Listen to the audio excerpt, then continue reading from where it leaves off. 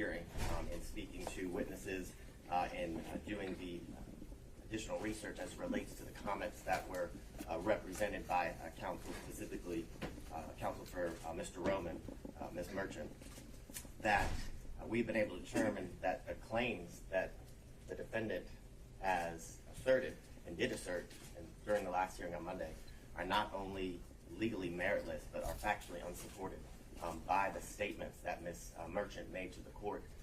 What I would say they're patently false. They are egregious misrepresentations of what is believed that Mr. Bradley would say or even knows. What I would bring to the court's attention in my speaking with the defense counsel for Mr. Bradley, Mr. Chopra, is that any knowledge of anything he would have would be protected under the attorney-client privilege. He would assert that, and that privilege has not been waived by Mr. Wade. More importantly, the representation was made to the court that Ms. Merchant spoke to Mr. Bradley and that Mr. Bradley represented that he had firsthand knowledge from speaking to the several witnesses that he would be able to impeach with the statements she represented, that there was a relationship prior to Mr. Wade being appointed special prosecutor, and that there was issues with cohabitation that he would be able to directly impeach those witnesses. That is patently false. In speaking with Mr. Chopra, those are misrepresentations that are not true. They are for the purpose of harassment and undue burden to the district attorney, and we'd ask to renew our motion to quash, and the only hearing we should be having to the hearing as it relates to sanctions for the defense counsel's lack of candor that's required by not only statutory law, but professional rules of responsibility and case law. And we ask that we move into a hearing that is related to the sanctions due to the misrepresentation and flagrant falsehoods that have been spread throughout the world in an effort to affect this case and to keep it from moving forward. With that, Your Honor, that's our request. So just a small matter of housekeeping. Yes. All right. Ms. Merchant. Judge, first, the witnesses haven't been sequestered, so I just ask that they be sequestered before we argue this or have any more argument. I know Mr. Wade is still here, so we just ask that he leave since he is under subpoena. Let's start there. Mr. Bonney. Well, I have to agree when testimony starts that the rules of sequestration would require Mr. Wade to leave, but that we haven't started testimony. This is argument. He's lead counsel for the case, and he has every right to be sitting at the table. Okay. Ms. Merchant. Let's hear from some witnesses, Judge. Let's actually hear some sworn testimony under oath. I have made proffers, and it just seems like all we're going to get is objection after objection because the state clearly does not want any witnesses to take the stand, doesn't want the truth to come out in front of the court. This is a very important issue, and we need to have witnesses. I have a good faith basis. Learn I have a good faith basis, and Mr. Bradley is not my only witness to this good faith basis. It is just happens to be the evidence I proffered at the hearing when the state first tried to keep all of the other witnesses off the stand. I was forced to proffer certain testimony to get over the hurdle to refute their motions to quash. I did that. I used Mr. Bradley's testimony to do that. He is not the only witness that can state that there was a relationship prior to Mr. Wade being hired. The first witness that I'd like to call is Robin Yurdy, not Mr. Bradley, no privilege issues. Let's start with her.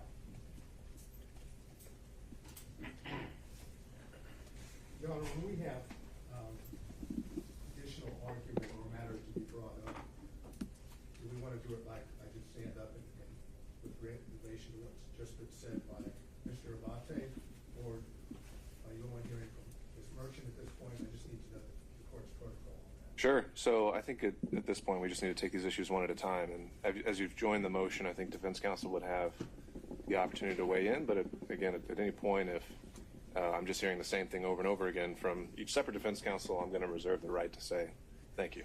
I appreciate that. Right. I only ask for the opportunity to be heard on the invocation of the attorney-client privilege and the burden being on the individual raising the privilege to prove that a privilege in fact was in existence before we get to simply just a claim. That's what I asked. Sure, understood. So So, Ms. Merchant, I do want to put it back to you, though. The issue raised by the state this morning is that essentially, as I would summarize it, the good faith basis that you did put forward on Monday did not exist, right? So why wouldn't we start with Mr. Bradley and see where we go from there? Judge, the good faith basis does exist. So you basically have them saying it's not true and me saying it's not true. So they think they have a good faith basis. I think I have a good faith basis. I have a huge good faith basis for everything that I put in every single motion. That's going to come out. The reason I don't want to call Mr. Bradley first is for hearsay objections, quite frankly. And normally we don't have to disclose how we're going to present evidence. I'm okay doing that here, but based on the rules of evidence, hearsay, and privilege issues, what makes the most sense, and we've spent a lot of time thinking about this, what makes the most sense is for us to have Ms. Yeardy testify.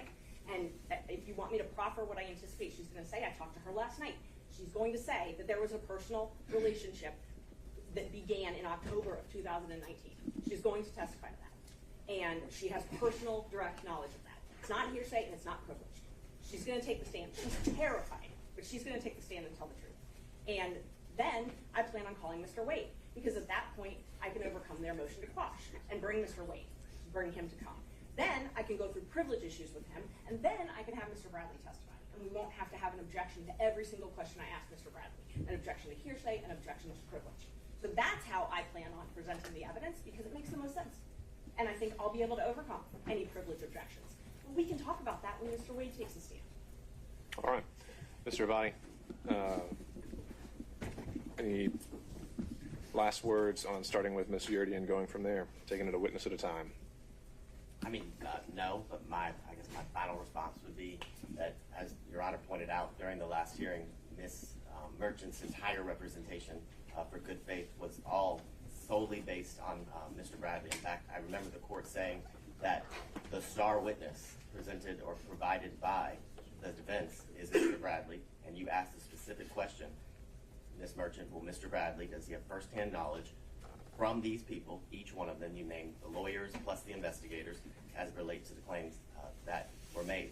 And her answer was yes. I can definitively tell you the answer is no. And Ms. Merchant has not spoken to Mr. Bradley, according to his counsel, B.C. Chopra, who is outside and can represent to the court the things that I've represented. And he has maintained and represented that everything that she plans to go into or ask is protected by attorney-client privilege. And the only point of this process and this procedure, as it relates to the motions that were filed, is to create a spectacle and to create harassment to the district attorney of Fulton County. And we request that the only hearing we move forward is sanctions for counsel's lack of duty of candor to the court and to counsel.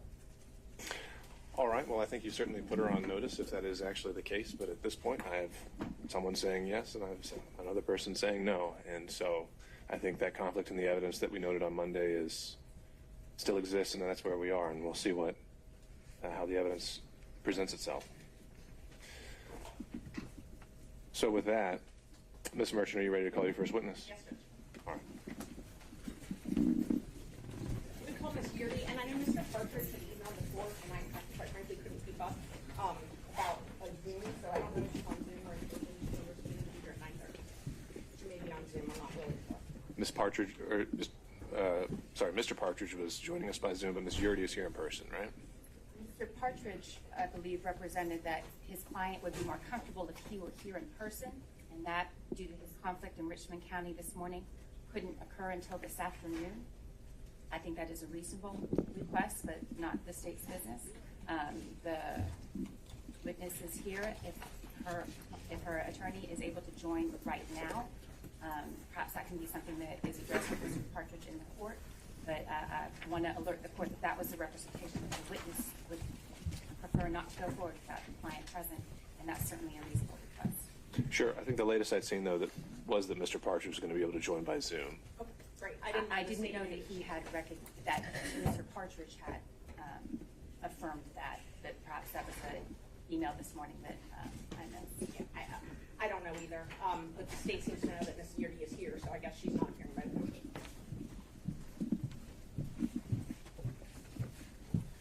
Is Mr. Partridge here? We'll find out.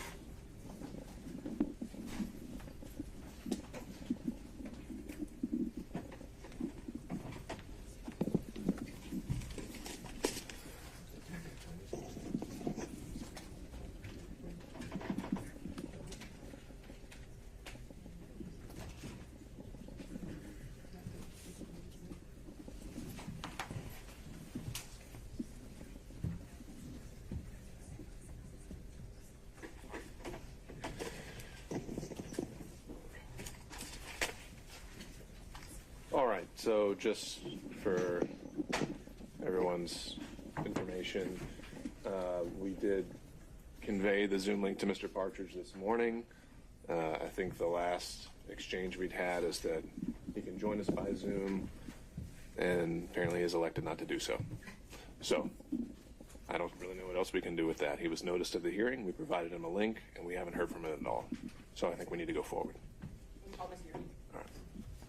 Your Honor, before we go forward, we have business documents that were certified and filed yesterday evening. Filed this morning, emailed to Fulton Council yesterday evening.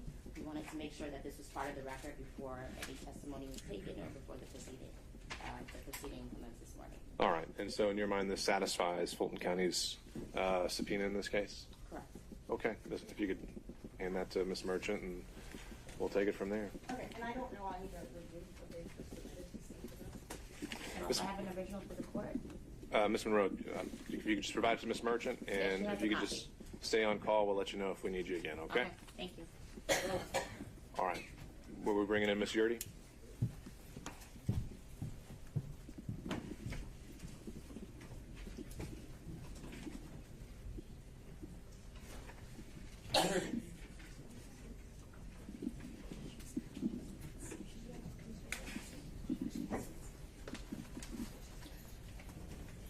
Oh, I'm sorry. I thought the state said that Ms. Yurdy was outside, that they'd seen her or something. So, may John step out? She's under subpoena to be here at 9:30.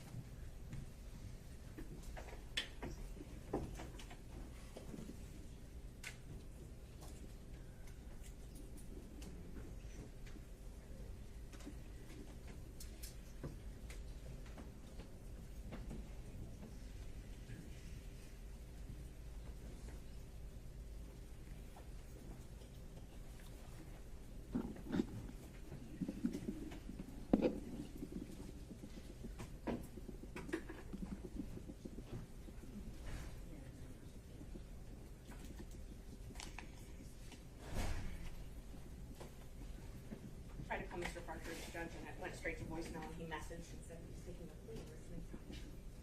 All right. Did he say where his client is? All right. And this is the, was this a former or current employee of the DA's Former. office? Okay. And her return's been filed.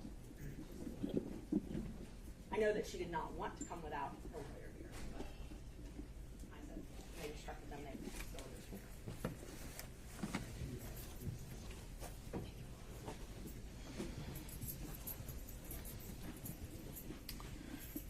All right. Well, Ms. Merchant, do you have any other witnesses available?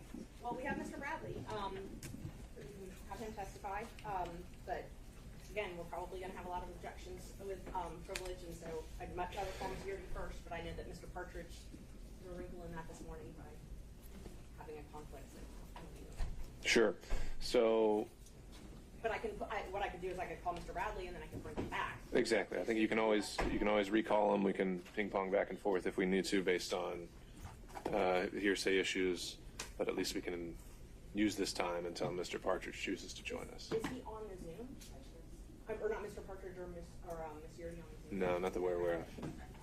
No. Okay. Just wanted to check because I don't. All right. So That's the I only suppose thing call your next witness then. All right. We call Terrence Bradley to stand.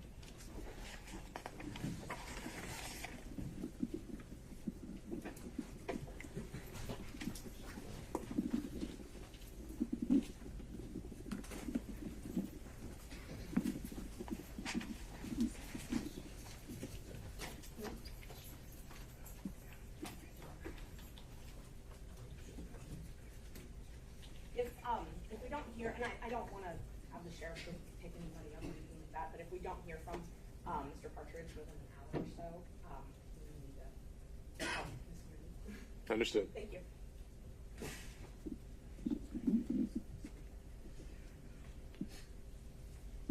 Is someone getting Mr. Bradley in? Yes, I believe so. I believe so. Oh, the sheriff's in going. Okay. Sorry. Normally, are the sheriffs, when I call a witness, will the sheriffs not sound for them? I don't know if they're going to know where they are. Okay. So I think it'd be best if maybe someone from your team. Okay. And they're not going to know what they look like either. Not a problem. Sure. He's outside. Yeah. He's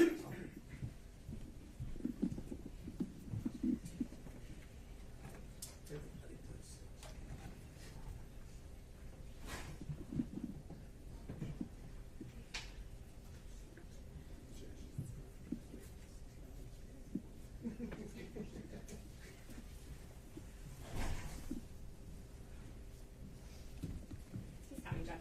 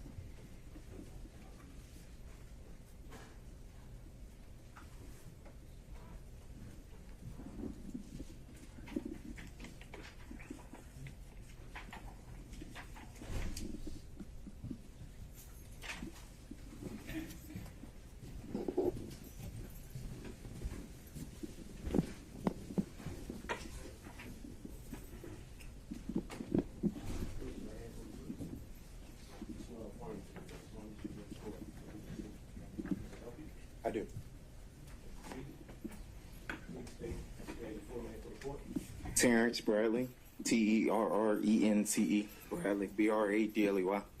Your Honor, as Mr. Wade's counsel, before we start, we would request to go to the chambers to talk about attorney-client privilege before we get on the stand. Why does that need to be in camera? It doesn't necessarily, well, there's statements that could be made, it could be prejudicial depending on whether they were covered or not, whether he's going to break the... So at the time a question is asked that you think implicates some of those statements, object, and we'll handle it.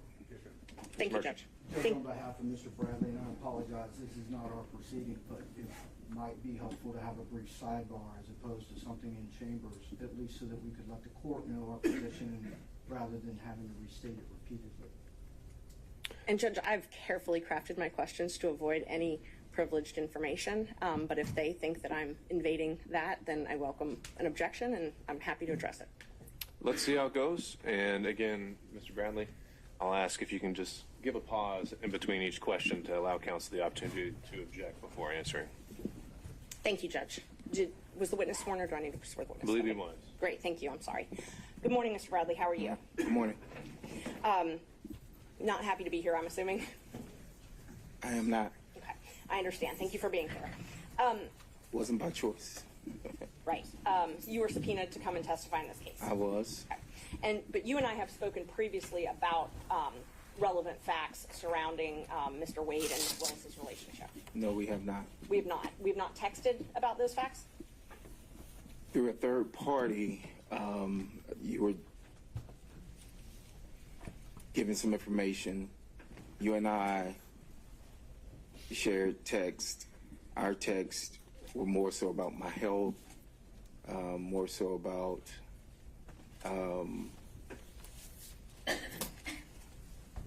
if I was okay with what was going on, that I would not be, whether or not I was going to be subpoenaed or not, and that emphatically I would not have been sitting in this position as being called as a witness. So that's what my text chain show. So no. That we've never talked about Willis and Wade having a relationship?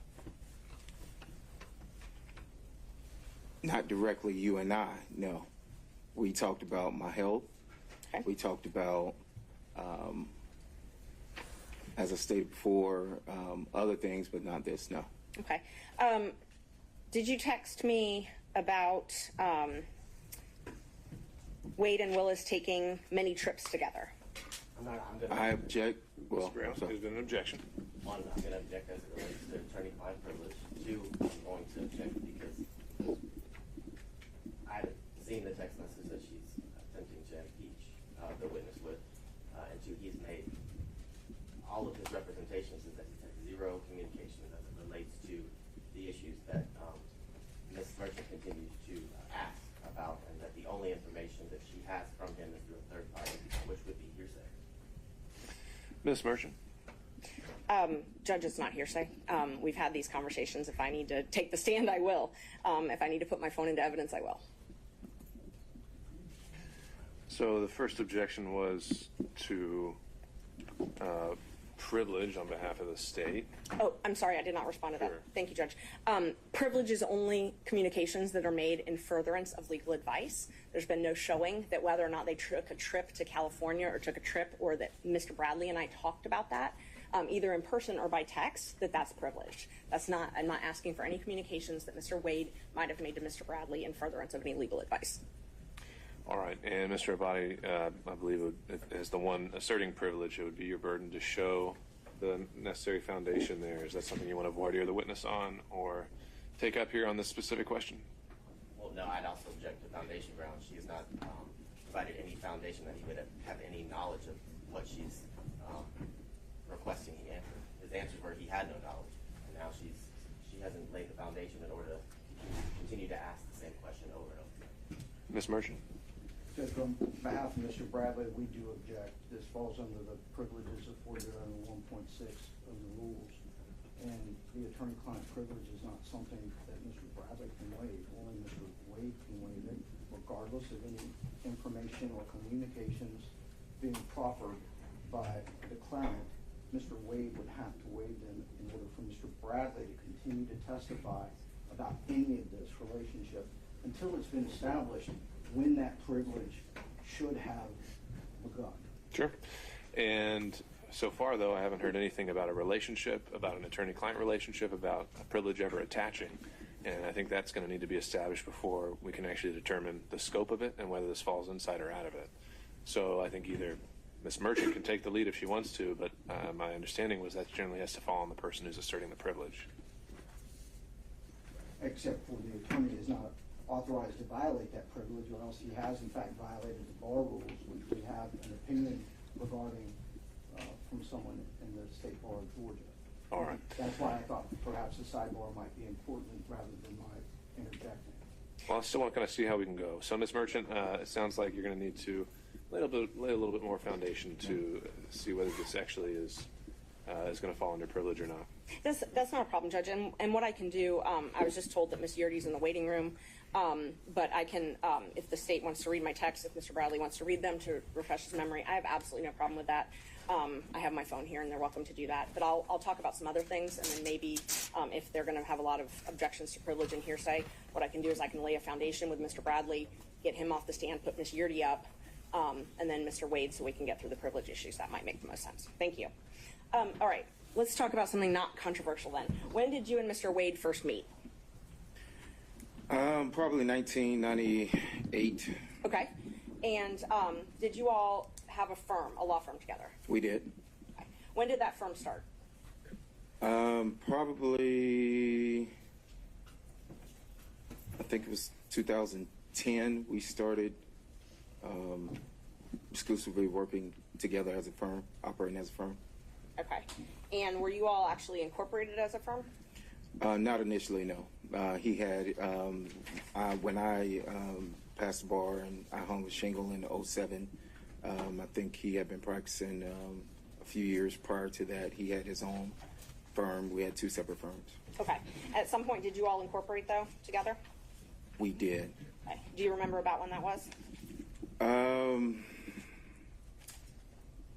I do not at this particular moment, no, ma'am. I'm sorry. Okay. Do you remember if it was administratively dissolved? I've been made aware that it's been administratively dissolved. Yes, I left the firm around 2 years ago. When did you leave the firm? August of 2022, I think it was. August of 2022. Okay. Or it was either August or September of 2022. Okay. August, September. Let me make a note. So in October 2019, were you all incorporated as a firm? I think we were, maybe. Okay. Yes. And when Mr. Wade filed for divorce November 1st or 2nd, 2021, were you all incorporated as a firm? We should have been. I'm thinking that we were. Yes, ma'am. Okay.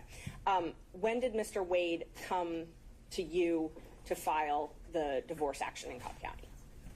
No, that's privileged information. The date? The timing and the beginning of the privilege, I don't believe that is overruled. So the timing was around 2018. Okay. And it was probably December of 2018. I remember it specifically because I was building a house, and I noticed that he wasn't wearing his ring. I asked him about it. I had invited him to the house because I was having not a housewarming, but people over. And he wasn't wearing his ring. I inquired about it. From there, we discussed what would happen. And we discussed the divorce and what would happen. What would happen with the divorce? What would happen over me representing him for the divorce and when he would want to do it, yes. When did he retain you? Well, my memory would be 2018 okay. when he consulted with me about the divorce and told me what he would like to see done and when he wanted to do it. Do you know when Fani Willis and Nathan Wade met? Specific dates, no. I know it was sometime at a conference. Municipal court conference? Correct. Okay. And October 2019, if it's been represented in the state's pleadings before, that's when they met. Does that sound familiar? If that's what they're saying, then absolutely. I know it was at a conference in 2000. I mean, it was at a conference. If you say it's 2019, I'll take you at your word. Okay. So it was what you're sure of, though, is it was at a municipal courts judges conference Yes. when they were both municipal court judges.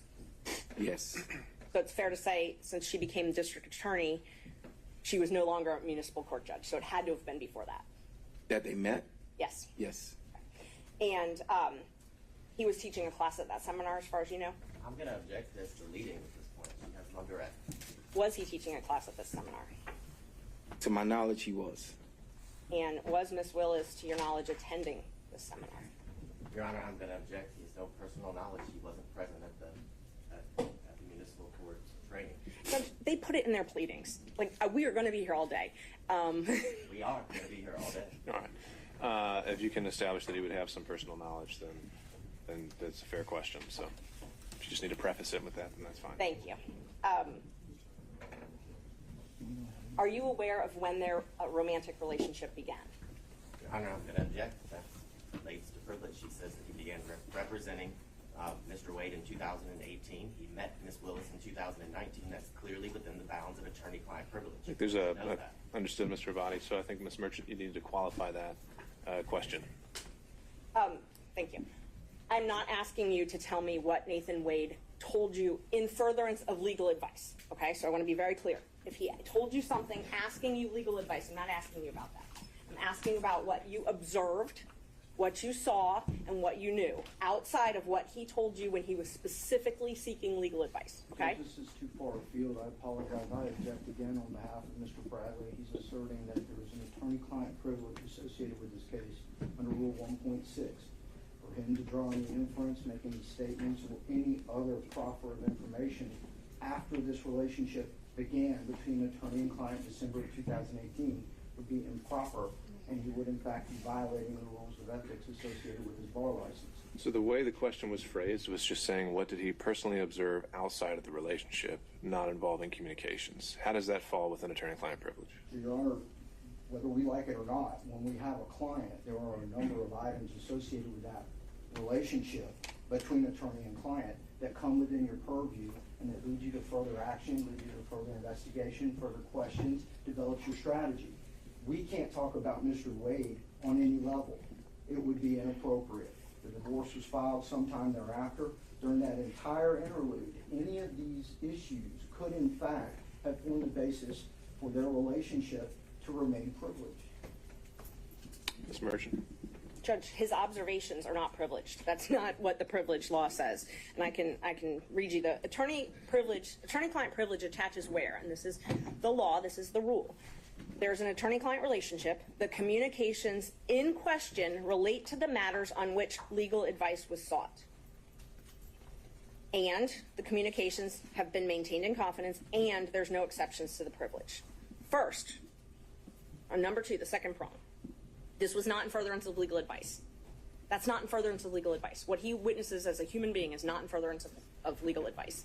Unless, and if he witnesses them together, it would get rid of the attorney-client privilege because Ms. Willis is there. Additionally, though, exceptions. We can go all day about exceptions to this. Fraud to the court, that's an exception.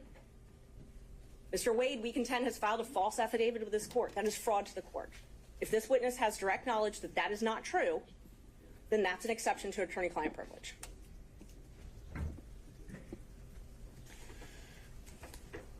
All right.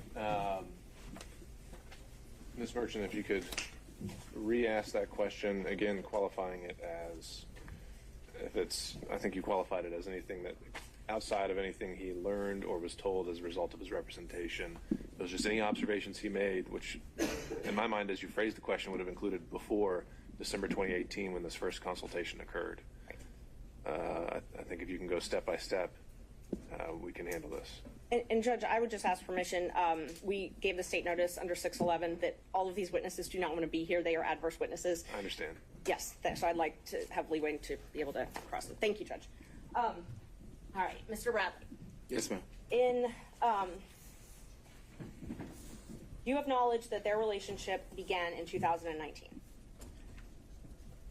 I do not have knowledge, but again, I have consulted with the bar as late as yesterday at 4 o'clock.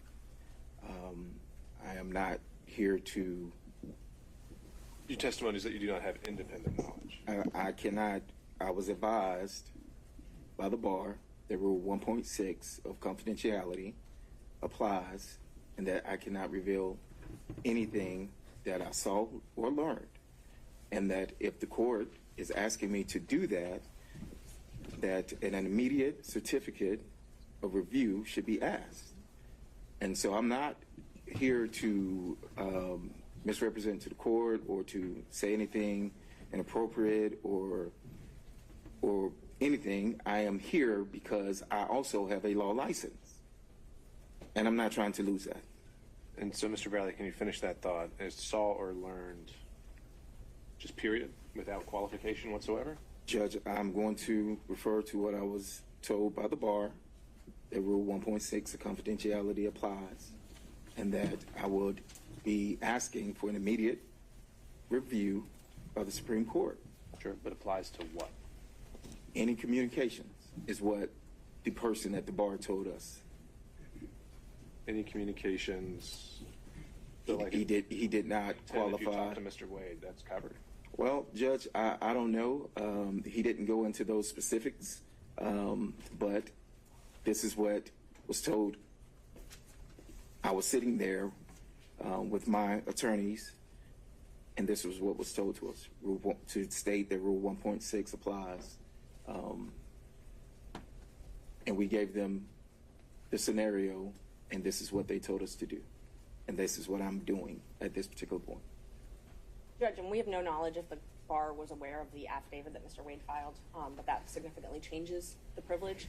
He waived the privilege when he put that in the affidavit, so that's one of the reasons I wanted to call him.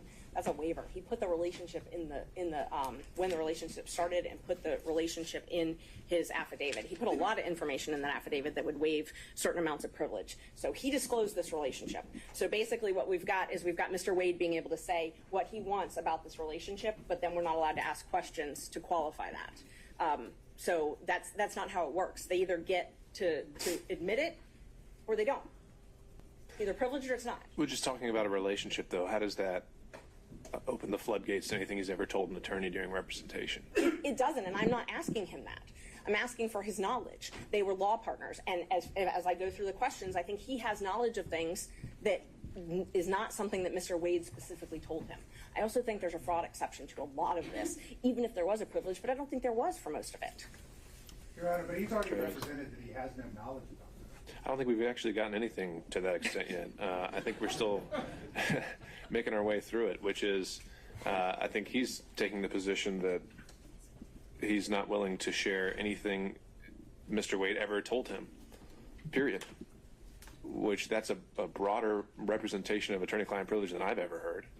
And I think that's what we're trying to parse out, is if the relationship starts, I've never heard anything that said everything before that point is privileged.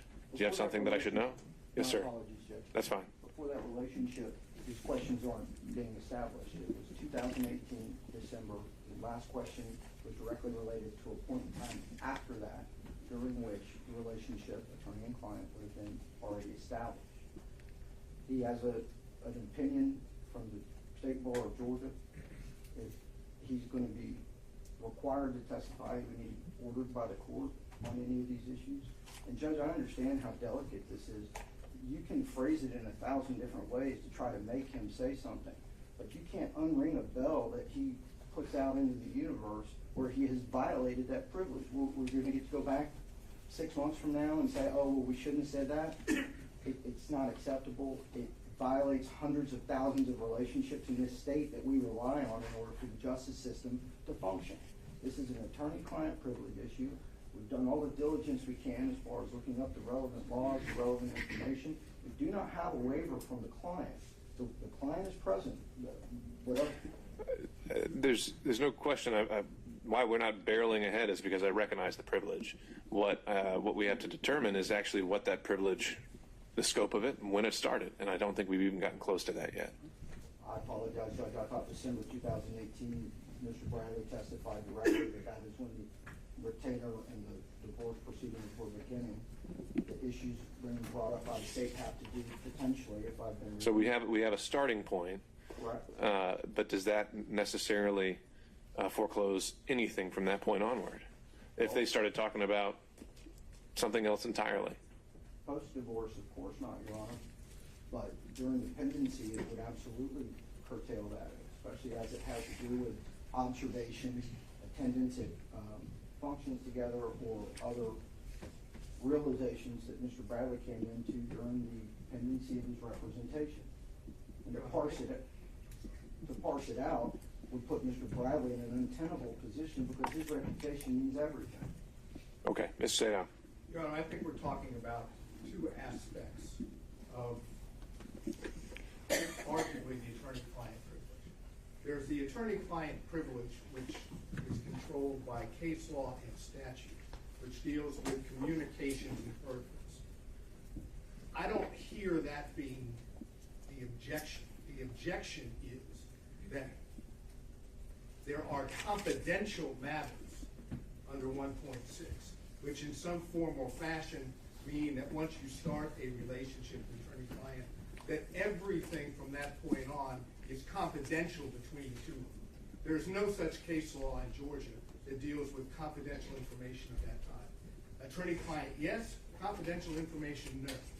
And I believe what's being argued by counsel, Mr. Bradley, is that he has received, of course, we don't have anything in writing, but he's received some oral advice that under 1.6, confidential matters cannot be gone into, which is, according to them, everything that occurs between Mr. Bradley and Mr. Wade from 2018 forward. There's no such law that protects such confidential, only communications made in furtherance.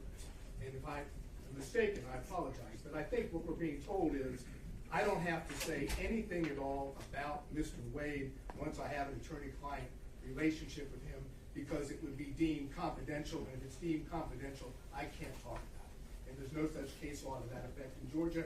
There is no bar rule to that effect.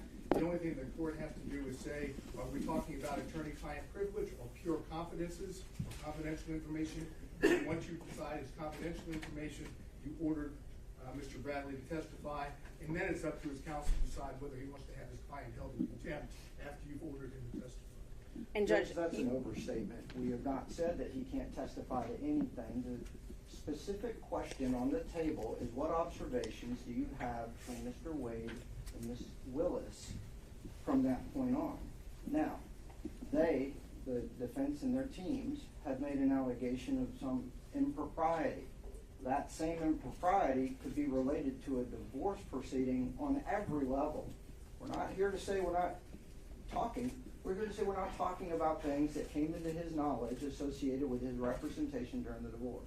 I realize there's an evidentiary standard, and then I realize that there's the cornerstone of what we do, which is the bar rules, the state bar rule 1.6. We violate that, and the whole thing comes tumbling down. We're not saying that you can't ask about, did Mr. Wade enjoy a beer at a ball game? That wasn't the question. The question was specifically relating to some impropriety that they were trying to dig into.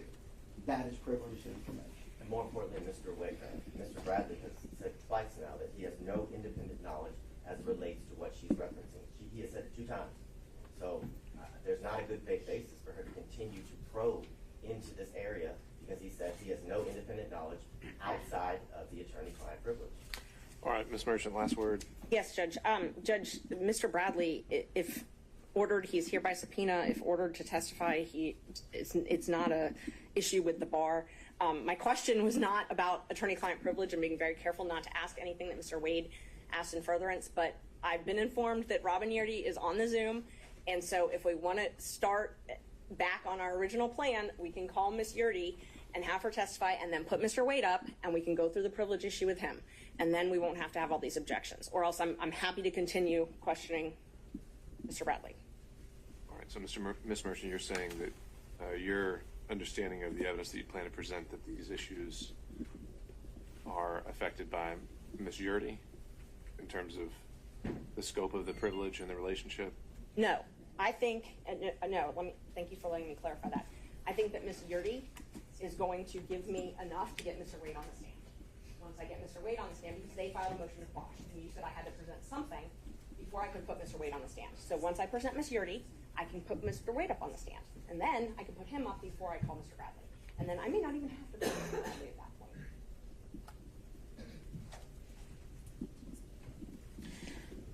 All right.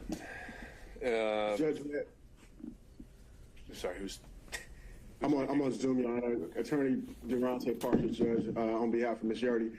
Your Honor, when we were here for the motion to quash earlier this week, it's my understanding, as represented by defense counsel, that Mr. Bradley's testimony is, so to speak, the bridge that was built to involve my client, Ms. Yurdy, into this matter altogether. Now it seems as though that is being usurped, and now she is being the quote-unquote foundation for defense counsel's presentation this morning.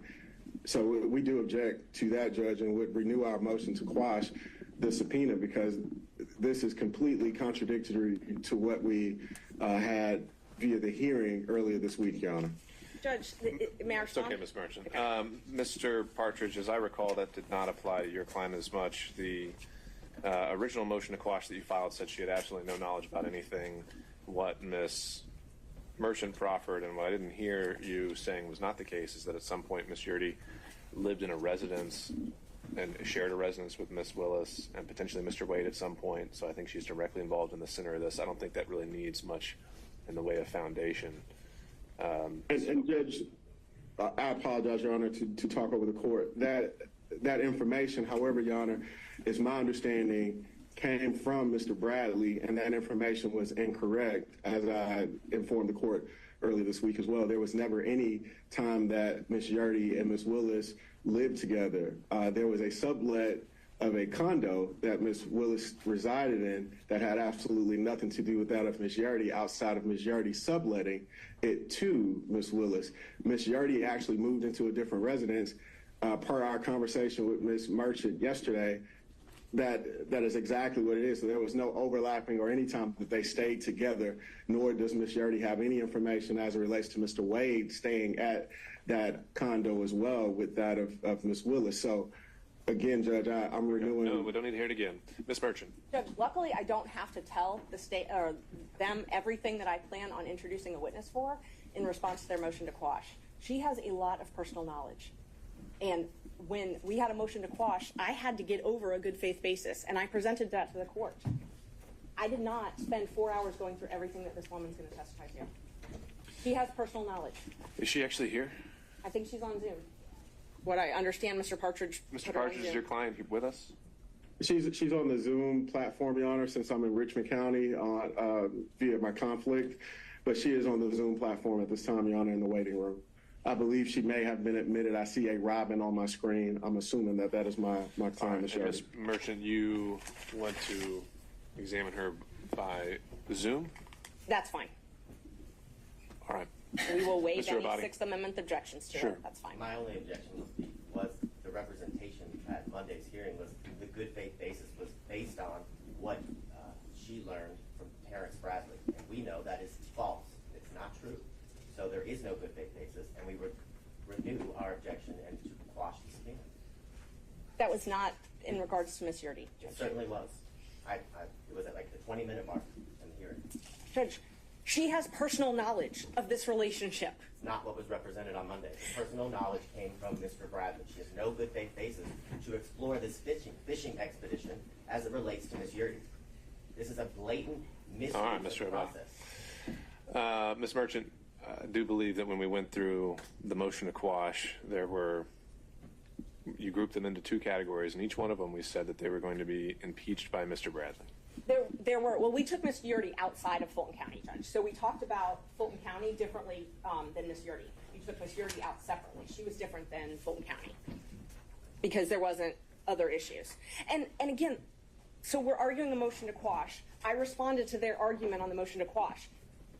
Did I tell them that she's going to testify that she's known Miss Willis for years and that her middle name is Latrice? No, I didn't tell them everything she's going to testify to. I don't, like, if you wanted me to, I could have, but that has nothing to do. There is a witness that contradicts what they have said in court, and they're doing everything they can to keep her off the stand and keep the truth away from this court. They filed a motion to quash. I showed a good faith basis. If my good faith basis is Mr. Bradley or Miss Yeardy or texts I've seen, it's still a good faith basis. There's no law that says I have to tell them every single good faith basis I have ahead of time. If we did, we would never have trials. All right, Ms. Merchant. Appreciate the argument of counsel. I think the standard on a motion to quash and a subpoena is not one where we're required to completely flush out and litigate every reason a witness may be relevant. And so we'll take these one at a time. With Ms. Yeardy, I'll deny the motion to quash. And if your election into proceed in your presentation of the evidence is to call her, then that's what we'll do. Thank you, Judge. So, Mr. Bradley, you may be excused for now. Thank you, but subject to recall. We will call Ms. Yeardy.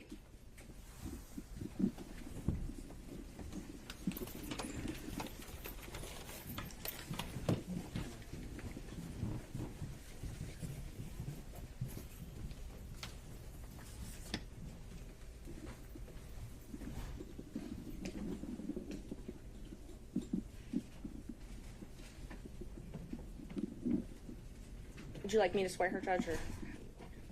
I think we need to make sure. There we go. Deputy Scott, if we could swear in the witness. Ms. Yeardy, can you hear us? Yes, I can. All right. Raise your right hand, ma'am. You swear affirm to the testimony that you get a court will be the truth, that the truth will help you. Yes. Would you please state and spell your full name for the court? Robin Latrice Yeardy. Thank you, Ms. Yeardy. Thank you for being here. Can you tell the judge when you first met Miss Willis?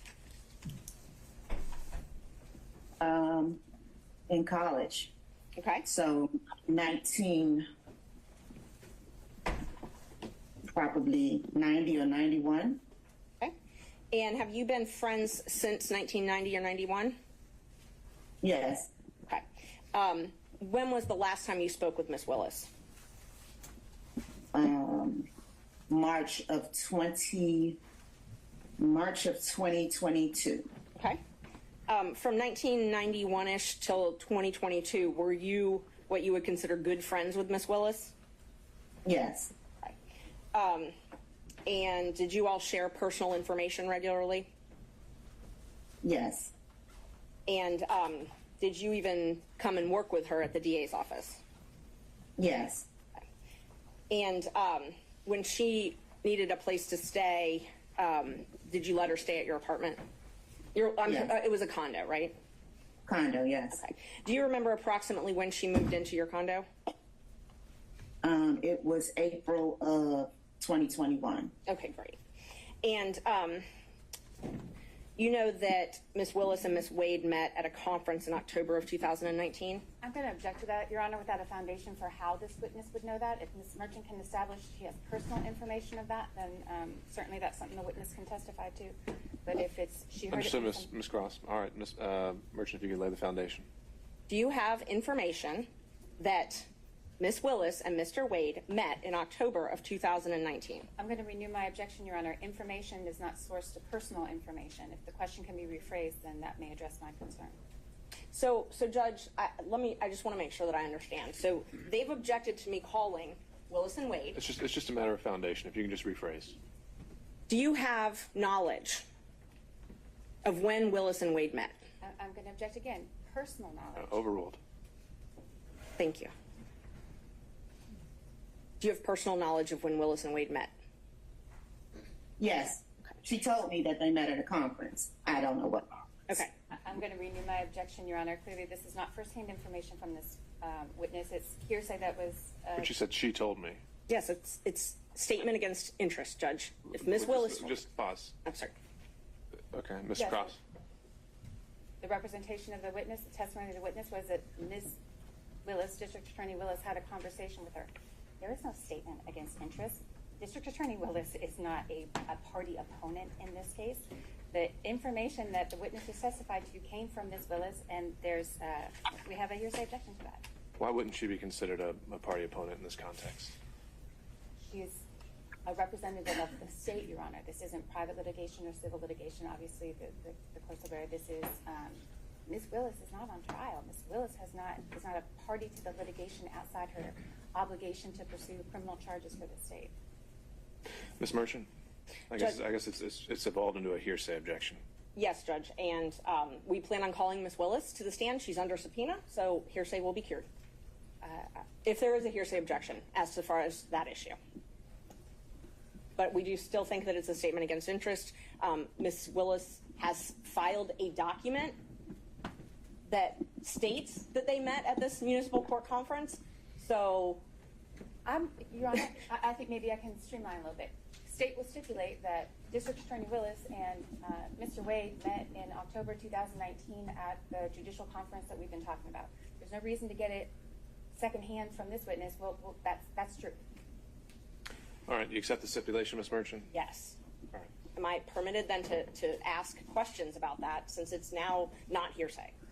If it's just to a stipulation, if it's just to that basic fact, I don't think we need a question, but if there's a follow-up that you think is admissible, go for it. Ms. Yeardy, you have personal knowledge that Ms. Willis and Mr. Wade began their romantic relationship soon after this time that they met at the municipal court. I'm going to object to that question. That certainly is a leading question. No foundation has been laid for how this witness would have personal knowledge of that. And until that's happened, the state objects. Judge, I think you can do a yes or no and then follow up with how she knows it. thank you. Do you know if Ms. Willis and Mr. Wade started dating in October of 2019? I don't know if it was October of 2019. Could it possibly be November of 2019? Could possibly. Okay. And when we spoke, you said it was shortly after the municipal court conference, though, correct? Yes. Okay. So you know that their relationship, their personal relationship, began shortly after this municipal court conference. Yes. And when I say personal, romantic. I just want to make sure we don't get in an argument over what personal and romantic is later. When I ask you personal, do you take that to mean romantic? Yes. Okay. And do you understand it that their relationship began in 2019 and continued until the last time you spoke with her? Yes.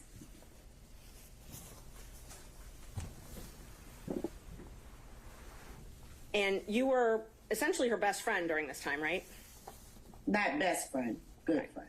Good friend. Okay, close friend. And so would you frequently socialize with her? Yes. And you saw her at work every day? Yes. So you had a chance to see them interact together on a personal level? Yes. And so from everything that you saw, heard, witnessed, it's your understanding that they were in a romantic relationship beginning in 2019? Yes. And when you left the DA, I'm sorry, let me ask you, you said that Ms. Willis came to live with you in April of 2021, I'm sorry, April 1st, 2020 or 2021? She didn't live with me. I never lived with her. Okay, I'm sorry. She took over your lease in April 1st, 2020, correct? No, 2021. Okay, I had it both ways, so I'm glad you clarified. So when she took over your lease in April 1st, 2021, it's your understanding she moved out of the house that she was sharing with her father and started staying at the condo? Yes. And is it your understanding that that's because she needed to have her own space? Yes. Away from her father? Yes. Okay. When you left the DA's office, was it, were you fired? No, I resigned. You resigned, okay. Just one moment, Judge.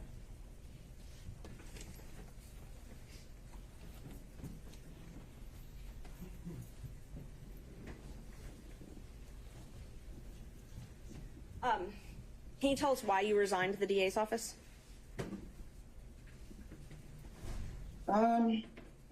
The number of things that was happening. A number of things that were happening. Is that what you said, ma'am? Yes. Okay. What was happening that caused you to resign?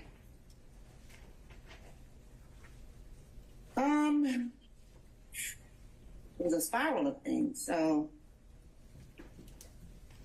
I guess the last straw is I was put in a department that I knew had no knowledge about. Something happened, and I didn't like it. They didn't like it, and that was it. Okay. Did you have any falling outs with Miss Willis? Well, we never spoke after that. You never spoke after that. Okay. And so without going into all the painstaking details, there is no doubt in your mind that from 2019 until 2022, Miss Willis and Mr. Wade were in a romantic relationship. What's the question? You have no doubt that their romantic relationship was in effect from 2019 until the last time you spoke with her? No doubt. Okay. And that's based on your personal observations and speaking with them and seeing them together and things like that? Yes. Okay. No other questions. Thank you. The other folks may have some questions for you, Mr. Yurdy. Stay down. You want me to go to the If it's more than a couple questions, then sure, but if not. It's only a couple questions. Okay. I think, can the court reporter hear me okay? Ma'am, let me be very specific. Did you talk with Miss Willis about her romantic relationship with Mr. Wade? Yes. Did Miss Willis tell you on more than one occasion that she was engaged in a romantic relationship with Mr. Wade prior to you leaving the district attorney's office? Did she tell me or did I observe? I'm saying right now what to tell me. Yes. Did she tell you that in the year of 2020?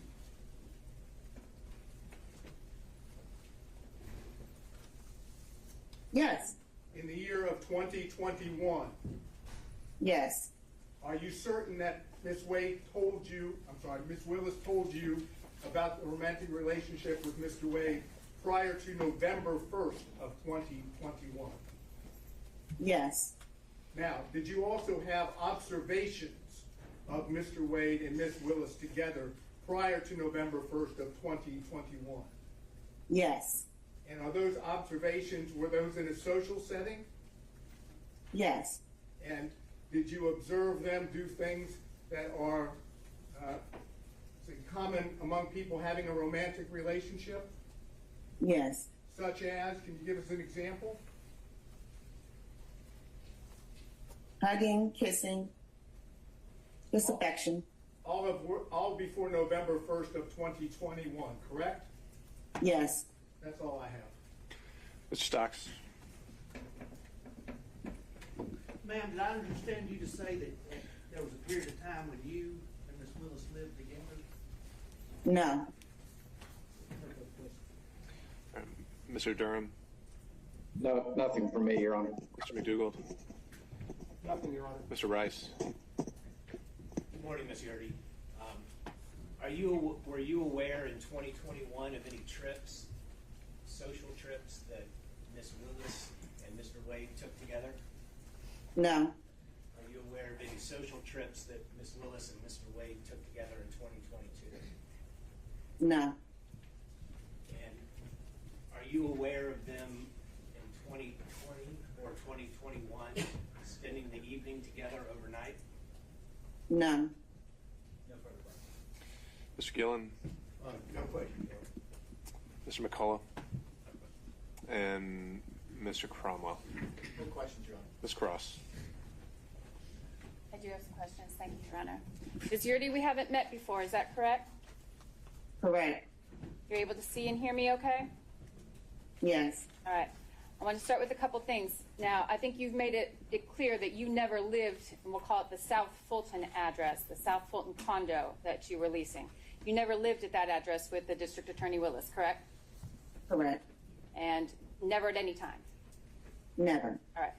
You never observed or have any information about District Attorney Wade and District Attorney Willis and Nathan Wade living together, correct? Correct. You don't have any information about that? No, I don't. Anybody said that that information was sourced to you, then that's incorrect. That's incorrect. Did District Attorney Willis pay rent at that establishment, at that condo while she lived there and you were living elsewhere? Yes. Who paid the rent?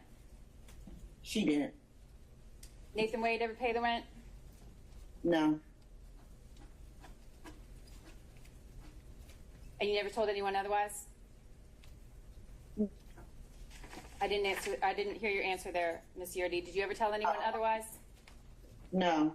All right. So let's talk for a second about your time at the District Attorney's Office. You were disciplined several times in the District Attorney's Office during your employment there, correct? No. You weren't written up ever for poor performance, Ms. Yurdi? Once, not several. One time you were written up for poor performance. Were you counseled several times about your performance in the District Attorney's Office that was subpar? No.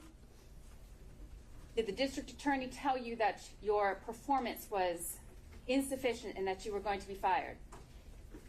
No. That never happened? No. Maybe when we went at the end.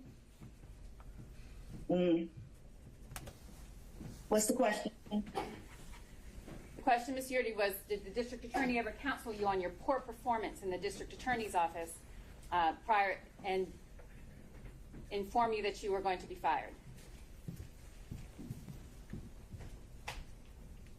I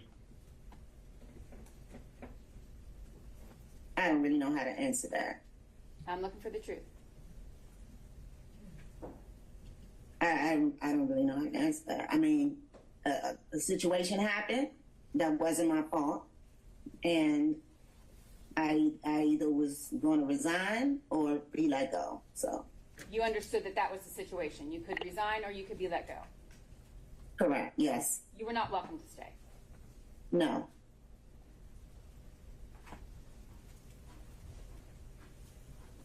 And the conversation where you were informed that you could resign or you could be fired, that conversation was not the first conversation you had with the district attorney about your poor performance in the office, correct?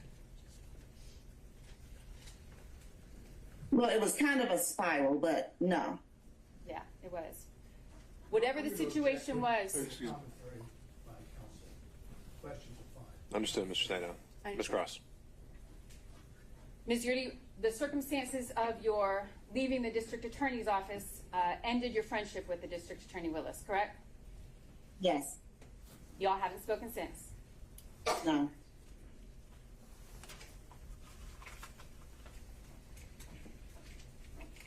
All right, I want to talk about the representations that you made here this morning, Ms. Yurdi, about any relationship between District Attorney Willis and Mr. Wade.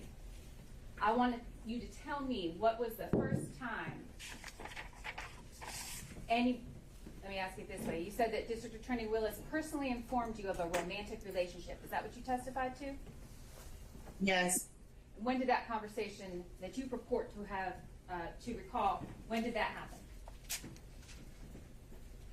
I mean, I don't have a month or a day, Where were but you? just talking in general.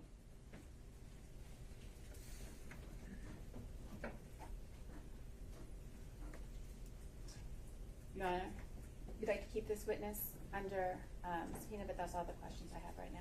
All right, thank you, Ms. Cross. Redirect, I'm sorry. All right, on those points only. Yes, just those ones. The state asked you a lot about when you were let go, when you resigned. Did something happen as far as purchasing that you didn't feel comfortable with, purchasing things through the county from Ms. Willis that caused you to not be comfortable working there anymore? No. And I didn't tell you how to testify here today, though, right? Right. Okay. And everything you've testified to is from your personal knowledge? Yes. Okay. And you've told the truth here today? Yes. Okay. Judge, I believe she's only under my subpoena, and I'm fine releasing her from that subpoena. Oh, I'm sorry.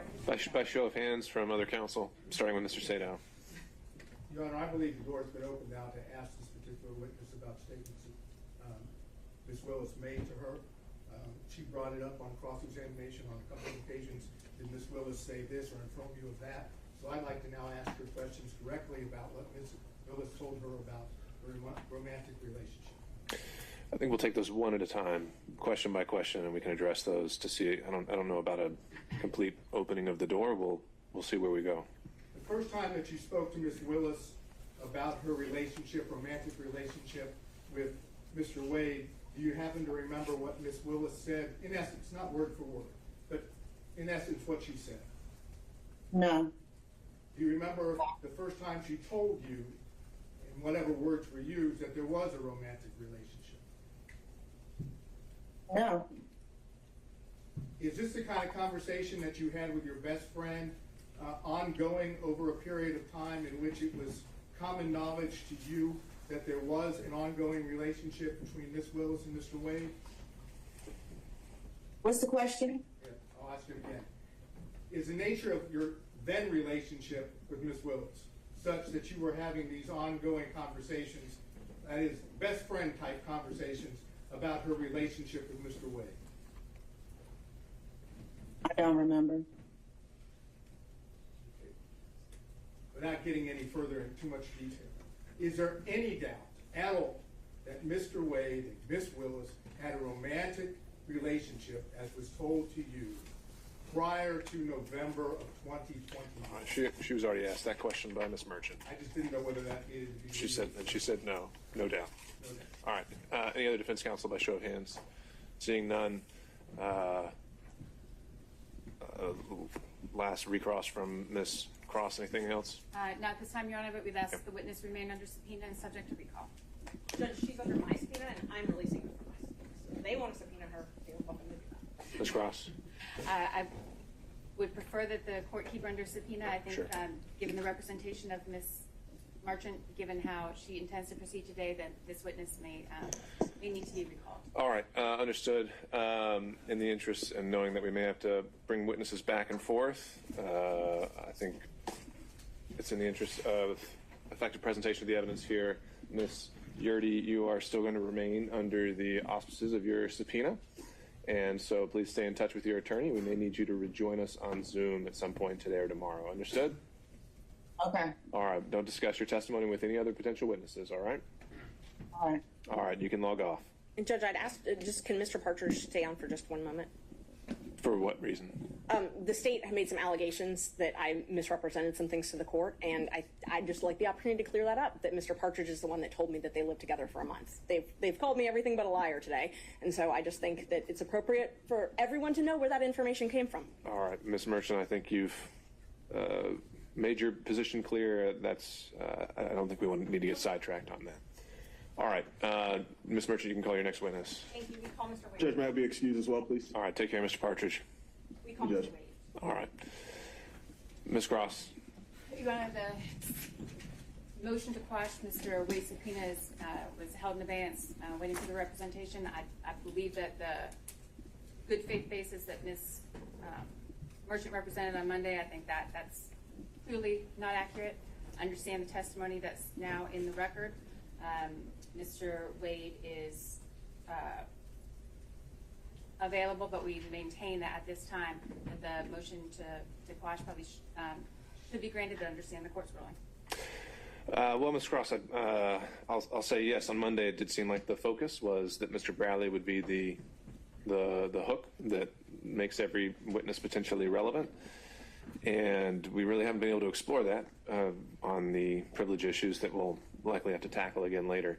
But for now, the evidence in front of the court at the moment is that we have a witness who has said this relationship may have predated the affidavit that Mr. Wade filed. I don't see a way around the relevance of his testimony. And so I'll deny the state's motion to quash subpoena Mr. Wade. Ms. Merchant.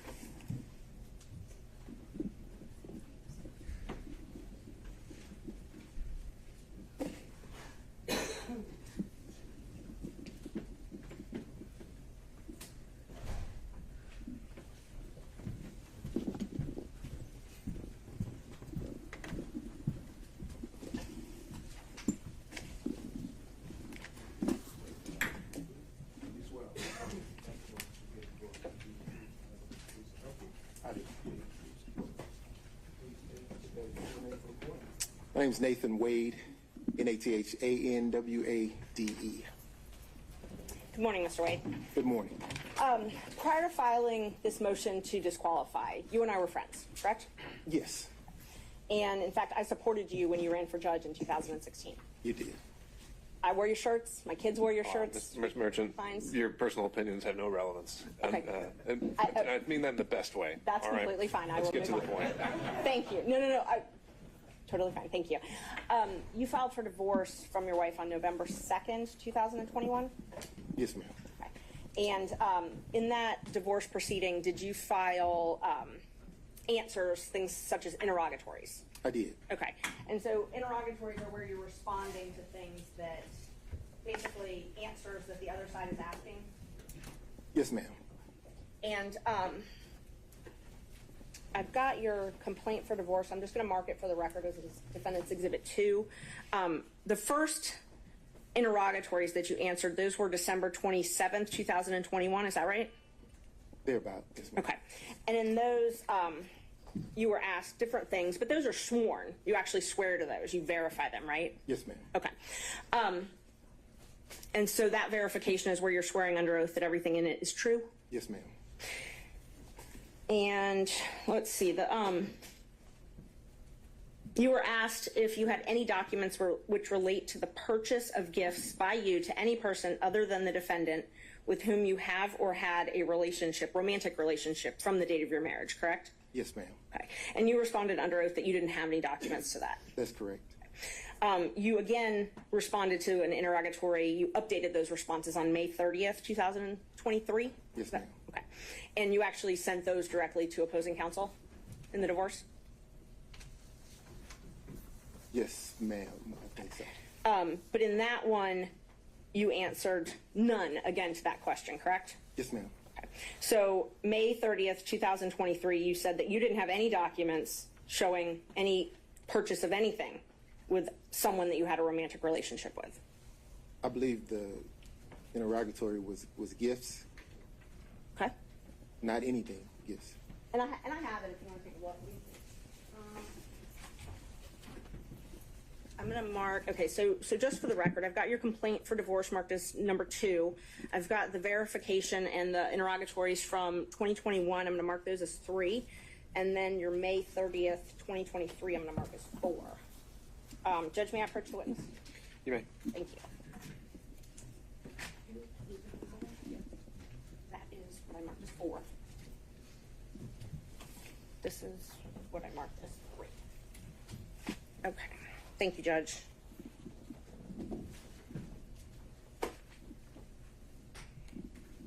All right. If you would take a look at what I marked as 2, 3, and 4. Just see if you recognize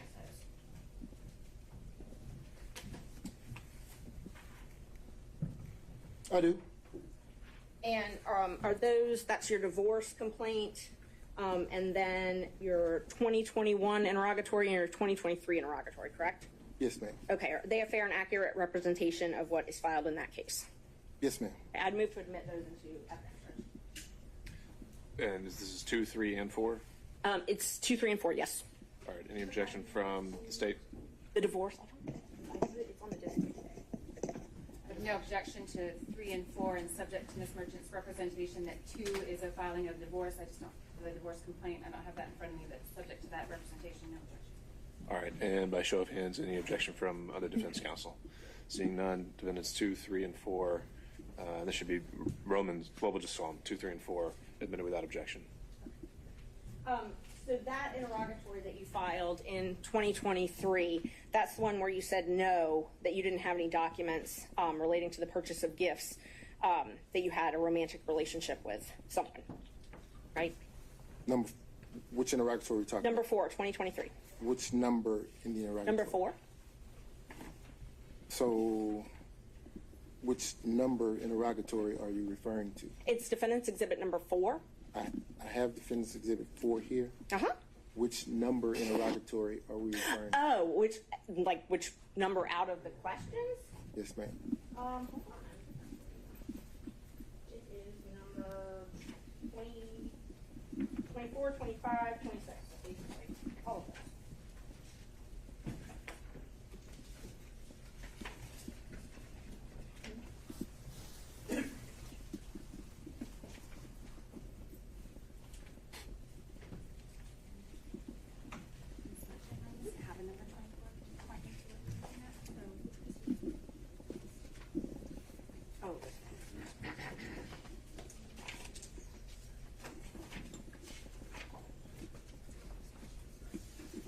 It's supposed to be number.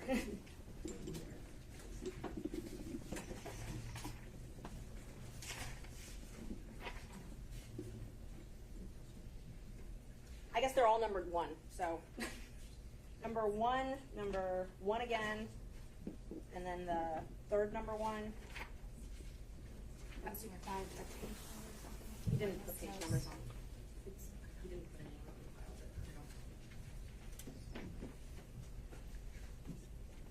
I don't know how to tell you what number 1, because when you responded, you put number 1 on all of them. Can you So, just point to it?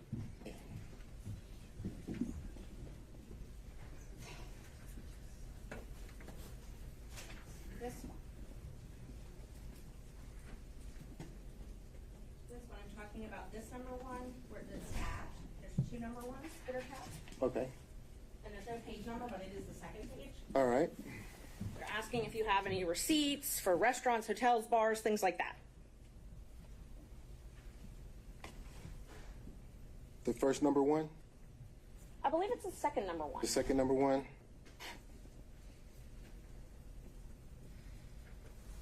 Okay. Okay. So it asks you if you have any receipts for things like restaurants, bars, hotels, things like that, where you accompanied a member of the other sex romantic partner. Correct? It says identify any and all occasions. Okay. And so it says to identify any and all occasions where you entertained a member of the other sex, okay, who's not related to blood, and including dining, drinking, restaurants, bars, pubs, hotels, all of that. Okay. And what was your answer to that?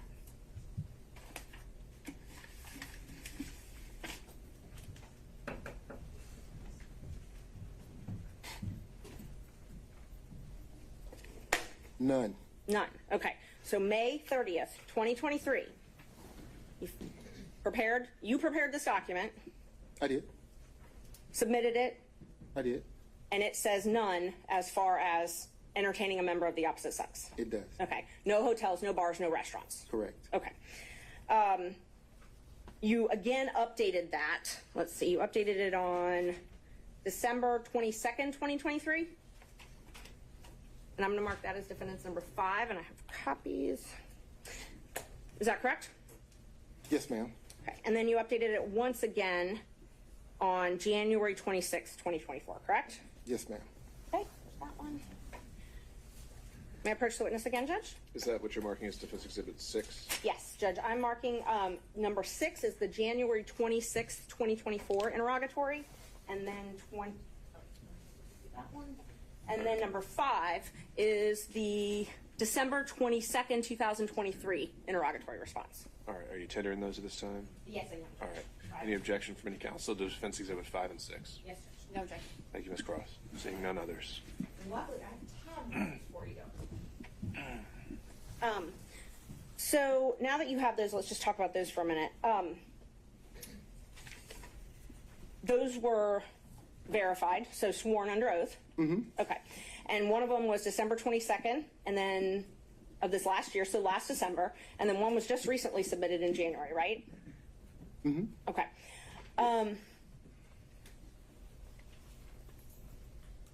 In May 10th, 2023, Judge Thompson heard a motion to compel in your divorce case as well, correct? Yes. Okay. And you were actually held in willful contempt. I'm going to object to the relevance of Merchant.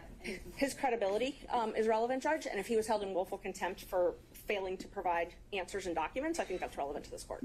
How is that a prior false act or crime of conviction or anything else allowed for impeachment under the rules of evidence? I'm not offering it as a prior bad act or something like that. I'm offering it towards his credibility, Judge, which you get to determine. If he's made misrepresentations in these pleadings, you're here to determine whether or not he's telling the truth or not. So if another court has held him in contempt and that's part of the divorce proceeding, I think it's relevant. But just contempt generally can be for many different things. Like a failure to produce is not necessarily a false act, right? Right, and he's welcome to explain that. He may not have to. Ms. Cross. I object to the relevance of that. That's clearly not a proper impeachment. We're going pretty far afield into divorce matters that don't have any direct relevance to anything that's pending before the court. subject to the relevance of that and any further. All right, not seeing that being a proper grounds for impeachment, it's sustained. Okay, let's talk about this December 22nd, 2023 verification. I tabbed it for you. Again, they asked you if you had any documentations showing proof of this relationship, proof of any relationship, correct? I'm going to object to the phrasing of that question. I don't believe that's an accurate read of the interrogatory. All right, let's be precise, Ms. Merchant. And you, please read it. I want to make sure I'm accurate. Please read it. Which number? This one actually has a number. I tabbed it for you, so you should be able to open right to the page. It's number 22. The question specifically is if you have any tangible evidence of any nature in your possession or control or any other person or entity which relates to any manner of your activities to any person with whom you've had a sexual relationship during your marriage. Tangible evidence is notes, cards, letters, photos, films, recordings, documents, tapes, video recordings, receipts, invoices, and other tangible evidence.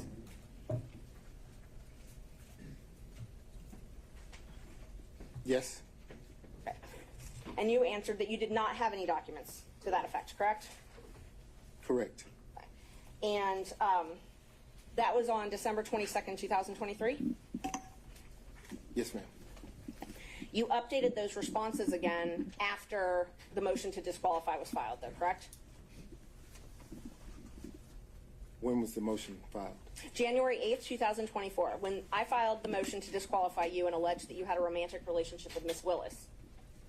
Yes, ma'am. After that, you updated these responses, correct? Yes, ma'am. And so your new responses, you now changed your answer from that you didn't have any of this to you're asserting the privilege under 24-5-505, correct? Yes, ma'am. Okay. And both of these are under oath? Yes, ma'am. You also updated your response to the question about spending time with someone other than your spouse for dinner, drinks, things at restaurants, bars, hotels, or the other person's home, correct? Yes, ma'am. So in December of 2023, you said no to all that, and then in January, after I filed my motion, you said privilege to all that, Fifth Amendment privilege. Yes, ma'am. Okay. And now, just to be clear, was it... Sorry, I'm going to object to characterization of Fifth Amendment privilege. I think it was a statutory privilege, and that's quite different. That's what I was just about to ask him. So that privilege covers infamy or Fifth Amendment privilege, correct? So it's a privacy privilege is what I updated my response to do. Once you filed your motion to intervene in my divorce action, I then figured that you were in talks with my former wife's divorce lawyer. Okay. And because of that, I asserted a privacy privilege because I didn't want the proceedings of my divorce to bleed over into the proceedings in this case, which is the case that obviously you're involved in.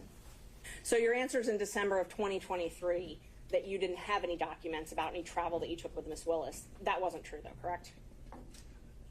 They didn't ask me about any documents regarding Miss Willis. A romantic partner. They asked you for documents regarding a romantic partner. So I'm sorry, I inserted Miss Willis's name. Let me rephrase the question. They asked you for documents about travel with a romantic partner in December 2023. And you under oath said you did not have any of those, correct? I did not. Okay. And they asked me about gifts. Right. I never purchased a gift for Miss Willis. And they asked you about receipts for dinner, receipts for drinks, hotels, bars, and restaurants. And you said you did not have any of those. I did not and do not have any receipts for any of those things. Okay. And part of the civil discovery, they say that even if you don't have it in your pocket, if it's within your purview, you got to get it and give it to them, correct? Your Honor, I'm going to object again to the relevance of the questions about the scope of civil discovery. I think she's asked him about statements he made in pleadings. The answers are already in the record. And all right, to the extent you're trying to establish a prior mistruth, Ms. Merchant, I'll allow you to ask a few more follow-ups, but if it's not there, we have to move on. Thank you. So in 2023, December, you said you didn't have any receipts. I do not have any receipts. I did not have any receipts.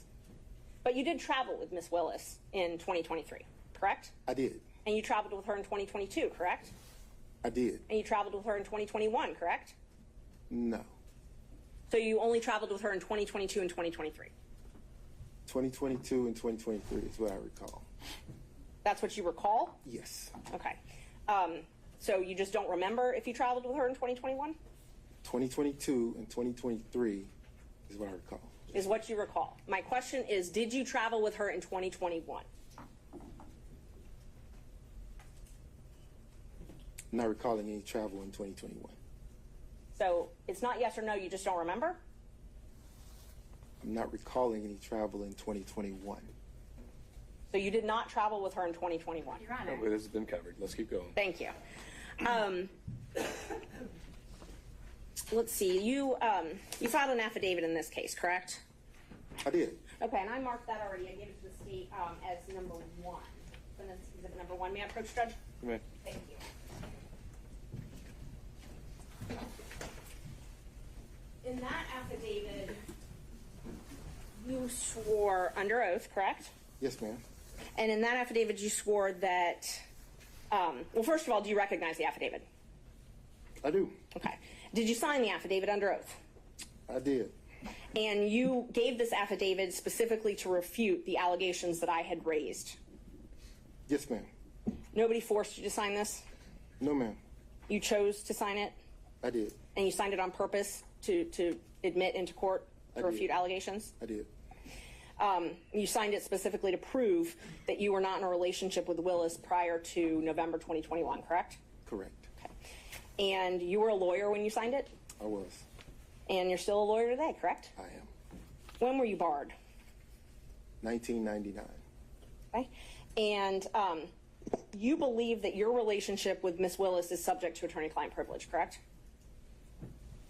I'm going to object to that, Your Honor. I don't think that's factually correct. I don't think that's a relevant question, and I don't think it's appropriate to question this witness about the scope of his attorney-client privilege. He's got an attorney who can speak for him for that, but questioning the witness, I think, is inappropriate. All right, so a lot to unpack there. The question is simply that does he believe there's a relationship that exists in terms of attorney-client privilege between him and Ms. Willis? Is that accurate, Yes, Ms. Judge. Merchant? It was. I asked if he believed his relationship with Ms. Willis is subject to attorney-client privilege. Okay, I don't see why a yes or no would be barred. Maybe I'm not understanding the question. If the question is, does Mr. Wade and District Attorney Willis have an attorney-client relationship? It is not. There's no foundation for that. If the question to the witness is, does his relationship with District Attorney Willis impact his attorney-client relationship with his divorce attorneys, that I don't think is an appropriate question for that witness. First, the first I believe is a proper phrasing. The second, I think there's been a representation that Mr. Wade preserves and doesn't waive anything, and so I think asking him particular questions in order to potentially backdoor a waiver is inappropriate, and that's my question. All right, if we're just trying to, again, assess where a privilege does or does not exist, and we're not actually getting into it, I think we can establish those, parameters. But Ms. Merchant, can you rephrase the question based on that concern, and we'll see where we are? Yes. Do you believe, that your relationship with Ms. Willis is subject to an attorney-client privilege? Not if you and Ms. Willis have one, but do you believe that relationship is subject to one? I'm going to object to that question as it's phrased. In what context? Any conversation with his attorneys is privileged. That I think is clear. What's not clear to me from that question is Ms. Merchant asking in the context of your communication with your attorneys, is that, or outside that context is it? Right, and Ms. Merchant, I think we need to figure out what are we getting at with this? I'm just trying to figure out if he thought that their relationship is subject to an attorney-client privilege. I mean, it's been asserted. I think it's going to be asserted, and that was all I was asking. I mean, the actions themselves wouldn't be at issue. It's more communications. If someone saw them, someone had knowledge of it, is that attorney-client privilege? I want to know. All right, well, I guess I would find his legal opinion on this isn't relevant. Okay. We can deal with that as it comes up. So, sustained. In 2022, in this affidavit, you swore that you and Willis developed a personal relationship. Yes, ma'am. Okay. And you said that didn't develop until 2022, correct? That's correct. Okay. And that's different from what you said in your pleading in May 2023 in the divorce case, correct? No, ma'am. In May 2023, when you were asked if you had a if you'd had any affairs, essentially. And you said none. That's correct. Okay. So in May, you said you had not, in May 2023, in the divorce case, you said you had not had a personal relationship, an affair, a romantic relationship with anyone. That's correct. But you told this court in the affidavit that you did have one that started in 2022. So that would have been ongoing at 2023. So here I think there's a distinction, if you'd allow me to explain. Please. The interrogatory asked the question during the course of your marriage. Or to date. It actually says, I'm going to request that the witness be permitted to answer. Mr. Wade. So my marriage was irretrievably broken in 2015, ma'am, by agreement. My wife and I agreed that once she had the affair in 2015 that we'd get a divorce. We didn't get a divorce immediately because my children were still in school and I refused to allow them to grow up without their father at the time. So we waited. We waited until the youngest graduated and we dropped her off at college and then filed for the divorce. So if you're asking me about the interrogatory as it relates to having the 2022 relationship with District Attorney Willis, I'm going to say, because my marriage was irretrievably broken, I was free to have a relationship. So the question, though, was if you had had a relationship. And in 2023, you said you did not. And that is different than what you said in this affidavit, correct? No, ma'am. I said during the course of my marriage. So in So you 2015, believed it too? Let him finish, Ms. Merchant. So in 2015, my marriage was irretrievably broken.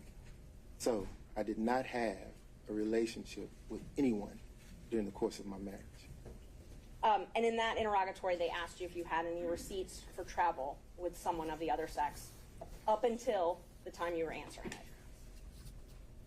it. Is that correct? Yes, ma'am. And you said that you didn't. You've already testified to that earlier. But in this affidavit, you said you swore that you had travel expenses and shared expenses on travel with Ms. Willis.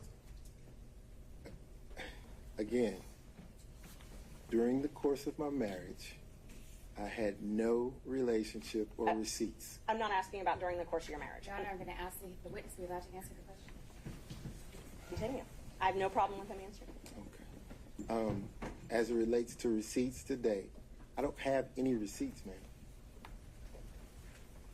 So you don't have any travel receipts available to you for any travel that you did with Ms. Willis? I don't have any receipts, no, ma'am. No receipts that, so you used your business credit card for these trips, correct?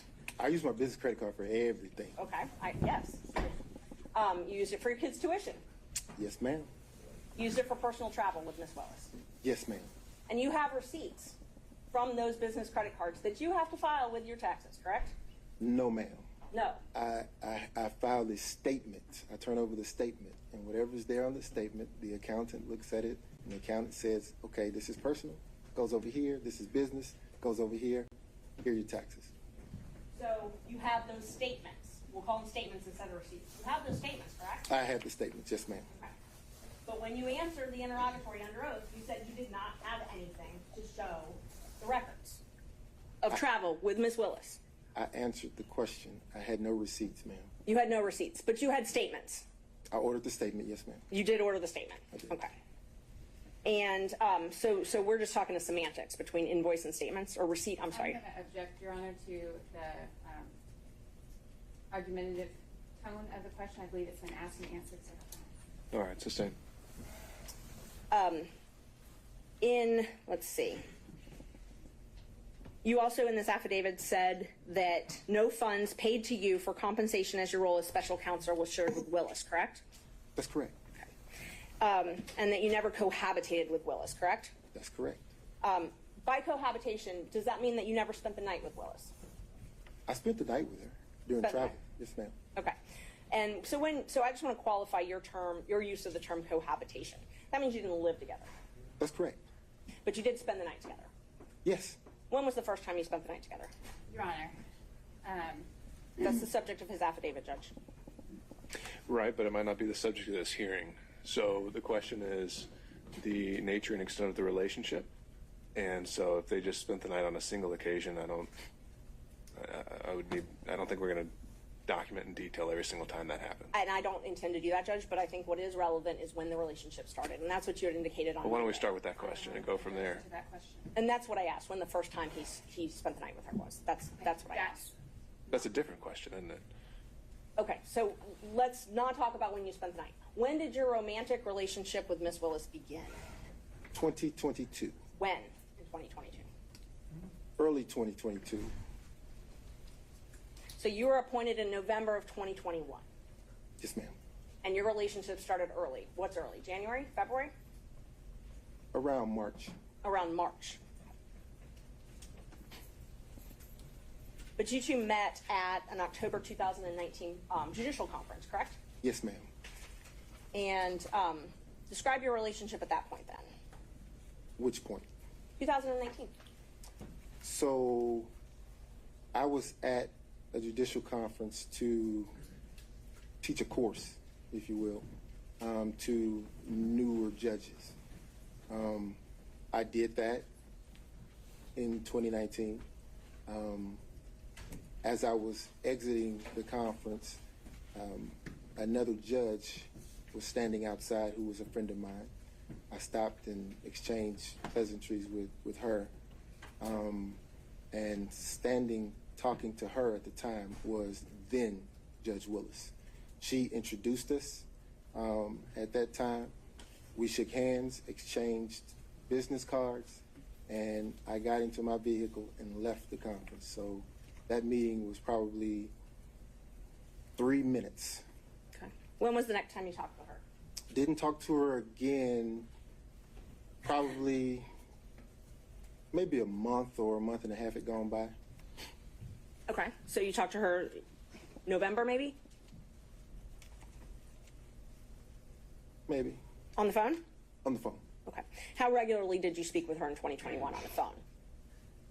In 2021? I'm sorry, 2019. I'm so sorry. 2019. How frequently did you speak with her on the phone? 2019, after the meeting, I probably talked to her 2 or 3 times. She would have questions. I was the district rep for the particular district that I sat in. Okay. And the judges would, when they would have questions, they sometimes would go to the rep.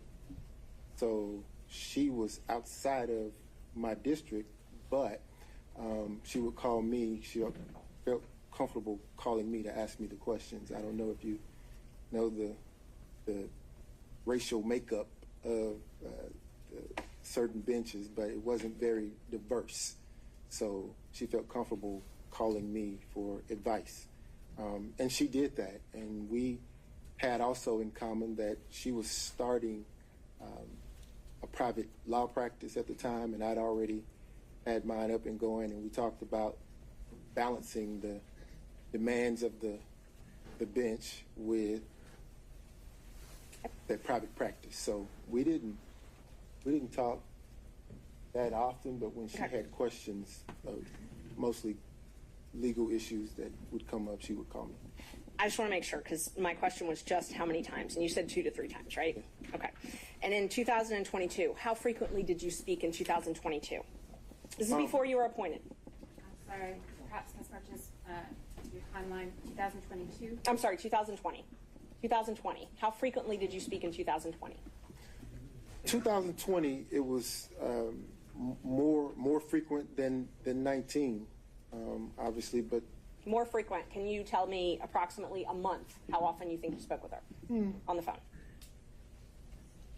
Your Honor, I'm going to object to the granular detail. I think Mr. Wade can certainly answer however he wants to, but if we're going to go through every time they spoke on the phone as opposed to generally characterizing the relationship, it would be more detailed than is necessary.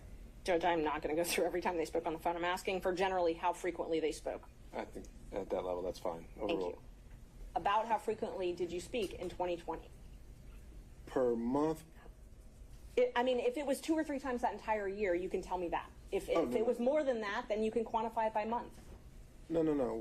We spoke on the telephone often. I don't know how many. I couldn't give you a amount of time because you remember COVID happened and the world was shut down. But so we spoke on the phone more than 2019, definitely. Okay, let's qualify it. Before her election in 2020, how frequently did you speak?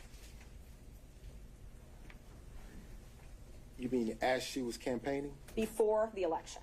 Yes, as she was campaigning, before she was elected. It's two different animals. As she was campaigning, before she was elected.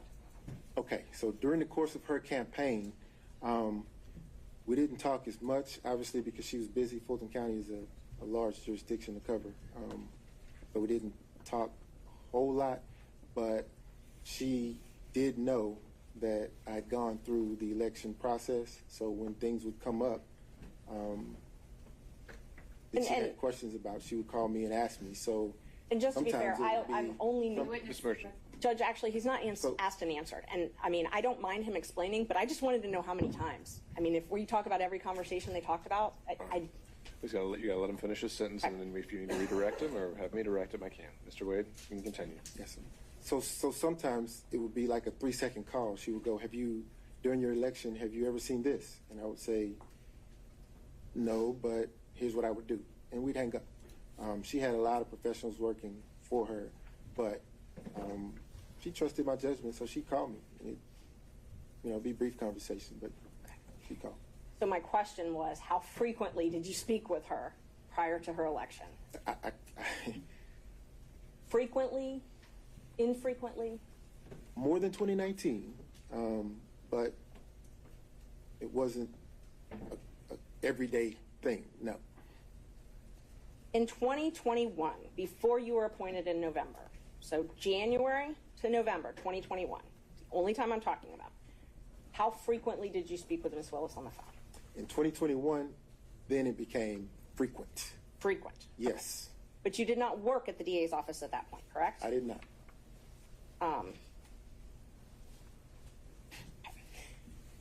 So the affidavit that you submitted, you showed on it, you submitted one record that showed that Ms. Willis had paid a couple $100s for one flight, correct? Say again? The affidavit that you submitted to this court showed that Ms. Willis had paid for one flight several $100s. Is that correct? No, ma'am. I think that, are you drawing a distinction for her paying for a flight or for her actually booking a flight? Because those are two separate things. I will re-ask it. The affidavit you filed in this court, you alleged that Ms. Willis paid for one flight. Paid for one flight, correct? No, ma'am. You did not allege she paid for one flight. No, ma'am. What I allege is that our travel was split roughly evenly. So where you see I have booked a flight or I've paid for a flight with my credit card, what you don't see is that she covered her own flight, reimbursement to me. The flights that you see here are the flights that she would have booked with her own resources, with her own car. And there's one flight, correct? One flight reflecting that she actually booked. Ms. Merchant, let him finish and then you can redirect him. One flight that she actually booked, yes. The other flights I booked, she paid for. So the affidavit, you submitted one flight that she booked and paid for. Yes, ma'am. Your Honor, I'm going to object to the phrasing of that question. The line in the affidavit is not as Ms. Merchant is representing it. It said examples of the District Attorney Willis purchasing plane tickets for she and I with her personal funds were attached as an exhibit. It certainly did not represent that it was the only example of the District Attorney purchasing flights for Mr. Wade or for compensating other travel. All right, understand this, Cross. I think that's something you can, it's now on the record, but also something you can take on Cross. Thank you. And just so everybody is clear, all I asked you is, your affidavit, you submitted proof of one flight that she paid for and booked. That's all I'm asking. Correct? With the explanation, yes, ma'am. Okay. all I needed. You said in the affidavit that you roughly shared travel, though, correct? Yes, ma'am. Okay. So this roughly sharing travel, you're saying she reimbursed you. She did. And where did you deposit the money she reimbursed you? Oh, it's cash. She didn't give me any checks. So she paid you cash for her share of all these vacations. Mr. Schaefer, you'll step out if you do that again. Yes, ma'am. Okay. And so all of the vacations that she took, she paid you cash for. Yes, ma'am. And you purchased all of these vacations on your business credit card, correct? Yes, ma'am. Okay. And you included those in deductions on your taxes, correct? No, ma'am. No, you did not. No, ma'am. Okay.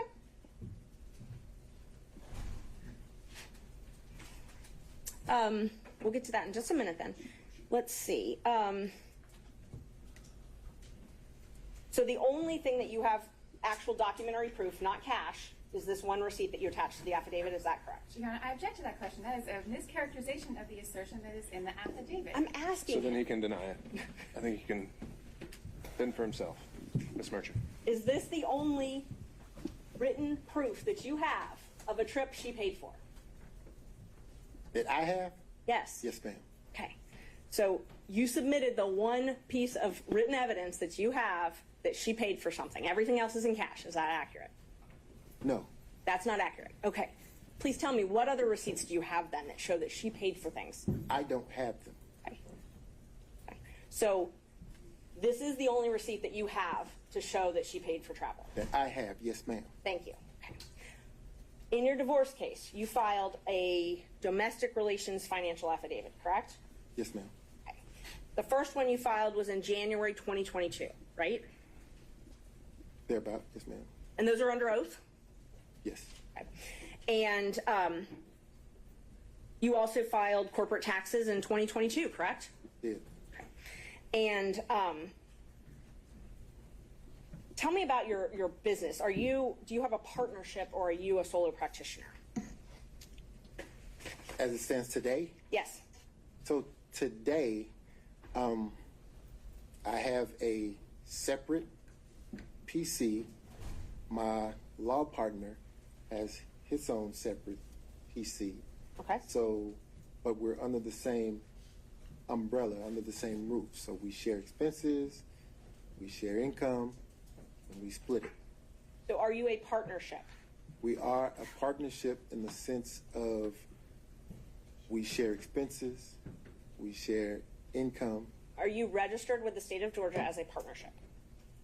So the WBC firm that included myself, Terrence Bradley, and Christopher Campbell, we were registered with the Secretary of State as a partnership for a short period of time. When That was dissolved, though, right, in 2023? I'm going to object to the witness answer his question. Mr. Wade, do you have something else to add there? I did. When things happened and we excused Mr. Bradley from that partnership, it left Christopher Campbell and myself. So now you have two separate PCs under the same umbrella, sharing expenses and income. Okay.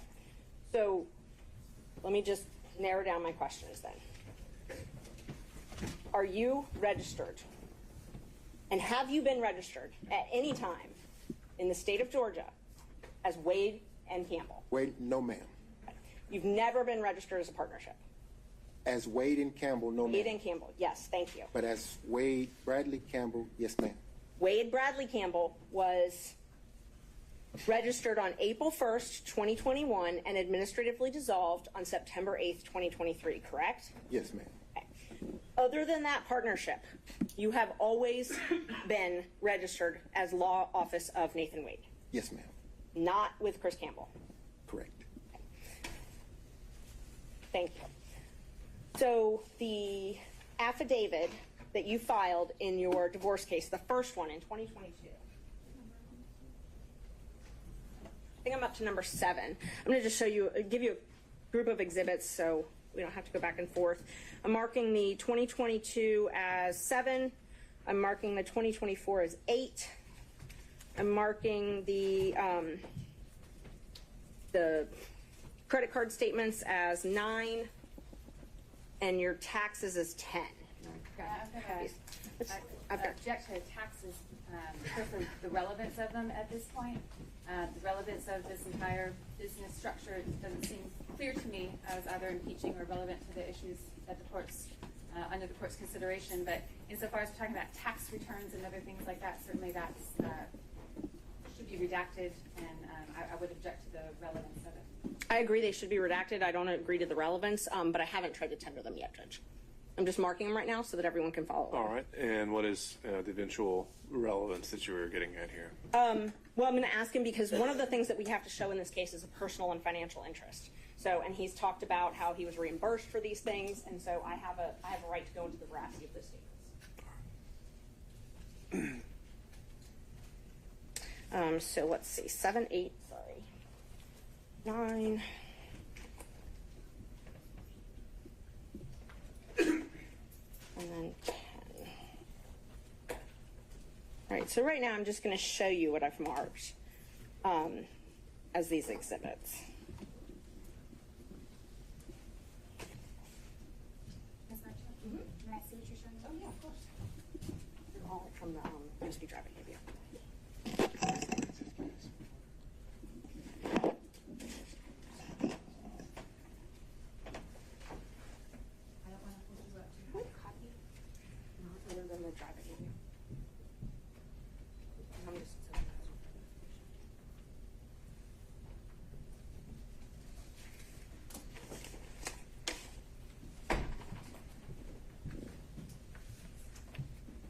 May I approach, Judge? You may. I'm just showing you what I marked as 7, 8, 9, and 10. All right. Just so you have them for your reference as I ask you some questions. All right. So,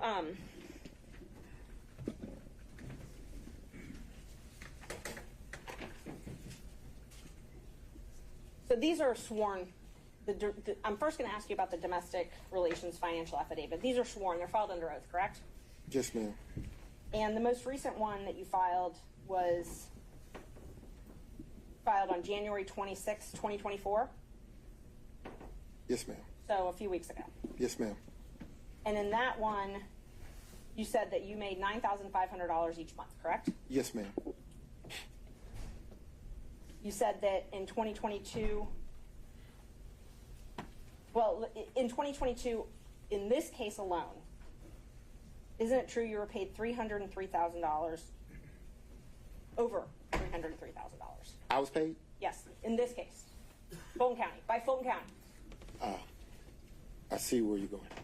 So, and Judge, I just asked him to answer the question. If he wants to explain it, I've got no problem with that. Mr. Wade, just listen to the question asked and just answer the question asked. And if In 2022, isn't it true you were paid over $300,000? no, ma'am, that is not true. You were not paid over $300,000 by Fulton County. No, ma'am, I was not. Okay. How much were you paid in 2022 then?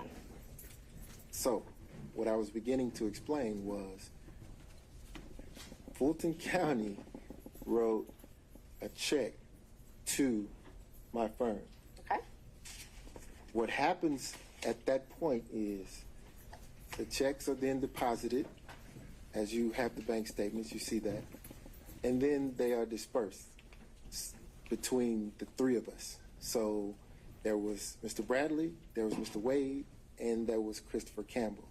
A third, a third, a third. So when you ask me if I was paid $300,000, the answer is no.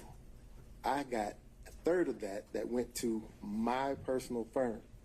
Now, once the money was distributed to my personal firm, obviously the expenses come out of that, and I get, at the end of the day, whatever the profit is. So I did not get $300,000. No, ma'am. And let me just clarify. My question was not, did you put in your pocket $300,000?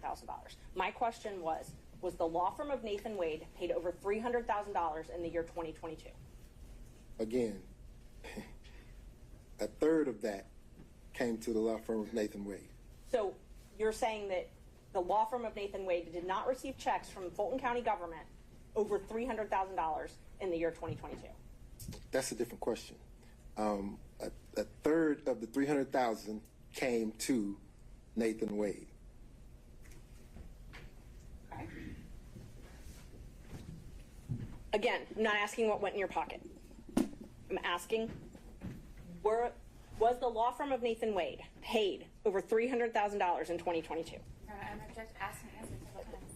I know, but I think Okay. we're dancing around the point there. So, final time, Ms. Merchant. That's fine. I can move on, Judge. Thank you. So you said that they were dispersed amongst all of you, or put into an account with all of you. So it's your testimony that for 2022, every check you received from Fulton County government went into an operating account with you, Bradley, and Campbell. No.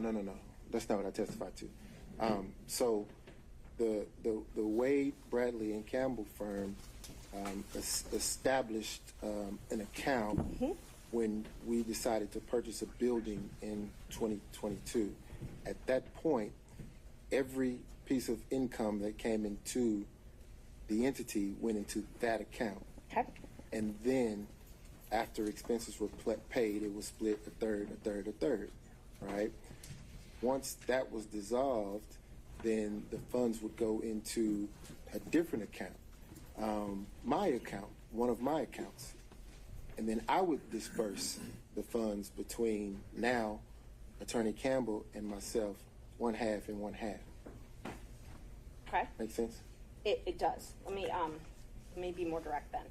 So the Synovus operating account that you had for Wade, Bradley, and Campbell, Yes, ma'am. the checks from Fulton County from January of 2022 until June 17th, 2022, those checks were deposited in that operating account. Yes, ma'am. Starting on July 15th, 2022, the checks you received from Fulton County up until May 26th, 2022, all went into an escrow account that you had at Fifth Third Bank, correct? No, not all of them. Not all of them? Some of them, yes. So it's your testimony that some of your checks from July 15th, 2022 up until May 26th, 2023, some of them went into an account outside of Fifth Third Bank? Your Honor, I'm going to object to the relevance of the financial transactions. How much money you made is highly relevant in this case. It's the personal financial business and where the money was, and I mean, it's just a follow-up on other things that he's testified to. And why is how much money he made relevant? Because he represented it's very relevant. He filed an affidavit with the court saying, with another court, he told another judge that he made $9,500 a month. That's what he swore to. And All right, so this entire inquiry is just to establish that prior and consistent statement. yes. All right. I'll give you a minute or two more to Okay. try that, but we're Great. gonna have to move on. Thank you. So I know you're saying that you only got a third of the $300,000, but you were paid over, the firm was paid over $300,000 in 2022, correct? So, Ms. Merchant, it's not what I'm saying. They're numbers. They're there. It's the truth. The funds were paid. They were divvied between the three of us, going into an operating account. Expenses paid out of it. Okay. At the end of that, the 9,000 figure is what you have. So that's where you got the 9,000 figure from. Yes, ma'am. And let's see,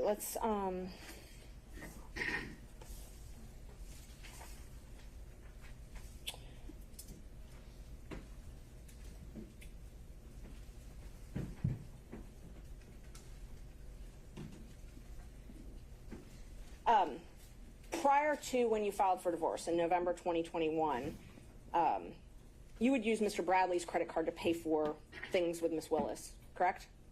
And then pay him back in cash. I've never used Mr. Bradley's credit card. You've never used his credit card Never. for transactions to anything with Ms. Willis, out to dinner, anything like that. Hotels. I've never used Mr. Bradley's credit card. I've never used anyone else's credit card. Not even my father's, and we have the same name. And you'd pay back, if you ever did use someone's credit card, you'd pay back in cash, though, correct? Ma'am, I've never used someone else's credit card.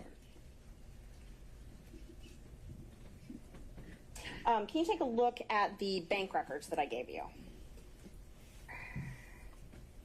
That's the largest tab you have. For the record, which exhibit is this? It is exhibit, hold on, Judge. It's exhibit 9. It should be the largest section you've got. Your Honor, before there starts three questions from the exhibits haven't been tendered, and I maintain my relevance objection. All right, let's see what the next question is, and maybe then that objection is going to be highly relevant.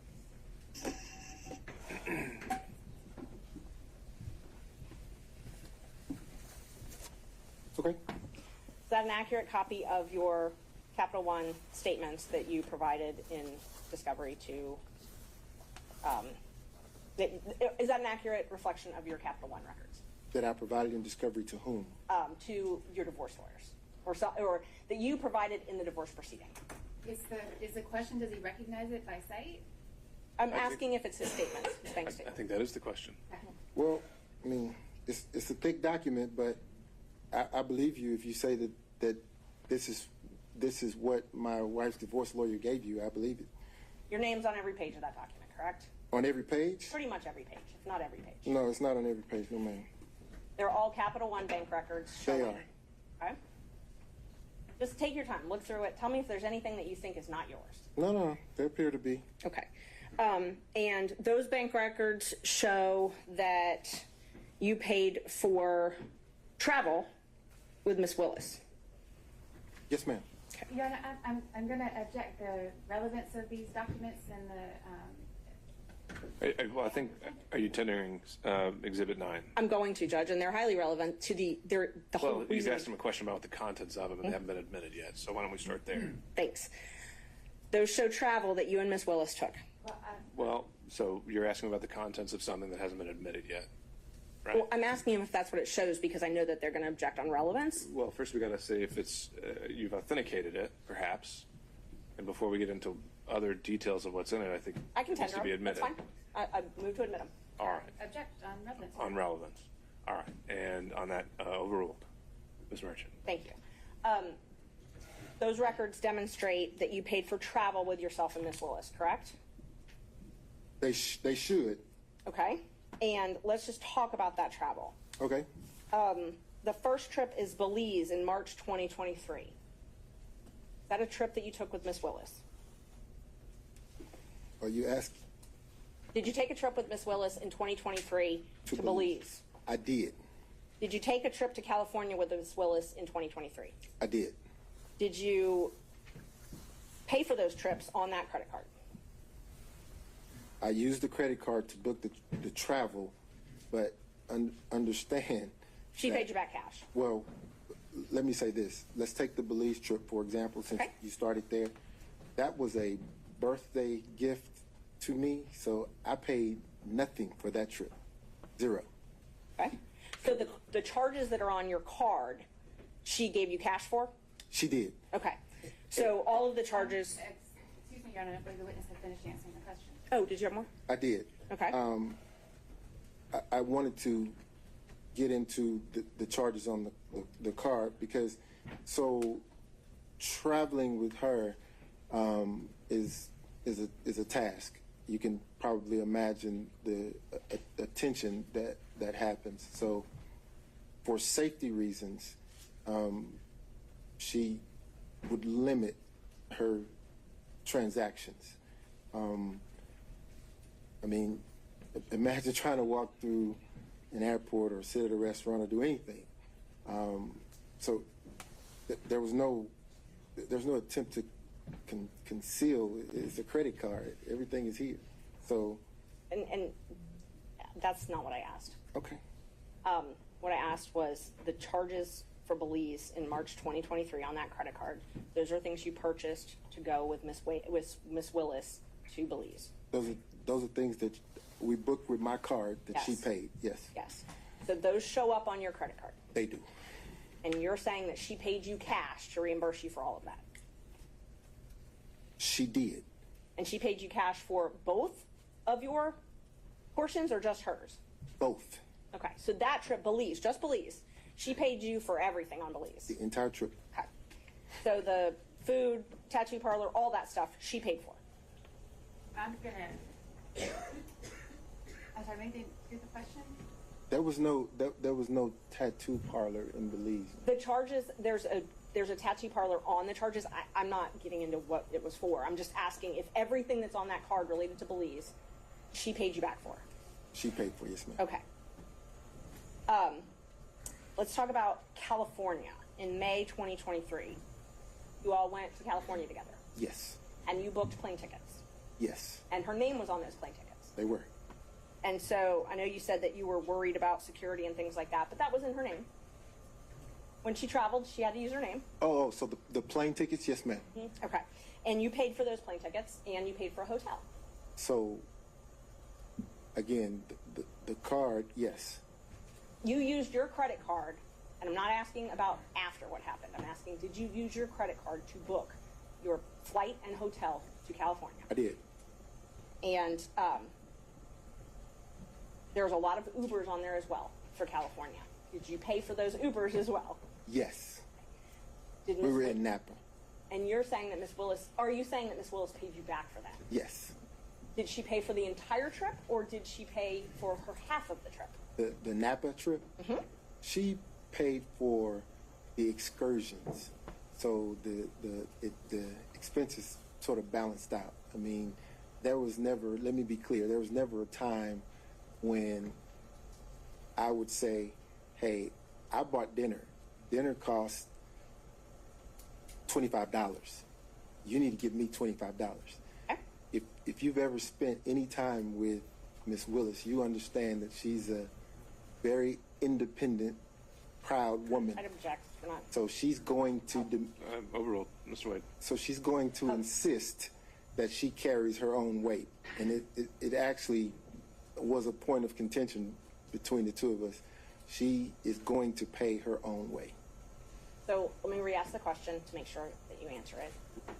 A California trip that you paid for, saying that she did not pay you back for cash. Instead, she paid for excursions, and you believe that was roughly half. No, she gave me some cash, yes. She but gave you what I'm some. saying is everything that we did when we got into Napa, she paid for. The trip that she booked on her credit card in Miami, did you pay her cash back for your half of that? No. So you never paid No. her back for the ticket she bought for you? No. I would say I did pay her back because there were times when I would pay for dinner. Okay. She would pay for dinner. It would balance out. But in a relationship, ma'am, you don't, particularly men, we don't go asking back for anything. So you're not keeping a ledger of things that you pay for versus the thing that she's paid for, which is why I said that it was a point of contention because she was very emphatic and adamant about this independent, strong woman thing. So she demanded that she pay her own way. But she's the district attorney of Fulton County, and she has to file financial disclosures disclosing any gifts with anybody that she does business with in Fulton County, correct? I don't know. Okay. Let's talk about Tennessee. You booked a cabin in August 2023 and paid for a cabin in Tennessee. That's when you paid for it. I don't know when the trip was. Can you tell us about that? August of 2023. You booked a trip for $1,481.54. Are you asking me, did I take that trip with Miss Willis, or are you asking me? First, I was just asking you to acknowledge that that is correct from the records, that you paid for a cabin in Tennessee. Do you recall, and hopefully you can do it from your memory, do you recall paying for a cabin 6 months ago, $1,400.81 in Tennessee? Where are we now? What page is that? I'm just asking from your memory. Do you remember paying for a cabin in August? Your Honor, if he's going to be asked about a particular transaction, then You can answer whether he remembers or not. Mr. Wade, I'm not asking you to go through 1,000 pages of records. I'm asking if you remember paying for a cabin 6 months ago in Tennessee. No. You remember booking a cabin? I booked lots of cabins. Did you go to a cabin with Miss Willis ever? Ever? Ever.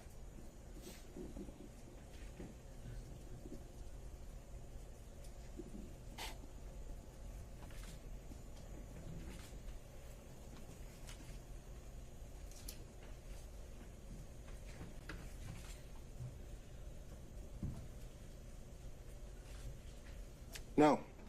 You've never gone to a cabin with Miss Willis? No. Have you ever gone to Tennessee with Miss Willis? Yes. Okay. When was that? That was around 2022, early 2022. Early 2022? Okay. It was a day trip. Okay, so you didn't spend the night? So it was a day trip. Okay. We would drive there, have lunch, drive back. The reason we would do that is because the attention, she couldn't get any peace of mind going locally, so we'd get in my car and drive to someplace off the beaten path and have lunch and drive back. Is that when you went to Fainting Goat with her? I think it's in Jasper, Georgia. No, that's in Georgia. I don't recall going to Fainting Goat with her. So the Tennessee day trips were only Tennessee? Yes. Okay. Did you ever do these day trips in Georgia? Do we drive anywhere in Georgia? Yeah, you were talking about day trips going out, and I'm talking about outside of the metro area, right? Day trips that you were just talking about, these trips you were talking about, the ones that I'm only asking about the ones you were just talking about. Are all of those in Tennessee? No, we drove to Alabama before. Okay. Back. You drove to Alabama? Mm-hmm. Did you go anywhere in Georgia?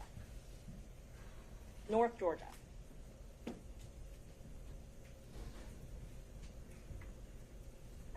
You know, I'm going to object. If he wants to direct his attention in some way to a time frame or a location, then I think it might be easier for the witness to accurately answer. Ms. Merchant, I think if you don't have the specific details yourself, we need to start getting into specifics or more maybe broadly phrased questions.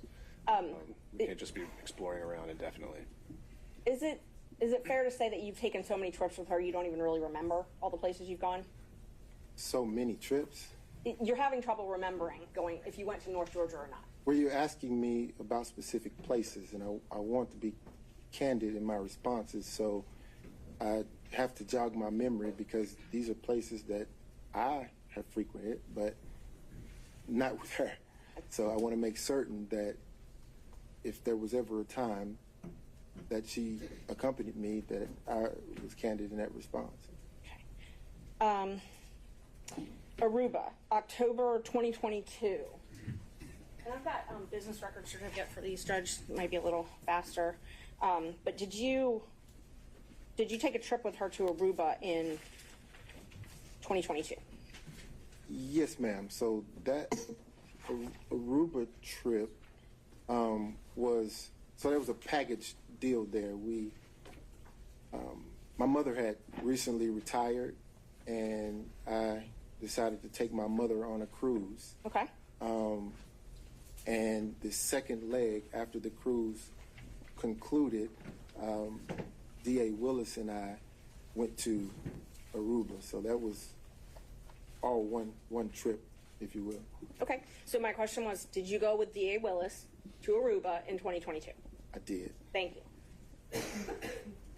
And you paid for that trip using your business credit card, correct? I did. Okay. And you paid for a cruise as well, correct? That's the cruise I was referencing with D.A. Willis, my mother, and myself. Okay, and because there's two cruises, so let's just talk about the first one. Okay. So the first one was that's the one with your mother. Yes. And so you introduced D.A. Willis to your mother that trip. You all took a cruise together, the three of you. Yes. After the cruise was done, you and D.A. Willis flew to Aruba together, and your mom flew home. Yes. And you paid for all of this with your credit card, on your business credit card. I did. And are you saying that Ms. Willis paid you cash back for that? She did. And but let me make this distinction though, because the number that you're looking at reflects the three people on the cruise ship. There were things that my mother and I did, just the two of us, that D.A. Willis didn't do.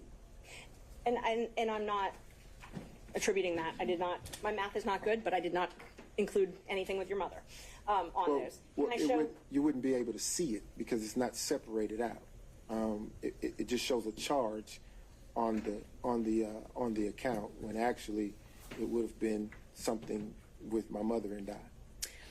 Judge, may I approach with exhibits 10 and 11? They're both certified business records one's from Vacation Express, one's from H2. I thought 10 was taxes. I'm sorry, 11 and 12.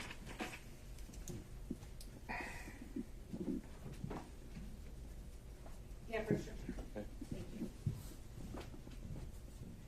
And these are business records, Judge. They have the certification, so I moved to admit them. All right. Defense 11 and 12. Ms. Cross? Based on Ms. Merchant's representation that they are true and accurate as to the certification that was provided to her, we have no objection.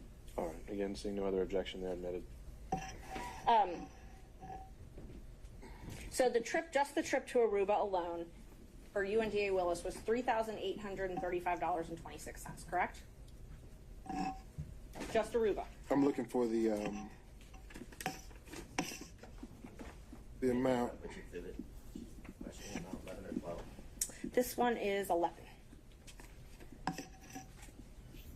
Yes, ma'am. $3,835.26. And then the Royal Caribbean for just you and Miss Willis was $1,269.70, correct? No, ma'am. Your mother's got a different line item on there. I'm talking about the cruise, the actual cruise cabin. I think you need to rephrase that as in the form of a question, Ms. Merchant. Did you pay Royal Caribbean for yours and Miss Willis's cabin $1,269.70? Where are we? Which page? We're on the receipts. There's just a few pages of receipts on exhibit number 11. Okay. I'm in 11.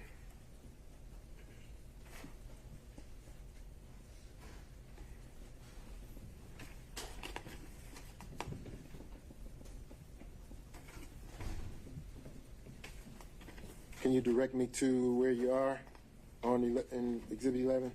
The receipt for Royal Caribbean.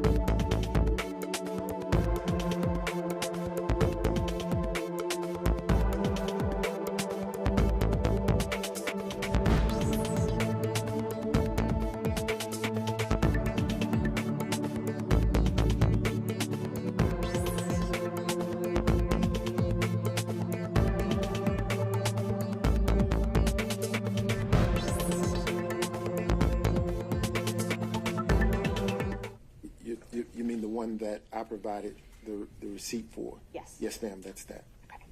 And so she booked that on her credit card and wasn't worried about, I know you said earlier that you were booking everything because she was worried about people knowing where she was traveling. She didn't have any fears booking that one though, correct? I'm going to object to the phrasing of that question, to speculate as to what was the motivation of the district attorney. She wants to ask if that was the transaction, and he responded that was the transaction. Ms. Merchant, I think you can rephrase the question, but I'll sustain it on the current phrasing. So she purchased that under her own name, correct? She did. Okay. Let's see. So I know we talked a little bit about the seminar where you all met. Isn't it true that you would go to Miss Willis's house in South Fulton County occasionally? I've never gone to her house in South Fulton County. You've never gone to her house in South Fulton I've never County? seen her house. The first time I even heard the address of that house was when one of the individuals in the election fraud case somehow doxed it and it got out. That was the first time I'd even seen that address. But you would go to the East Point condo, correct?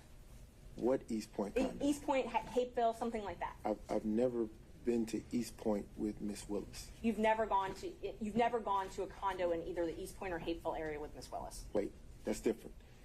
I have gone to a condo in Hapeville. Okay. So Hapeville. Yes, ma'am.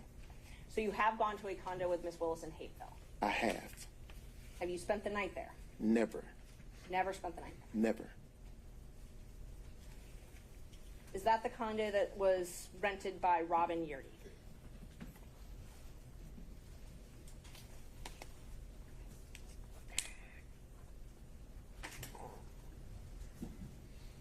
I believe it was. And other members of the DA staff were there as well, correct? Sometimes. I've never been around other members of the DA staff at a condo in Hapeville. There's never been any security for Miss Willis? Not around me. Did you ever ride with Miss Willis with her security detail to and from the house? No. You served on Miss Willis's transition team, correct? Yes. And you were part of all of her interviews where she interviewed and re-interviewed employees? I would say probably 98, 99% of them, yes. Is it fair to say you took an active role in these interviews? Yes, ma'am. Prior to this, you'd never worked at a DA's office, right? Have I ever worked in her DA's office? At No, a ma'am. DA's office, any DA's office. No, ma'am. Have you ever managed a large law firm or a Your large? Honor, I'm going to object to the relevance of these questions. Ms. Merchant. He served on her transition team, and so, I mean, what we're trying to prove is that there's a personal and financial relationship, and that it was improper. And so, you know, whether or not he had experience to serve on this transition team, I think is relevant. Right. I think I already said that we don't need the evidentiary Okay. hearing on that point. I'll move so on. it's sustained. Terrence Bradley also received a contract for Fulton County, correct?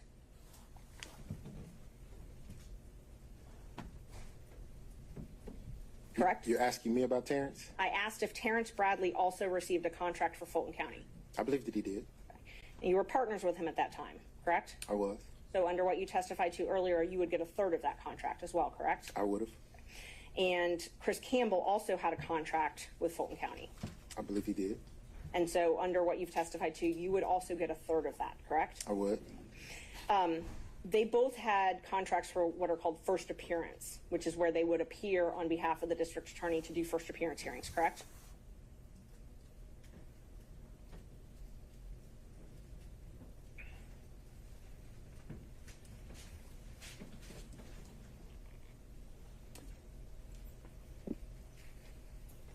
I believe they did. Okay. And they also had what's called a taint contract. They both entered into them January 25th, 2021, correct? Filter, yes, ma'am. Taint or filter. Yes, ma'am. And that was for work in the anti-corruption unit? I don't know that it was anti-corruption. I think that it was civil rights, maybe. Okay. And Judge, the DA's or Fulton County's come and I guess brought a certificate now, so we would move to admit the contracts. I've got those. under that certificate. I was planning on doing it under the open records officer, but I believe now they've certified it. I just haven't looked at everything they've certified though, so. I'm going to ask that the document be looked at and confirmed prior to its sending. All right, Ms. Merchant, is there anything else, what other areas were you planning to cover on his direct, other than these documents? I'm planning on introducing all of the contracts and invoices, but I haven't had a chance to look at what Fulton County certified. So I'm planning on introducing those, and then not much. Can we do the not much? We'll do the not much, and then we'll get back to the contracts. Okay, yeah, definitely. Okay, so this taint contract, and we're not admitting these right now, but if I represent to you that they say anti-corruption unit, can you tell us what a taint attorney for an anti-corruption unit would do? I didn't have a part in those contracts. They were your partners at the time, though, correct? Oh, absolutely. Okay, and so you didn't have a part in those contracts, but you got a third of the contract payment. Oh, absolutely. Okay, so the taint contracts that Bradley and Campbell, who are your law partners at the time, had for doing taint review, you got a third of those. Yes, ma'am. Okay.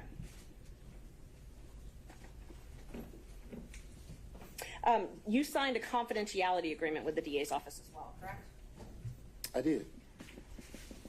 And I think I'm up to Judge 13. Marking that as number 13. May I approach, Judge? You bet. Showing you a copy of what I marked as number 13. If you could take a look at that and tell me if that is the confidentiality agreement that you signed with the district attorney. It is. Okay. And this basically says you can't talk about anything that happens inside the DA's office, right?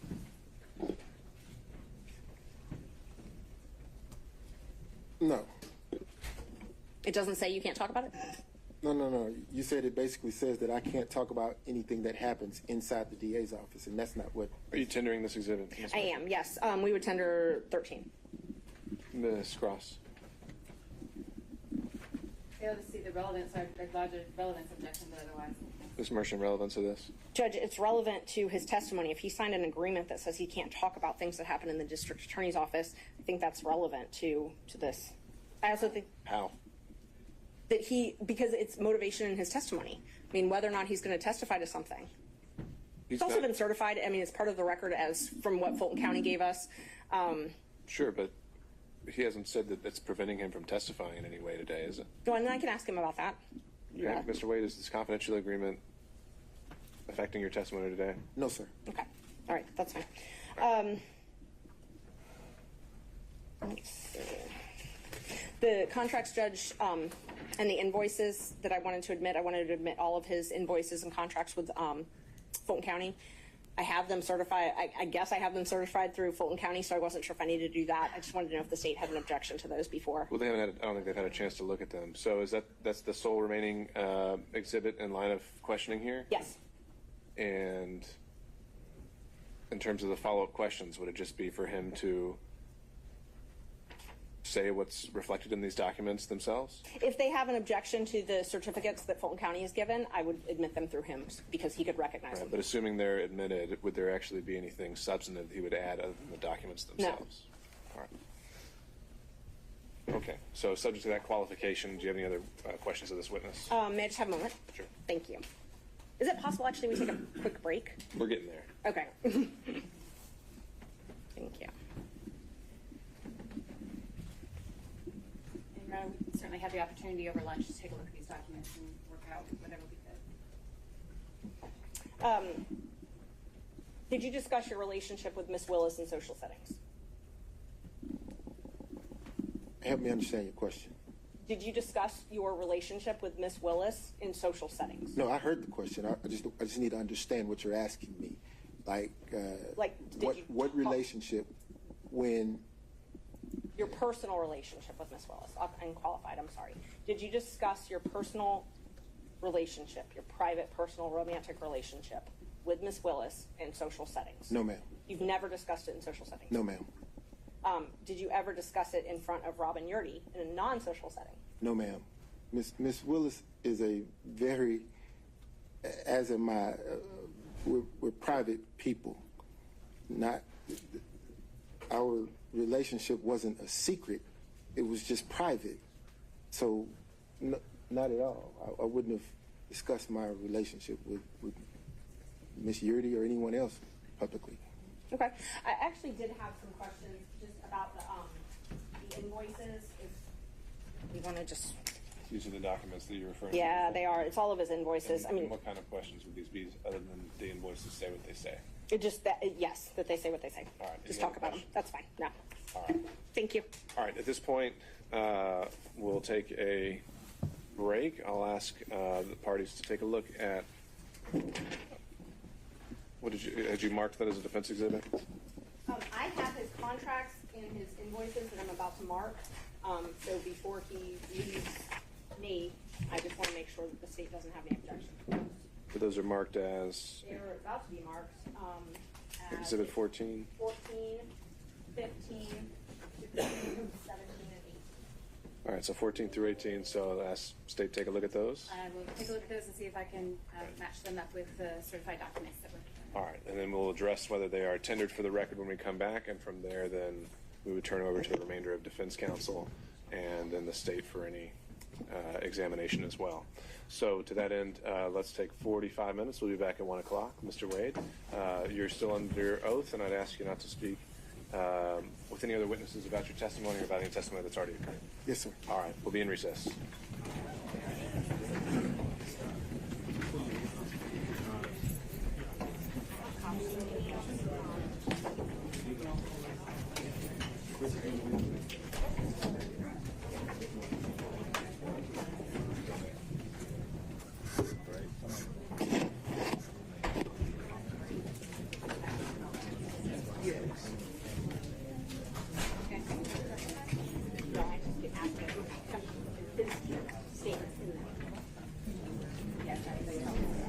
Well, they're in my phone.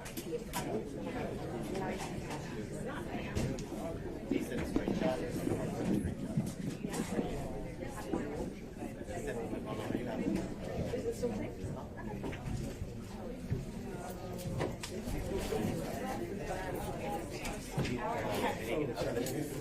I don't know. It was there. I mean, I plan on asking him about it, and I might refresh his memory. I never seen that. I have my phone. I'm not a person.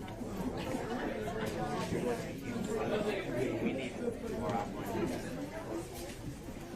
I'd like to look at your phone. Ashley, please send them.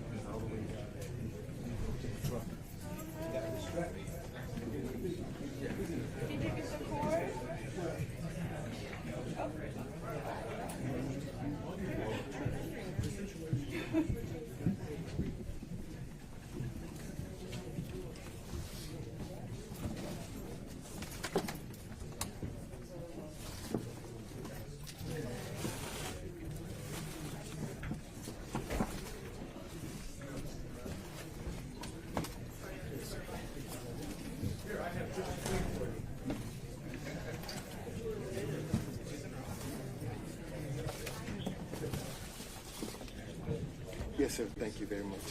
I appreciate the work.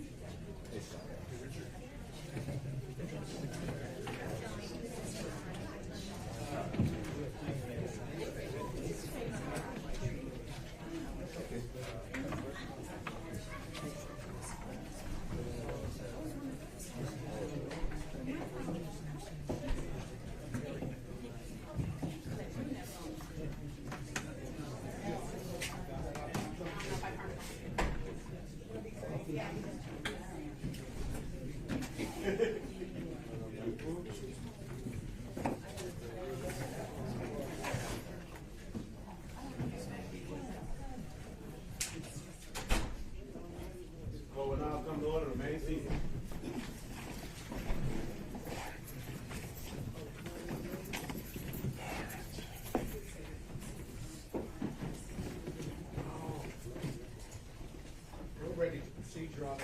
We don't need to stay.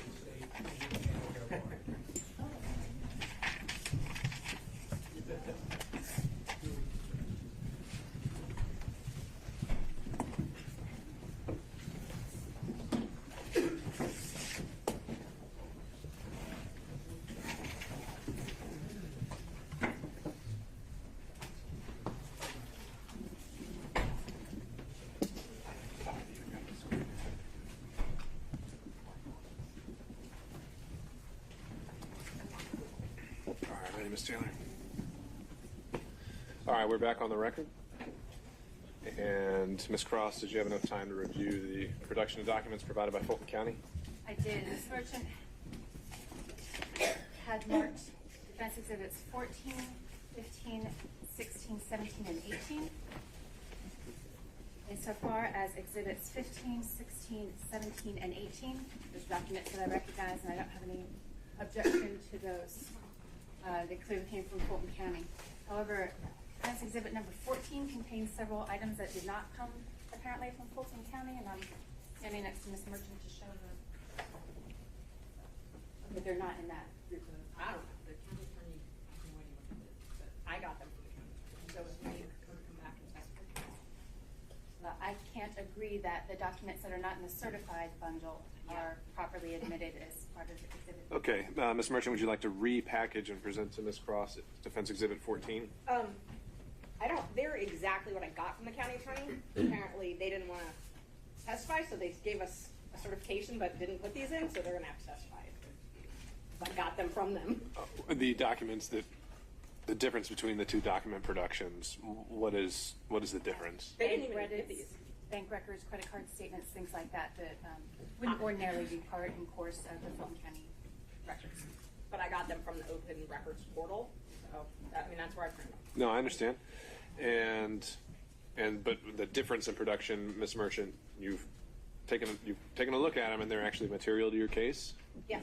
In what way? They're all of his invoices, Judge, and then he has like it's just, this is what I got from them. It's all of his invoices, and one of the invoices is a reimbursement that he printed some things for the reimbursement. I mean, I don't really care if they take the reimbursement out because they actually are already admitted in the other exhibit I did. I don't have any problem with the invoices. The invoices are clearly the records and contained in the certification. So if we remove the items that are in dispute, then I don't have an objection to that. They're already in exhibit. So you're removing them? Yeah, that's fine. You want to take them out? All right. So again, let's have opposing counsel look at a revised Exhibit 14, and then I'll hear whether there's any objection.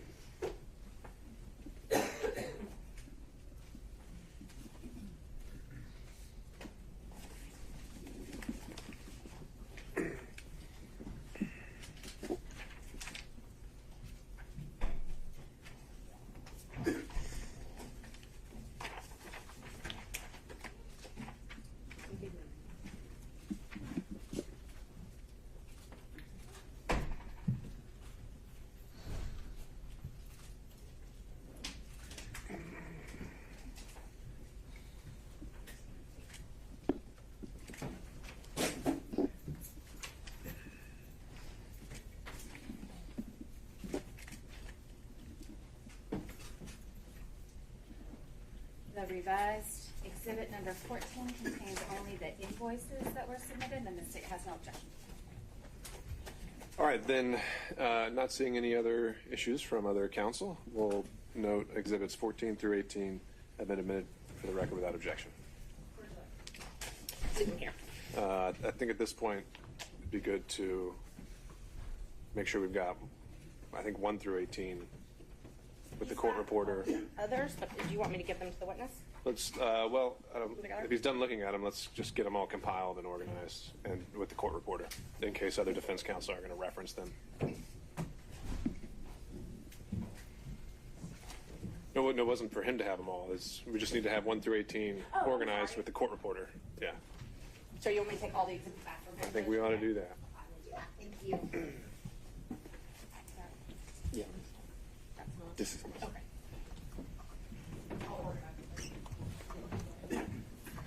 All right, as Ms. Merchant is doing that, let me go down the list. Mr. Sadow.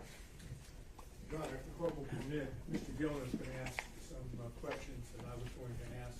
I'd like to be able to just follow up if there's anything that he doesn't touch on. Let me just to keep it consistent, I'll go in order. So if Mr. Sadow is deferring, then I'll go to Mr. Stocks.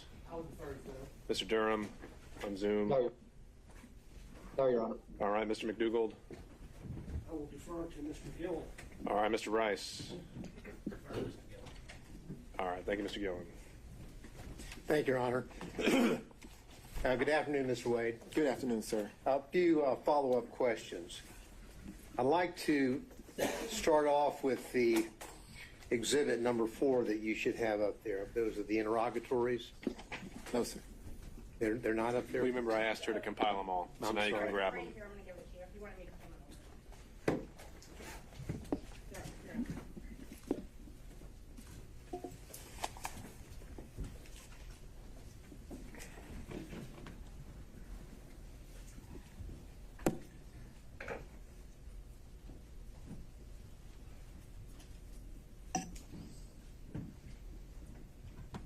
Yes, sir. Okay. Now, these are the interrogatories that you had filed on May the 30th, 2023 in your divorce case, correct? Yes, sir. Now, you went over in part some of those interrogatories, but what I want you to do, because I want to get down to the specific language to clear up exactly what the interrogatories asked for and exactly what you answered, okay? Yes, sir. Now, if we look on the interrogatory that I believe, as we indicated, they're really, I think, on page 2, the one that starts off, describe each instance in which you've had sexual relations. You see that one? Yes, sir. Right. Now, that interrogatory begins, describe each instance in which you have had sexual relations with a person other than your spouse during the course of the marriage, including the period of separation. You see that? Yes, sir. Now, these were filed on May the 30th, 2023, correct? Yes, sir. Now, at that time, you had had sexual relations with Miss Willis, correct? Well, Your Honor, I'm going to object to the question as phrased. I think the question is properly, at that time, certainly asked about his answer, but I object to. All right, Mr. Gillen, I just asked you to rephrase, but I think you can make the same point. Well, Your Honor, it's a specific interrogatory, and I would, so the words do matter, and I would like him to answer whether or not he'd had sexual relations with Miss Willis, because if he answered yes, then this interrogatory is a false interrogatory. So I would ask the court's indulgence. I'm not here to jump into some salacious bedroom situation, but this is an interrogatory that matters. So I would ask the court's indulgence. Ms. Cross? These questions have been asked and answered several times. I understand Mr. Gillen is coming at it from a different way, but this question is not substantively different than those that have already been asked and answered in the information that he is seeking. All right, Mr. Gillen, I'll allow maybe this question and one more, but I think you are asking it in a different way, and I'll ask you to stick to the point. All right. Now, as of May the 30th, and may I ask the question that okay, thank you, Your Honor. As of May the 30th, 2023, you had had sexual relations with Miss Willis. Isn't that correct? The interrogatory, sir, asks during the course of the marriage and the period of separation. Excuse me. My response, Your Honor, I would ask that the court direct the witness to answer my question, yes or no. As of May the 30th, 2023, had you had sexual relations with Miss Willis? Yes or Mr. no? Gillen, let's start with at the higher level whether he believes he answered it truthfully, and then we can drill down into why or why not he doesn't, and maybe we'll end up exactly where you left us. Well, but again, Your Honor, the point of it is that the words matter, and that we have to establish what did and did not happen, and then he can give whatever explanation he chooses to what apparently is a false answer. But I would like an answer to my question. And you may get one. I would like us to start at the high level before we drill down into specifics to see whether he actually contradicted that interrogatory, if I'm making sense. Well, the interrogatory is relatively direct and explicit. Sexual relationships with a person other than your spouse during the course of the marriage, including the period of separation. That's pretty simple. Sure. Let's see if that's something you can get him to admit. You did have sexual relationships with someone other than your spouse during the course of the marriage and during the period of separation, which included up to May the 30th of 2023. Isn't that correct, sir? My answer to this interrogatory is none, is no. So you're saying that you did not have sexual relationships with anyone outside of your marriage, and the period of separation is during the period. Then you're answering the question to this interrogatory, correct, sir? I'm saying during the course of my marriage, I did not have sexual relations to anyone, and this answers no. Well, again, Your Honor, I understand. You can proceed, Mr. Gill. We need a yes or no. Let's just get down to it. Did you or did you not, by May the 30th, 2023, have had sexual relations with Miss Willis, yes or no? Yes or no? Yes. Okay. Now, what you did is you answered no to that question, didn't you, or none, correct? I didn't answer no to the question you just asked. I answered no to the interrogatory question. And the interrogatory stands that you answered as a pleading in a civil proceeding, your divorce case, right? Yes. Now, excuse me. The next interrogatory, let's move there. That interrogatory states as follows: identify any and all occasions in which you entertain a member of the opposite sex other than your spouse who is not related to you by blood or marriage. You see that? I do. Now, there are two parts to this. The second part is, I read on, or in which a member of the opposite sex other than your spouse, not related to you by blood or marriage, entertained you. And then it goes on to say, including but not limited to dining, drinking, in restaurants, bars, pubs, hotels. You see that, correct? I do. Now, as of May the 30th, 2023, when you filed this interrogatory, you had in fact entertained Miss Willis on many occasions, had you not? Again, during the course of the marriage was irretrievably broken in 2015. Well, the answer's still no. Let's read what the interrogatory says about the time period required to answer the interrogatory. Because what it says is, it goes on to say, including but not limited to dining and or drinking at any restaurants, bars, pubs, hotels, or persons' homes from the date of marriage to the present. You understand what the word present means? I do. And present means the filing on May the 30th, 2023. Isn't that right? It is.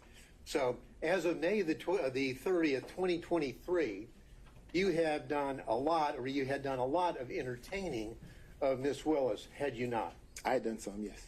And in fact, under your testimony, you would have said that she had also entertained you. Isn't that correct? Yes. And so your answer to this interrogatory is false, is it not, sir? No, it's not false.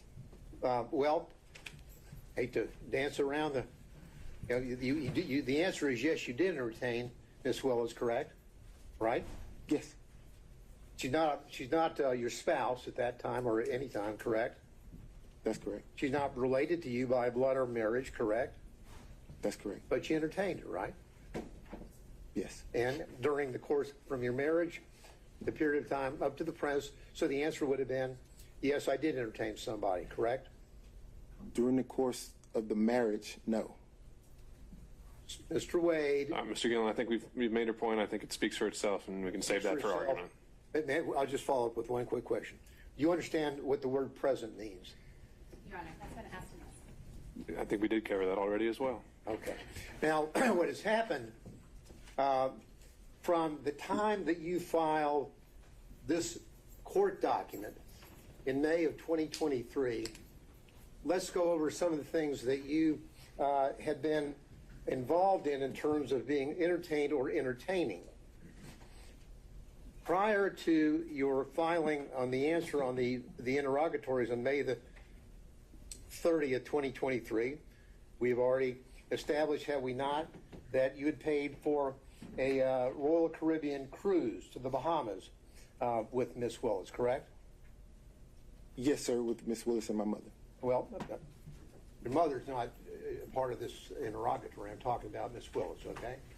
So you paid and caused to be paid approximately $3,335 on that trip, Bahamas trip, from October the 28th through October the 31st, correct? Your Honor, objection. I think we've touched this ground several times already. Mr. Gillen, let's cover new ground. Well, I'm just trying to establish with specificity the things that he had done to entertain or be entertained prior to May the 30th, 2023. I'll try to move through it quickly. Sure. Well, that's already part of the record in terms of his prior testimony, and so if you want to link those two things together, you can do that during argument. Well, so let me discuss this. You indicated that during the course of your explanation concerning the Belize trip, that Miss Willis paid you all that money back in cash. Remember? Yes, sir. Now, the Belize trip had just happened, hadn't it? That occurred in March 18th, 2023, right? Yes, sir. So you're filing this maybe 2 months after you have gone to Belize with Miss Willis, correct? Again, I believe all of this is our... I think you might be getting somewhere new. We'll see. All right.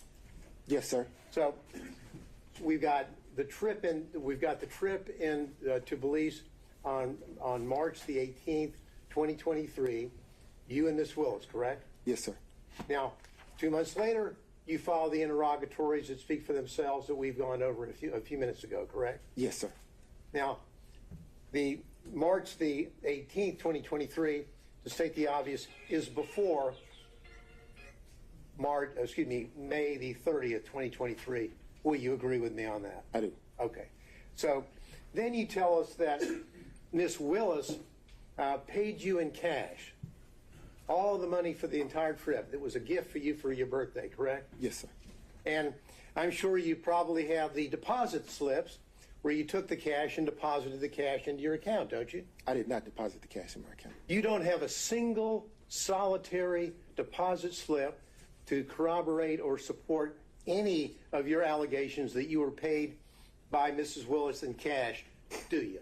No, sir. Not a single solitary one. Not a one. Now, when Miss Willis would pay you in cash, would you scamper down to the ATM with her and as she drew money out of her account Your to Honor. pay you these thousands of dollars?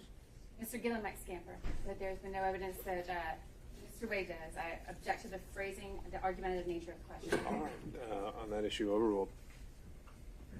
Did you and Miss Wade scamper down to the ATM machine and have her draw out, for example, on the Belize trip, just on your payment would have been $2,794? Miss Wade? For clarity, yeah, thank you. Pardon me? Miss Wade and I didn't go to Belize. No, excuse me, Miss Willis, I'm sorry. Did you go down to the ATM with Miss Willis while she drew out $2,794 to pay you in cash that you did? Did you go to the ATM with her? No, sir. She didn't go to the ATM. She carried the cash. Oh, and so she would give you the cash Did you have a little place in your house where you just stack up all this cash that you apparently got to repay you for these benefits that you bestowed on her? And Mr. Gillen, if I answered that, I'm putting myself in jeopardy. If I tell the world that I have cash someplace in my home, don't you think that could be problematic? No, I don't. I want an answer as to whether or not you have a little cash hoard in your house where you have allegedly taken the money that you got from Mrs. Willis and went and put it somewhere. Where'd you put it? No, sir. Now, just put it on the hip and kind of walk around money? Did I put it on my hip? Yeah, just walking around money where you would spend cash yourself? Let me finish. Did I put it on my hip in Belize and walk around with it? When you got paid back, would you take the money, the cash that she gave you, and would you just carry it around with you for spending money around town? So we have to break down each trip because, for example, for the cruise, she paid me the money before we took the cruise. So I was here and I could put the money in my pocket or put it away wherever I wanted to do with it. Other trips, she would give me the money there. So at that point, I could either spend it or put it in my pocket or put it in the hotel safe. There's no special place that you would have all this cash that you would be getting from her that you've told us about to pay back for the benefits that you have bestowed on her? The only special place that cash would have gone would have been to one of my children. Okay. Now, are you aware, have you discussed these pleadings with Ms. Willis? No, sir. So there's been no discussion between you and Ms. Willis about the allegation concerning the benefits that you have bestowed on her? Is that correct? For the phrasing, the benefits bestowed upon, I don't believe that's an accurate reflection of the testimony, and I don't think that's appropriate for us. I think overruled. You can answer the question. Okay. When you said proceedings, are you talking about the divorce proceedings? Because we were talking about the interrogatories. To that question, the answer is no. If you're go ahead. I'm sorry. Go ahead with your answer. I'll hear the complete answer, then I'll follow up. Okay. If you're asking me about this hearing, the proceedings of this hearing, have we discussed the financial piece based upon Mr. Roman's motion? Yes. So you have discussed the financial piece. Where did that discussion take place? Conference room. Were you other people there, or were you and Ms. Willis discussing this about what your position was going to be? Relevance of this. Well, Mr. Gillen? and the relevance has to do with suddenly we have a declaration from Mr. Wade in this case where he says roughly equal and then shows one alleged payment by Ms. Willis. No mention of cash, none. So I need to find out a little bit more about how suddenly we have this revelation about cash from the witness stand today. Overruled. So we part company there when you say no mention of cash. If I provided one receipt that didn't amount to what you would think was roughly equal, the rest of it is cash. Well, did you in your declaration, sir, that was filed in this case, did you tell the court in that declaration that the expenditure that you had provided on behalf of Ms. Willis was paid for back by her in cash, yes or no? I believe that I did when I said that the expenses were split roughly evenly. If you could point to me any place in your affidavit where you used the word cash, I would appreciate it. Take your time. I didn't use the word cash, no, sir. No, you didn't use the word cash, did you? But I didn't say that she didn't give it to me in cash. No, you just didn't tell anybody that you allegedly got paid back in cash, right? No, I told everyone who asked. Today? Yes, sir. Now, who else was with you, if anyone else, when you and Ms. Willis were discussing how you would be handling the financial component of the motion here today, that is the personal benefits? I'm going to object to the relevance of that, Your Honor. Mr. Gillen? Well, the relevance is if they know that they're going to be called as witnesses, they've been subpoenaed, and they are discussing what they're going to say, we need to know that. The court needs to know that. It goes to the veracity of Mr. Willis and Ms. Willis and Mr. Wade. Overruled. We didn't discuss how we were going to handle testimony. No, my question was, when you were discussing with Ms. Willis in the conference room, when you were discussing what you perceived to be the situation concerning the benefits for the payments, Yes, sir. was there anyone else present? No, sir. How long did the meeting take? Probably 5 or 10 minutes. Did Ms. Willis tell you what she was going to say? No, sir. Did you ask her whether she had any bank withdrawals that would corroborate the assertion that she would pay you back in large sums of cash for these trips to the Caribbean, Belize, California, on and on and on? Your Honor, again, I object. The proffer, when the last relevance objection was made, was that Mr. Gillen needed to know who else was there. These could be potential witnesses that he could cross-examine. That question has been answered, so I can't object. Okay. I think it's still exploring possible bias or motive to shape his testimony, so overrule on that ground. Thank you. Now, Mr. Willis, Mr. Wade, when you were having this discussion, did you ask Ms. Willis, do you have anything to support these cash withdrawals? No, sir. Did you ask her where she got the cash? This is the conversation. I produced my credit card statement that showed what Ms. Merchant in her filing was representing. That was the conversation. Okay. So when she would pay you back in cash, were you aware of what her financial situation was? Do you know what? No, sir. Your Honor, I object to the relevance. Well, Your Honor, it's relevant because we've been bombarded with a book, Find Me the Votes, in which... What's at issue is the financial benefit, and if that plays a material interest in an actual conflict of interest, so I think that's relevant. Thank you. Now, have you read the book, Find Me the Votes? I have. You have? I have. Okay. Now, in that book, Ms. Willis is telling the authors about how financially destitute she was, or kind of hitting down on the bottom as she was running for DA. Do you remember that part of the book? So let me qualify the response. I've read the book in parts. I hadn't had the time to sit and read the book in its entirety. Did you read that part about how she's telling the authors about how little money she had and how financially she was in bad shape prior to when she was running? Did you read that part? No, sir.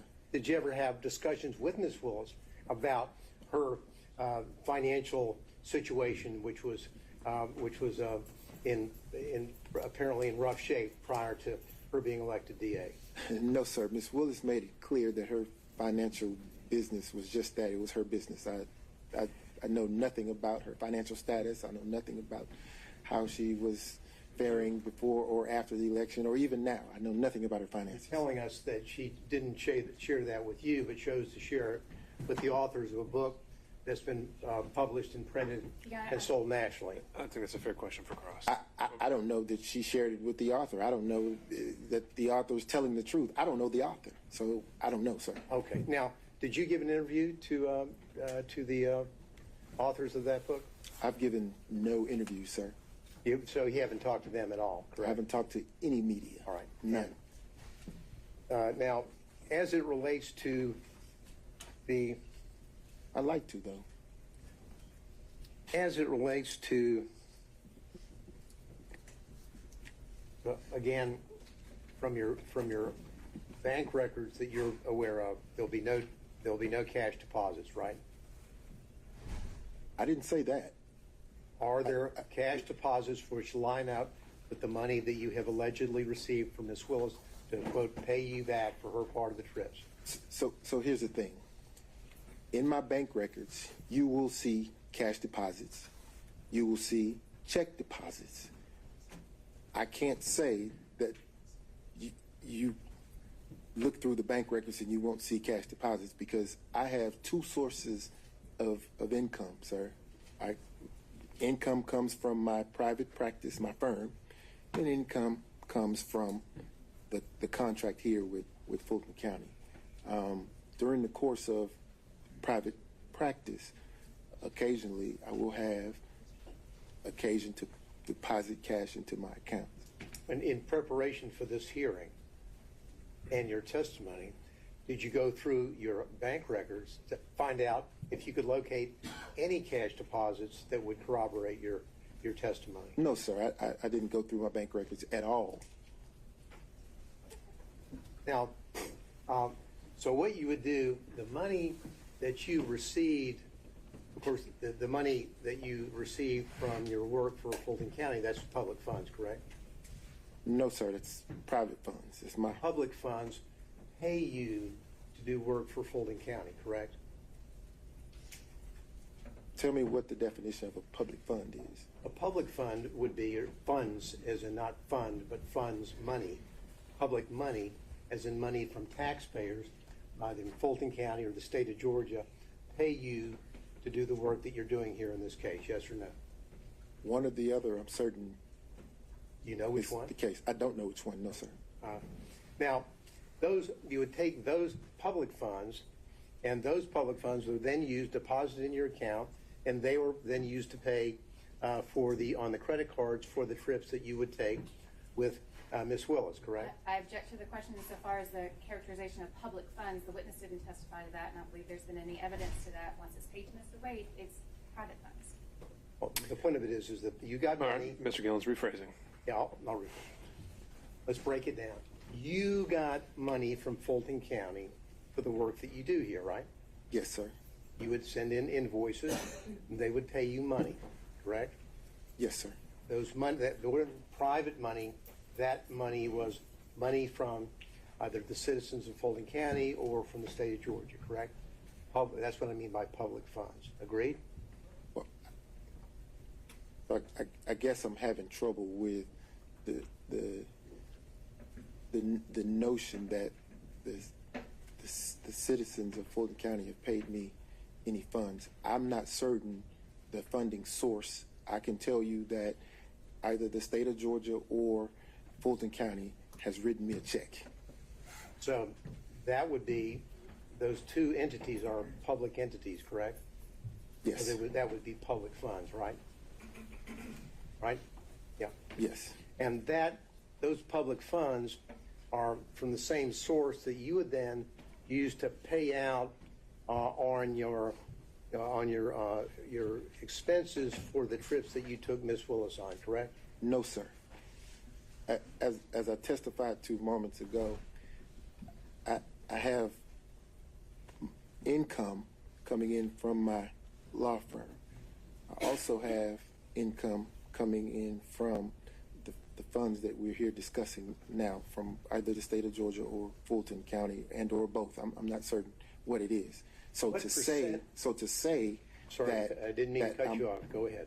So to say that I'm paying a credit card statement with funds coming from Fulton County or the state of Georgia would not be an accurate statement because the funds could have very well come from my private practice. What percentage of your income in 2022 came from money where you're working on this case or from your partners working for the Fulton County office? In 2022, I would say 50-50.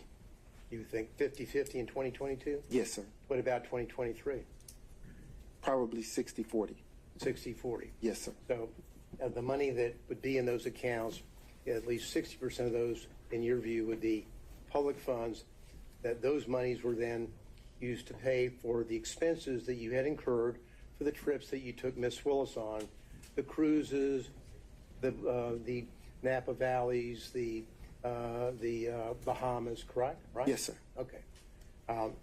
And now, what you did is that when you signed on in November 1st of 2021, That's when you signed on to be counsel for the anti-corruption matters, right? Yes, sir. Now, as you know, in your engagement letter, it doesn't say that you're signing on and your scope of work is to work on the Trump special grand jury investigation, does it? No, sir. It says that you're signing on to work on anti-corruption, the anti-corruption unit matters, correct? Yes, sir. Matters with a plural, correct? Yes, sir. So in your contract, there is no specific reference to any specific case. Isn't that right? That's correct. Okay. Now, but you didn't sign on for the duration. There was a period, you have a contract, and then it would then expire, and then you would have a new contract, correct? Yes, sir. Now, of course, the extension that you received, the first one was in November of 2021, and then you filed, or excuse me, there was a renewal in November the 15th of 2022. Is that right? Sounds right. Oh, okay. Now, that was right after you got re-upped by Ms. Willis, right after you took Ms. Willis to Aruba. Isn't that right? On that November the 1st, 2022 trip to Aruba, and through November the 4th, 2022. Correct? What does re-up mean? Well, re-up means that you came back, your contract was up, and then on November the 15th, you and Ms. Willis signed a new contract for you, right? Yes, sir. Okay. Now, when you were in taking her to the Aruba and on the cruises and the resort there, did you discuss your re-upping of signing an extension on your contract? No, sir. But you make an excellent point. I'm glad you pointed that out. So the trip to Aruba, the contract was not in existence then. No, you're saying that you were not under contract. In your contract, did you send any invoices in for work that you did after your first contract expired? No, sir. You didn't? No, sir. No. When that expired, that was it. So then you're saying that after the Aruba trip, you get re-upped with a new contract, correct? I signed a new contract, yes, Now, sir. was there any modifications on that contract? Did you get an extension on the cap that you were limited on the first one? Were there any modifications at all, Mr. Willis? Excuse me. I've done that again. I apologize. I've been called worse. I'm sorry. I've been called worse. Now, were there any modifications on that? Do you have the contracts in front of you where you could? I don't have it in front of me, but I think that Birch is going to. Because I believe as the work gradually, as the time of the work gradually increased, the hourly cap would increase. In other words, starting out the investigation, it was impossible to anticipate the level of cooperation during the course of the investigation from some of the witnesses. So if you assume that there would be great cooperation with the witnesses in terms of interviewing and speaking and being voluntarily speaking with you, it doesn't take as much time. So after getting into it, realizing that most of the witnesses were not willing to speak or willing to turn over evidence or information, quickly you figure out that this is going to take a little more time than originally anticipated. And because of that, you have to compensate for those hours. That's why there was a compensation on your extension? Yes, sir. The caps. A cap. Now, did Mrs. Willis, did Ms. Willis review your invoices with you when you would submit them? Never. Did anyone ever question whether or not you worked 24 hours in one day and billed 24 hours in one day? I've never worked 24 hours in one day and billed 24 hours in one day. Okay. And I'm glad you asked me that question because I'd like the opportunity to talk about that. I think you should go ahead. So, if you look at that invoice where it says 24 hours in one day, it actually doesn't say one day. If you look at the top of the invoice, it says date completed. The date that's reflected on that invoice reflects the date that the work was completed. It doesn't say when it started. It just says this is the date that is completed. So if you go through the invoices, probably around the first 5 or 6, you'll see that that's the billing format. I would bill only after that particular task has been completed. That's why you see a 24-hour period with the one day there. I kind of wish some of the experts who had opined on that had called me and asked me the question, but there was never a billing of 24 hours in one day. Now, probably around the 6th or 7th invoice, you see the format changed. I started using a range so that it got less confusing, right? I'm confused, so maybe you can correct it. Okay. In Exhibit 14, you've got down a specific day. Mm-hmm. Prepared cases for pretrial, November the 5th, 2021, 24 hours at $250 an hour, 6,000. Now, this wasn't about a range. It was about the work that you did on November the 5th, 2021. No, Mr. Gillen, look at the top of the invoice where it says date completed. What I want you to do, Mr. Wade, is focus on the date that you have down there and tell the court what you billed for on November the 5th, 2021. I thought it was already in. I thought 14 is in.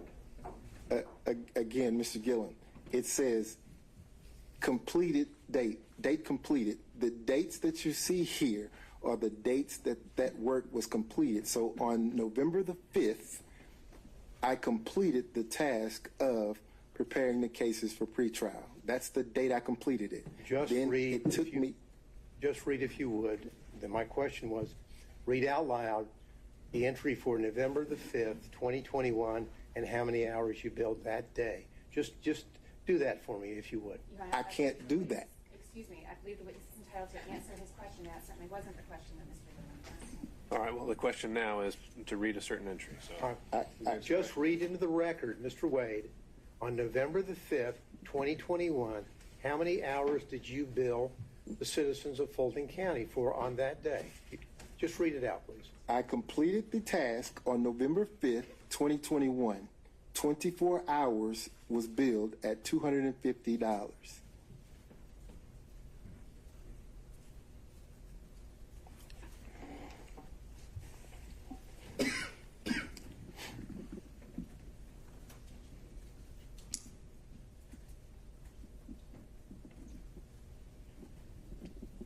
Now, when you talked about your relationship with Ms. Willis, and your testimony is that it began in 2022. Do you remember that testimony?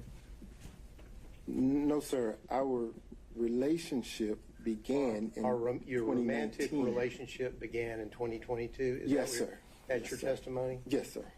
Okay. Now, when you were re-upped on this contract, you had a romantic relationship already established with Miss Willis, yes or no? In 2022? Yeah, when Yes, you were sir. re-upped on November the 15th, 2022, you had a romantic relationship with Miss Willis. I signed the second contract, yes, sir. Answer my question, please. I'm not going to use the words re-up. Signed up on the we re-up or whatever you want to call it, your contract on November the 15th, 2022, you had a romantic relationship already existing with Miss Willis, yes or no? I signed the contract, the second contract, yes, sir, during the course of a romantic relationship. Yes or no, you had a romantic relationship with her at the time that you signed up the extension on November the 15th, 2022, yes or no? The answer to that question is yes. Thank you. Now, this was before the special purpose grand jury released a report. Isn't that correct? Correct? Are you asking me if it's before the work was completed or before the special purpose grand jury actually publicly released the report? When they Those are released two the different. report. Your relationship with Miss Willis already existed when the special purpose grand jury released its report, correct? At the time the report was released, yes, sir. But And- you understand that the report the work had been completed prior to the release of the report. You understand that? And your relationship with Miss Willis, of course, was prior to the indictment in this case, correct? Yes, sir.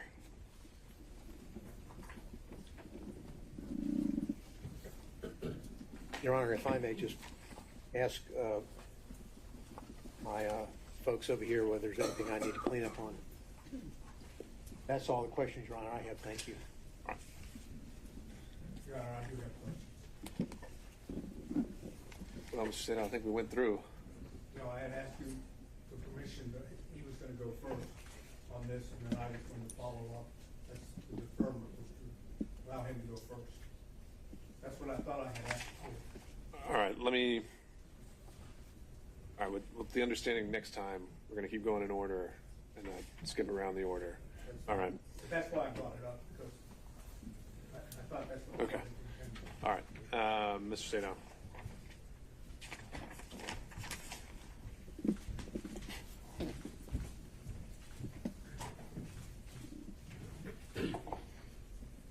I'm going to try to keep my questions very specific. Yes, sir. Okay? Yes, sir. And I'm going to also, of course, try not to go back into specific questions that have already been asked. Okay? Yes, sir. When did your relationship with Miss Willis end? 2023. Can you give us an approximation of, not by date, but by month? Summer 2023. Forgive me. I'm a man. We don't do the date thing. Summer 23, I would say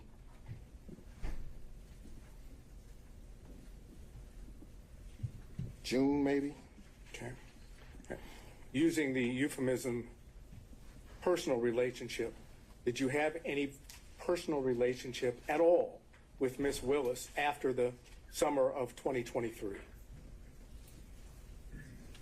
I want to make sure that I'm answering your question. Are you, because let me rephrase, if I might.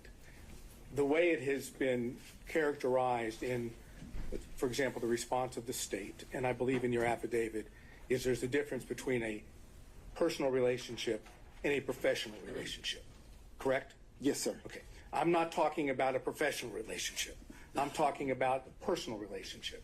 Have you had a personal relationship at all, and you know what I mean by that, after the summer of 2023? Are you asking me if I had intercourse with the district attorney?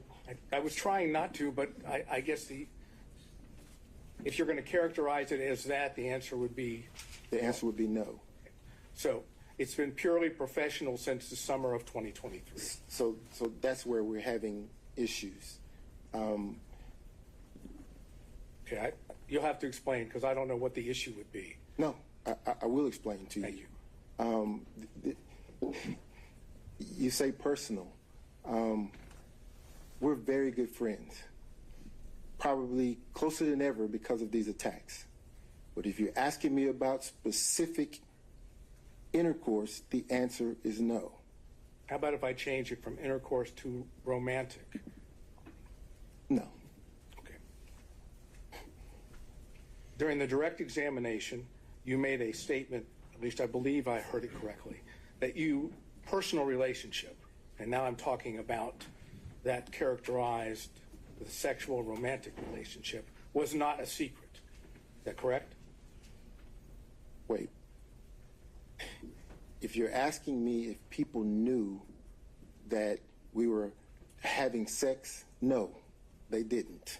I'm asking you whether the people knew that you were dating, whether you were romantically involved. You said that it was not a secret. Oh, it wasn't a secret. It was just private. My mother knew, obviously. Okay. Did anyone in the district attorney's office that has worked on this case know that you were dating or had a romantic relationship with District Attorney Willis? I don't know what they knew. Well, did you tell anyone? No. Do you have any knowledge of whether Miss Willis revealed it to anyone? I have no clue. Okay. So as far as you know from personal knowledge, no one in the DA's team knew, correct? That's correct. Okay.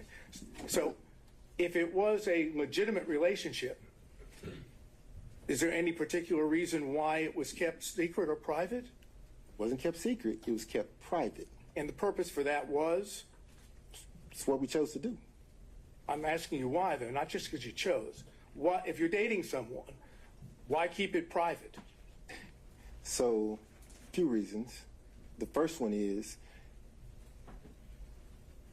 and I want to say this respectfully in the right way, there are some people who are in the public eye who just don't like it, don't wish to be there. I have tried to have lunch or dinner with her publicly, and I can't count the number of people that would approach the table or would accost us as we're trying to walk into a restaurant and just have lunch or have a meal. It is not secret, it is private. We don't want the world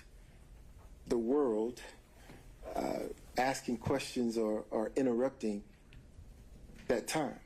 So we weren't trying to keep anything a secret, Mr. Sadai. There's nothing secret or salacious about having a private life. Nothing. I'm not suggesting that there was. I'm asking the questions. When you went on the various trips that have been outlined by both Mr. Gillen and by Ms. Merchant, did anyone in the district attorney's office know that the two of you were traveling on personal trips together? To my knowledge, Mr. Sadai, no. Okay. And again, that was for privacy, according to your testimony. Privacy, yes, sir. Okay. Did you and Miss Willis go to the Hapeville condo prior to your relationship starting the beginning of 2022?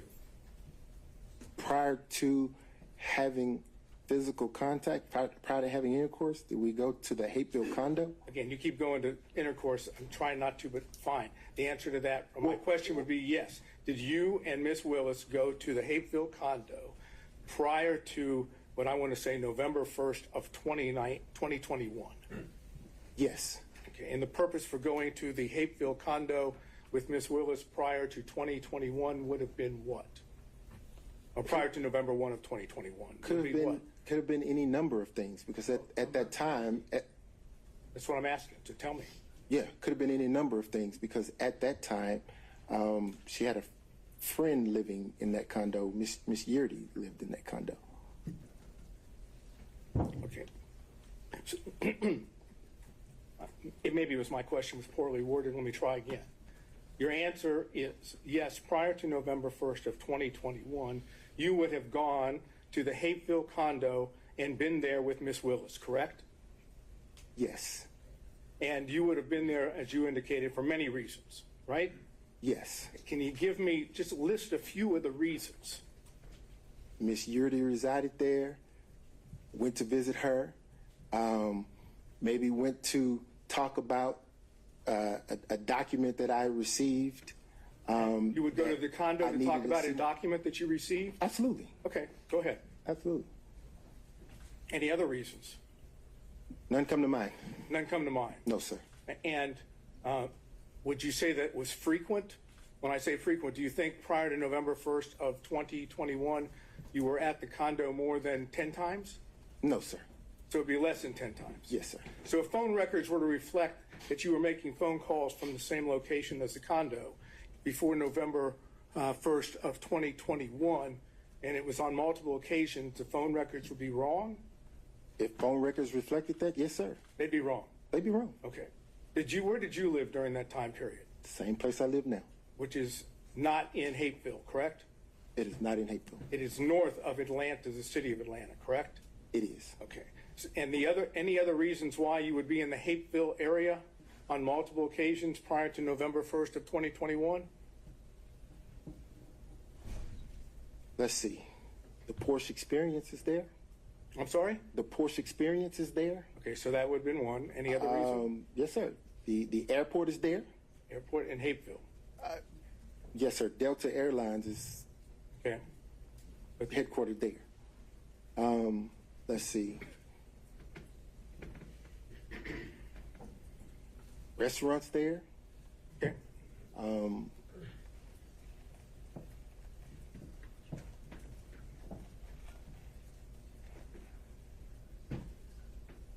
If that's your recollection, that's fine. I'm not asking you to try to remember everything, but if that's okay. Okay. Did you discuss your affidavit filed in connection with the response with Ms. Willis? No, sir. Did you know of personal knowledge whether Ms. Willis reviewed your affidavit before it was included with the response? I have no clue. So, as far as you know, personal knowledge, Ms. Willis did not know what you said in the affidavit. I didn't give it to her.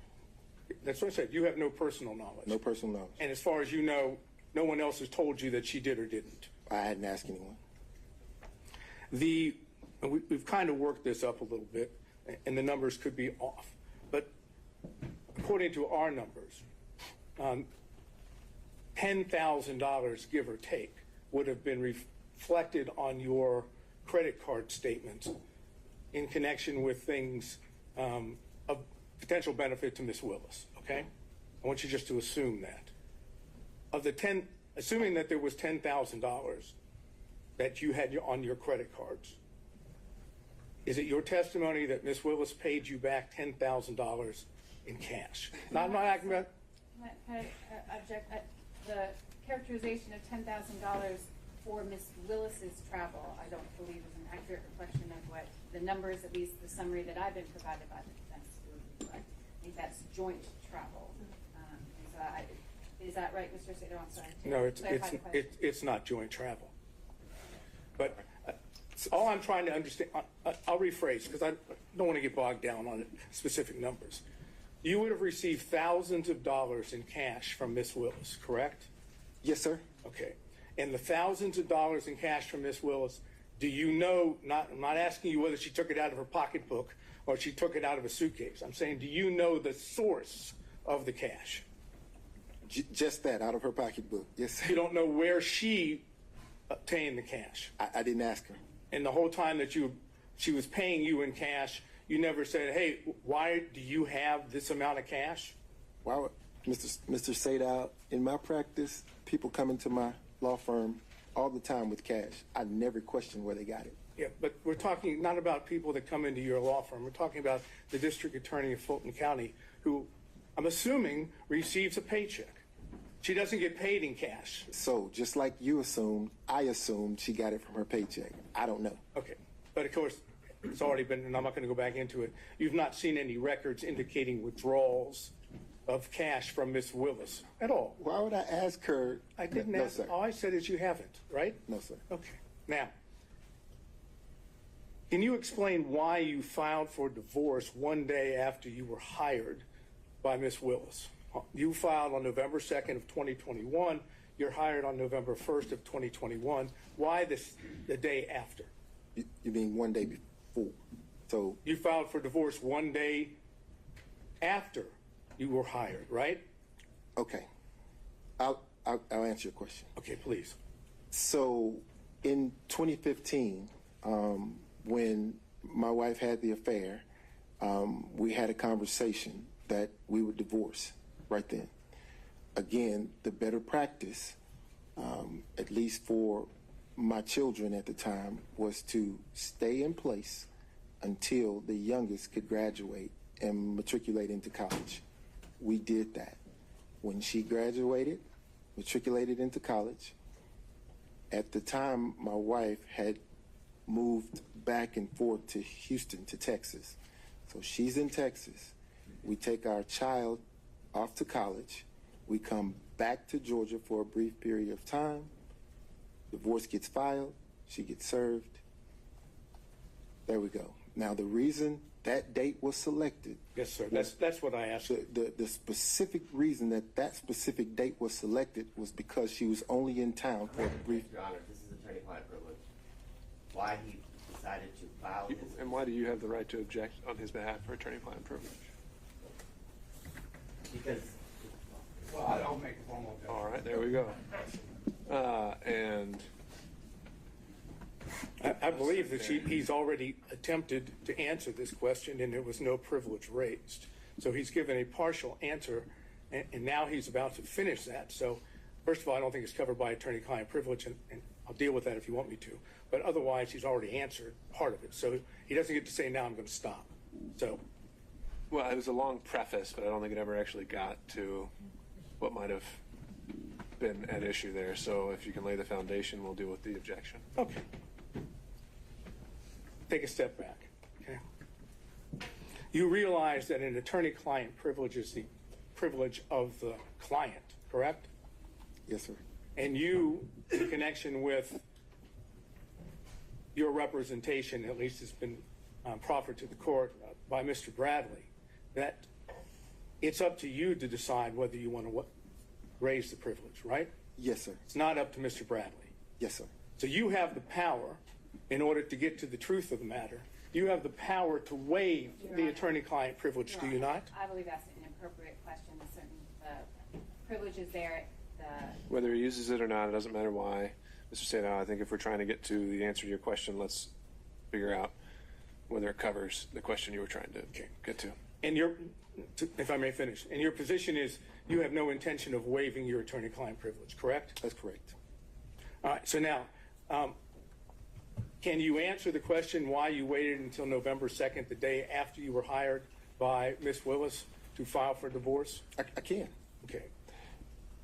So, again, Joycelyn had relocated to Texas, and she had been in Texas for months.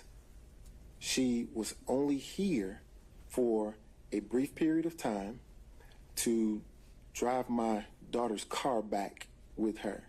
And when she came here to do that, I was able to then get her served. Okay, so your answer as to why you waited until the day after you were hired by Ms. Willis, which would be November 1st, 2021, to file the complaint for the divorce on November 2nd, 2021, your testimony under oath is because your wife was here. But had not been here in October, had not been here in September, had not been here in August of 2021. She had been in Texas taking care of her ailing mother and your testimony, an aging father. So the first opportunity that I had after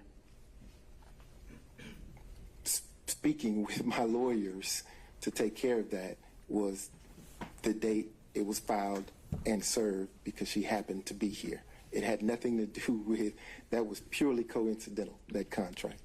I understand it's purely coincidence, your testimony. Yes, sir. And understand that this was by agreement between she and I, she being my wife and I, that we would divorce when the children matriculated out, and that there would actually have been an agreement attached to the filing.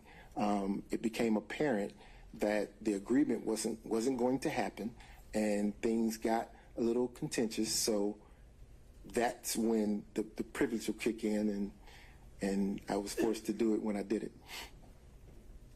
Okay. So, if I understood correctly, again, you tell me if I'm wrong. Is it your testimony that your wife was not in Atlanta, Georgia, or the metro area throughout October of 2021? No. That's not your testimony? In October of 2021, she was back and forth between here and Texas. So she was, at least on some occasions, in the Atlanta area. But that was during the time when we were working through the consent agreement that fell through. Again, I think we're pretty far afield on relevance. The answer to the question about the timing of the divorce filing. Understood, Ms. Cross. Mr. Sato, where are we going from here? We're about to finish this area, since I'm not going to be able to go any further about if we want to call the X, we'll call the X for that purpose. Well, we might have to discuss whether that's a collateral issue altogether. No, I'm just saying if. I didn't say we will, but we'll. Okay. All right, so you said that you were aware of the contracts that Mr. Bradley and Mr. Campbell had with the Fulton County District Attorney's Office, correct? Yes, sir. And how did you become aware of those? Just through conversation, they With told who? me. Conversation with who? Mr. Bradley and Mr. Campbell. So you were discussing matters with Mr. Bradley which were not related to attorney-client privilege, correct? Related to the contracts, yes. Okay, but you were having conversations that would not, even though, if I understood correctly, Mr. Bradley was your attorney at the time, correct? At what time? At the time that Mr. Bradley received his contract from Fulton County, which would have been the beginning of January or in January of 2021, right? Is that the date of his contract? Pretty close. I don't know what the date of his contract was, but if it was after the date of the filing of the divorce, then yeah. I'm not talking about after the date of the filing of the divorce. It's been represented to the court that you had an attorney-client relationship with Mr. Bradley from 2015 forward. Yes, correct? Sir. Yes, sir. That is correct. When Mr. Bradley received his contract with Fulton County, that was in 2021, correct? I don't know. We can prove that through other evidence. But at the time that Mr. Bradley was doing work for Fulton County, if I understand, you still had an attorney-client privilege, at least you're claiming one, with Mr. Bradley, correct? Yes. Okay. So when you talk to Mr. Bradley about matters with his contract in Fulton County, those were not covered by your attorney-client privilege, correct? They were not. Okay, and that meant that not all communications with Mr. Bradley were covered by attorney-client privilege, correct? Well, those certainly weren't. Well, but my question was, not all communications with Mr. Bradley were covered by, at least as you've been represented to the court, by the attorney-client privilege, correct? Those communications were not. So there were communications outside of the attorney-client privilege, correct? With Mr. Bradley. If you're asking me if I ever communicated with him outside of the attorney-client privilege, the answer is yes. Okay. I've communicated with him outside the attorney-client privilege.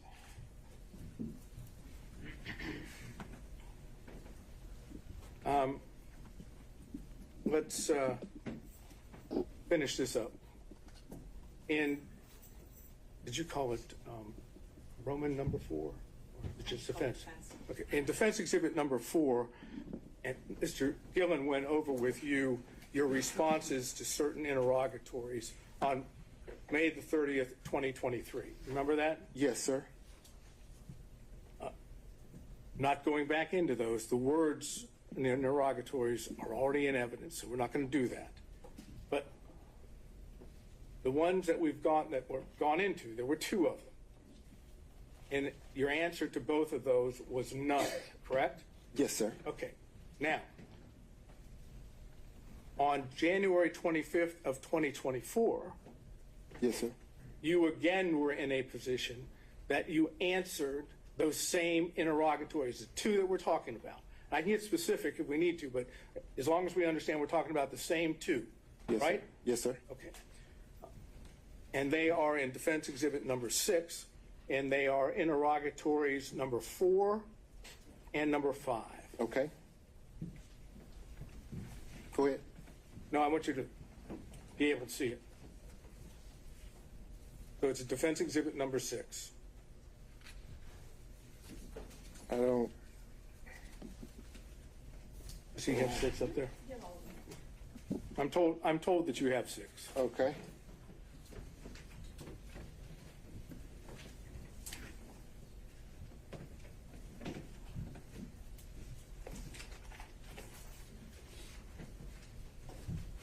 Here we are. Okay. You would agree with me that in defense exhibit number 6, and we're talking about interrogatories of January 25, 2024. Yes, sir.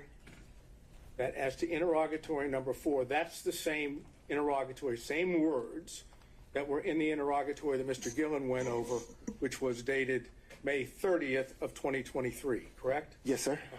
And your original response in defense exhibit number 6 was none, correct? Yes, sir. Your updated response was the plaintiff declines to respond to this interrogatory and asserts his privilege pursuant to OCGA section 24-5-505, correct? Yes, sir. You know that 24-5-505 breaks down into two privileges, right? Which is why I was specific. I said I asserted the privacy privilege. Well, that's what I'm asking you. In your updated response, there's no reference to privacy, correct? Yes, there is in the code section 24-5-505. Okay, but it also reference to privacy. Right. Just go with me, okay? That code section says, does it not? No party or witness shall be required to testify as to any matter which may incriminate or tend to incriminate such party or witness, or which shall tend to bring infamy, disgrace, or public contempt upon such party or witness. You'd agree with that, right? I'm not reading it. I'm sorry? I'm not reading it. I don't have it in front of me. If I may. Mr. Sato, we can, I can take judicial notice that is what the rule says if you want to ask him any follow-up questions. Okay, thank you. You are not claiming that your answer to number 4, interrogatory number 4, on January 25th, 2024, incriminates you, that is, as in Fifth Amendment privilege, right? That's correct. You're claiming the second part, that it would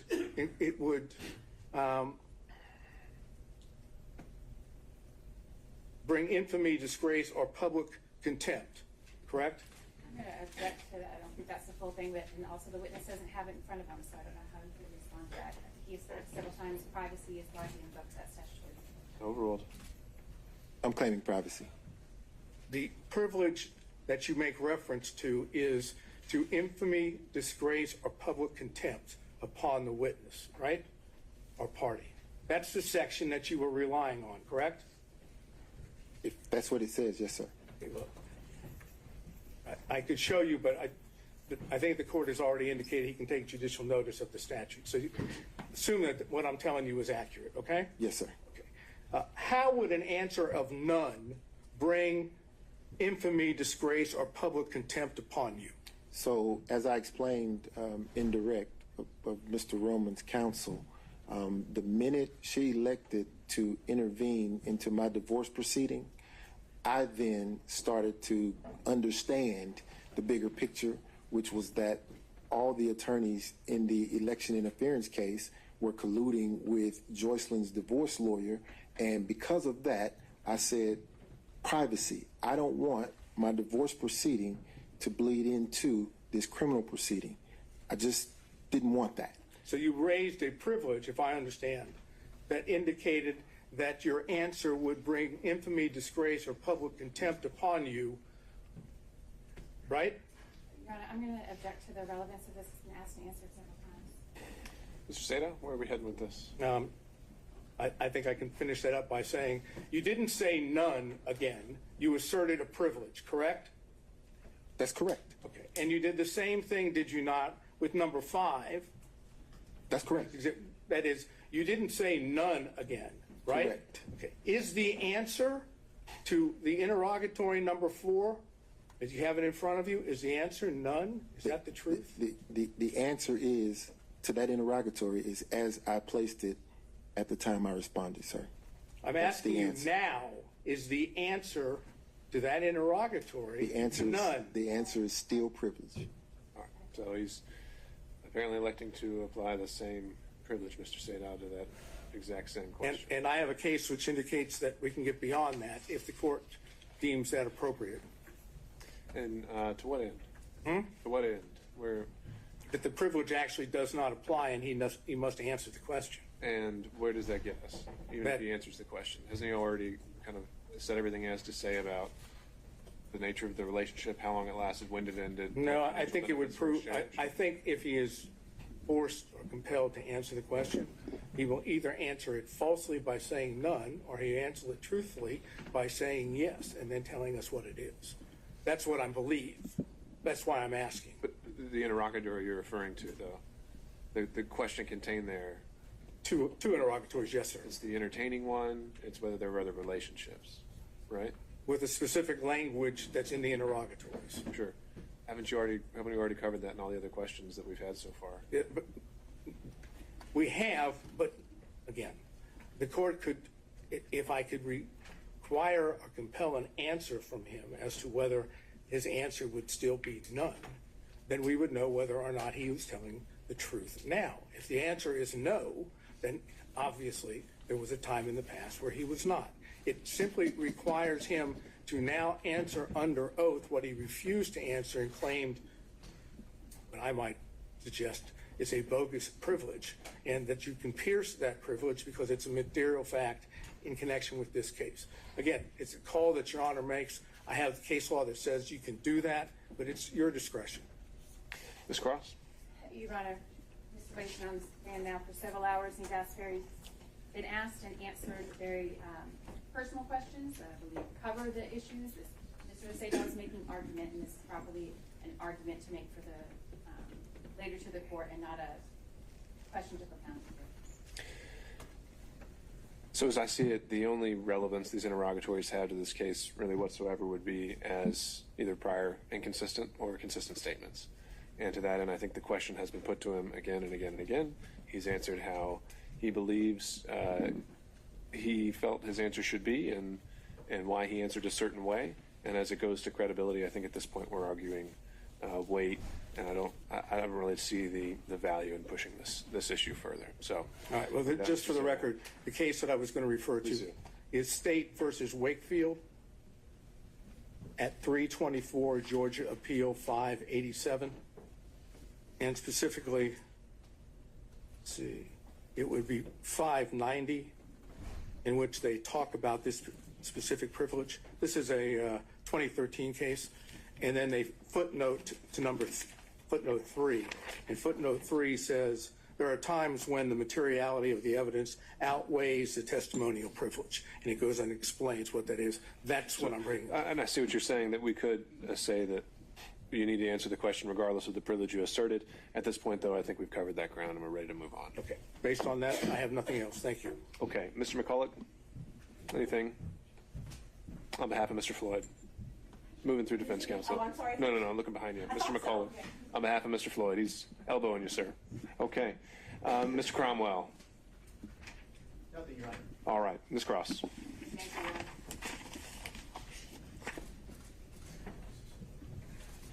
Mr. Wade, have you still got exhibit number 14 in front of you?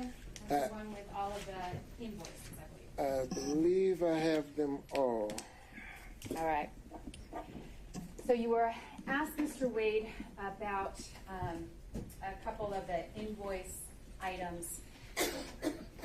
And your testimony, I think, was that the percentage of income post special counsel appointment in November 2021, the percentage of your income roughly after that time was about 50-50 Fulton versus other income from your law practice, correct? Roughly, yes, ma'am. Okay. Sometimes more, sometimes less? Yes, ma'am. All right. How about your time? I'm interested in the percentage of your time from November 2021 to, let's say, the close of the special purpose grand jury when it was dissolved in January 2023. Can you estimate for us the percentage of your time that was spent on Fulton County work versus other work? Oh, gosh. 99% of the time here in this building working on this case. All right. It was, as I understood your testimony, it was an intense period in terms of hours while that special purpose grand jury was meeting, correct? Yes, ma'am. And who was head or manager of the election integrity case during that time for the district attorney's office? I was. You were coordinating the efforts? Yes, ma'am. And those efforts included not just the proceedings that were happening in this building, correct? That's correct. We don't need to go all through it, but is your representation that 99.9% of the time, let's restrict it to 2022, 99% of your professional working time was devoted to this case? Yes, ma'am. And the remainder, whatever it was to some of your other cases that were ongoing? Yes, ma'am. All right. 2022, I want to focus on that a little bit because if we are looking at, I believe, the financial affidavits, do you have those in front of you as well? I do. The financial affidavit that was filed in your divorce case in January 2022, you estimated your monthly income at that time was $14,000 a month, right? In 22? January 22. Yes, ma'am. January 23, what'd that number come to? 9,000. What about 2024? I don't know. Is that there in front of you? Is that one? That's not one of the ones that's there in front of you? No, ma'am. All right. So as reflected in those financial affidavits, your income decreased as a result of your work in this case, correct? Significantly. The structure of your firm, we talked a lot about that, and I don't want to go through it anymore, but than we need to. But 2022, the structure of your firm changed. Is that correct? That's correct. All right. In the early part of 2022, there were 3 of you. You and Mr. Campbell and Mr. Bradley, you split expenses, is that right? That's correct. And you profit shared among yourselves, correct? Correct. Right. After Mr. Bradley left the firm, then there were just 2 of you, correct? That is the cause of the significant change. Yes, ma'am. So now you have 2 people bringing in income, correct? Correct. And one of those people, you, is spending almost all of your time devoted to this election integrity case, correct? Yes, ma'am. Right. And your income from this election integrity case is less than what it was the year before. Yes, ma'am. We talked about the monthly caps, or we didn't talk about it. There was talk about the monthly cap that was included in your contracts, indicating there was a certain threshold that you could reach, number of hours a month, and over that amount you were not going to be compensated, correct? That's correct. All right. And you kind of smiled when you said that. That's a little bittersweet there, isn't it? That's bitter. All right. Exhibit 14, is that still there in front of you? It is. I want you to take a look, please. That's a collection of exhibits that includes all of your invoices, as was represented. I want you to take a look at invoice number 9. Yes, ma'am. Is that there in front of you? I have it. Invoice number 9, Mr. Wade, indicates that you performed hours of work that you were not compensated for because your cap had been reached. Yes, ma'am. I want you to take and what did you do in those circumstances? When the hours that you worked per month were more than the cap that was in your contract that you were permitted to be paid for? I was forced to lose that time. I didn't get paid for it. Okay. And that's what exhibit number 9 shows? Yes, ma'am. All right. And in exhibit number 9, you've got a task, hours that were completed, and you just didn't bill for it. You noted the time and then a 0 beside it because you didn't bill the county for that time. Yes, ma'am. All right. What about exhibit number, invoice number 13? Can you flip to that for me? I have it. Is that a similar situation? Yes, ma'am, it is. And what is it on invoice number 13?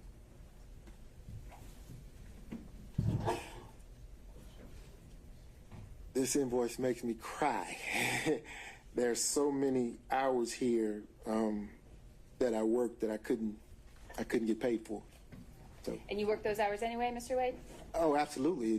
This is not the type of job that you could walk away from just because you're not getting paid for it. I think there's some professional rules of responsibility to an attorney who's engaged in a case. You have to see it through. So it's not like I could just throw my hands up and say, well, I reached my monthly cap, I'm done, I can walk away. I can't do that. This is ongoing, it's constant, and I have to do the work. Can you look at invoice number 23 for me there in exhibit number 14? Yes, ma'am. Does that reflect a similar situation, the hours worked that you were not compensated for? Yes, ma'am. Invoice number 24 and 27, can you take a look at those and let us know if that reflects the same situation?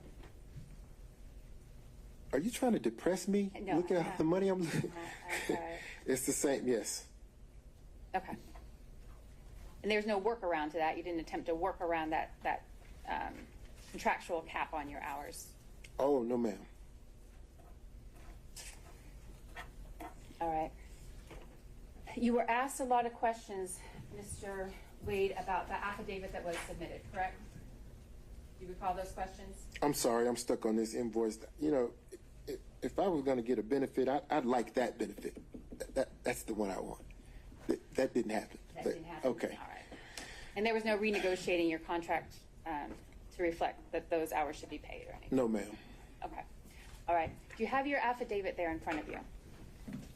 I do. The affidavit, of course, was attached to and provided in support of the state's response to Mr. Roman's motion, correct? Yes, ma'am. All right. And you prepared that affidavit? I did. You signed that affidavit? I did. All of the allegations and the representations in that affidavit are true. Is that right, Mr. Wade? Every one of them. Every one of them. You were asked a lot of questions about our line number 34. Can you turn to that for me, please? It's on page 4 of that affidavit. Yes, ma'am. Can you read it out loud for me, please? The district attorney and I are both financially independent professionals. Expenses for personal travel were roughly divided equally between us. At times, I have made and purchased travel for District Attorney Willis and myself from my personal funds. At other times, District Attorney Willis has made and purchased travel for she and I from her personal funds. Examples of District Attorney Willis is purchasing plane tickets for she and I with her personal funds for our personal travel are attached. Funds, Mr. Wade. As you understand the term funds, does that include cash? Yes. Does that include credit? Yes. Does that include reimbursements? Yes. You didn't represent in your affidavit, Mr. Wade, that you were including all of the receipts from funds or travel expenses that were paid on your behalf by District Attorney Willis, correct? That's correct. You had, I think your conversation with Ms. Merchant was you produced the receipt that you had. Yes, ma'am. Are you aware of any other receipts? What? Let me ask you this way. May I put you on this or just stick? That's all right. I'm going to write it on there. I'm going to mark this as State's Exhibit number 1. You testified, Mr. Wade, that District Attorney Willis purchased and funded the entire trip to Belize. That was her treat to you for a birthday? Yes, ma'am. And you testified that she purchased the plane tickets for you, correct? Yes, ma'am. And while you may not have had the receipts on hand when you filled out the affidavit because they weren't in your possession, are you aware now that there are receipts and that it reflects that the district attorney... This is going to go in evidence. We'd like to look at it first. I've got a copy. Do you remember, Mr. Wade, approximately how much, and that's again State's Exhibit number 1, may I first look at that? Do you remember how much the flight was for you, your flight to Belize?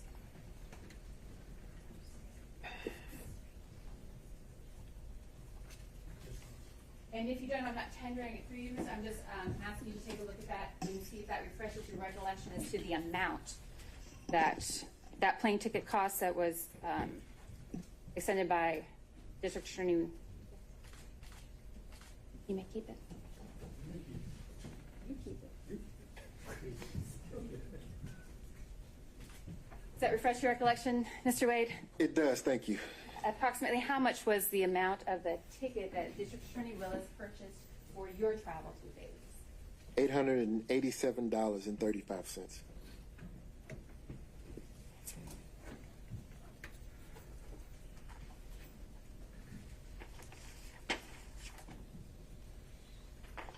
And I'm not tendering it, Your Honor, but I will leave it with the court reporter for reference and inclusion in the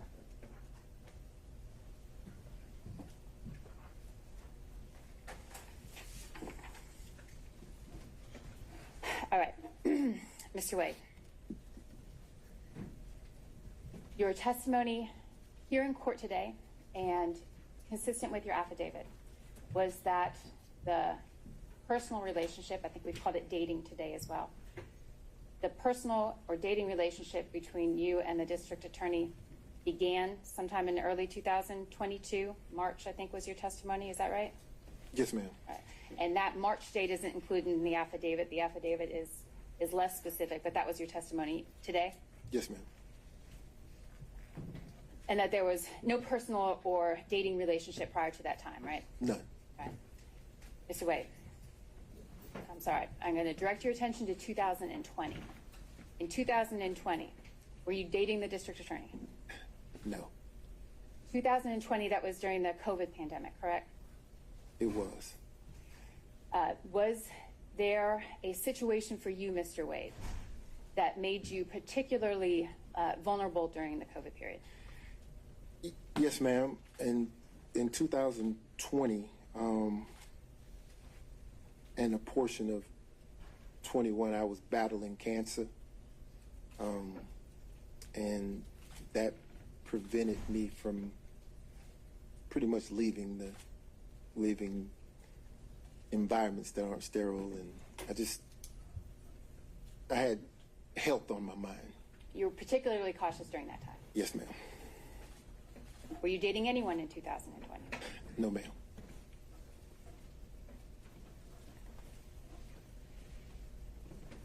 All right. Thank you, Mr. Wade. That's all I have. Ms. Merchant, recross on those points only. Yes, thank you.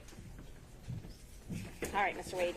The state asked you about how much money you're making now versus before, and you said you're making significantly less since you've started working for Fulton County, correct? Well, I did say that, but what we're talking about is because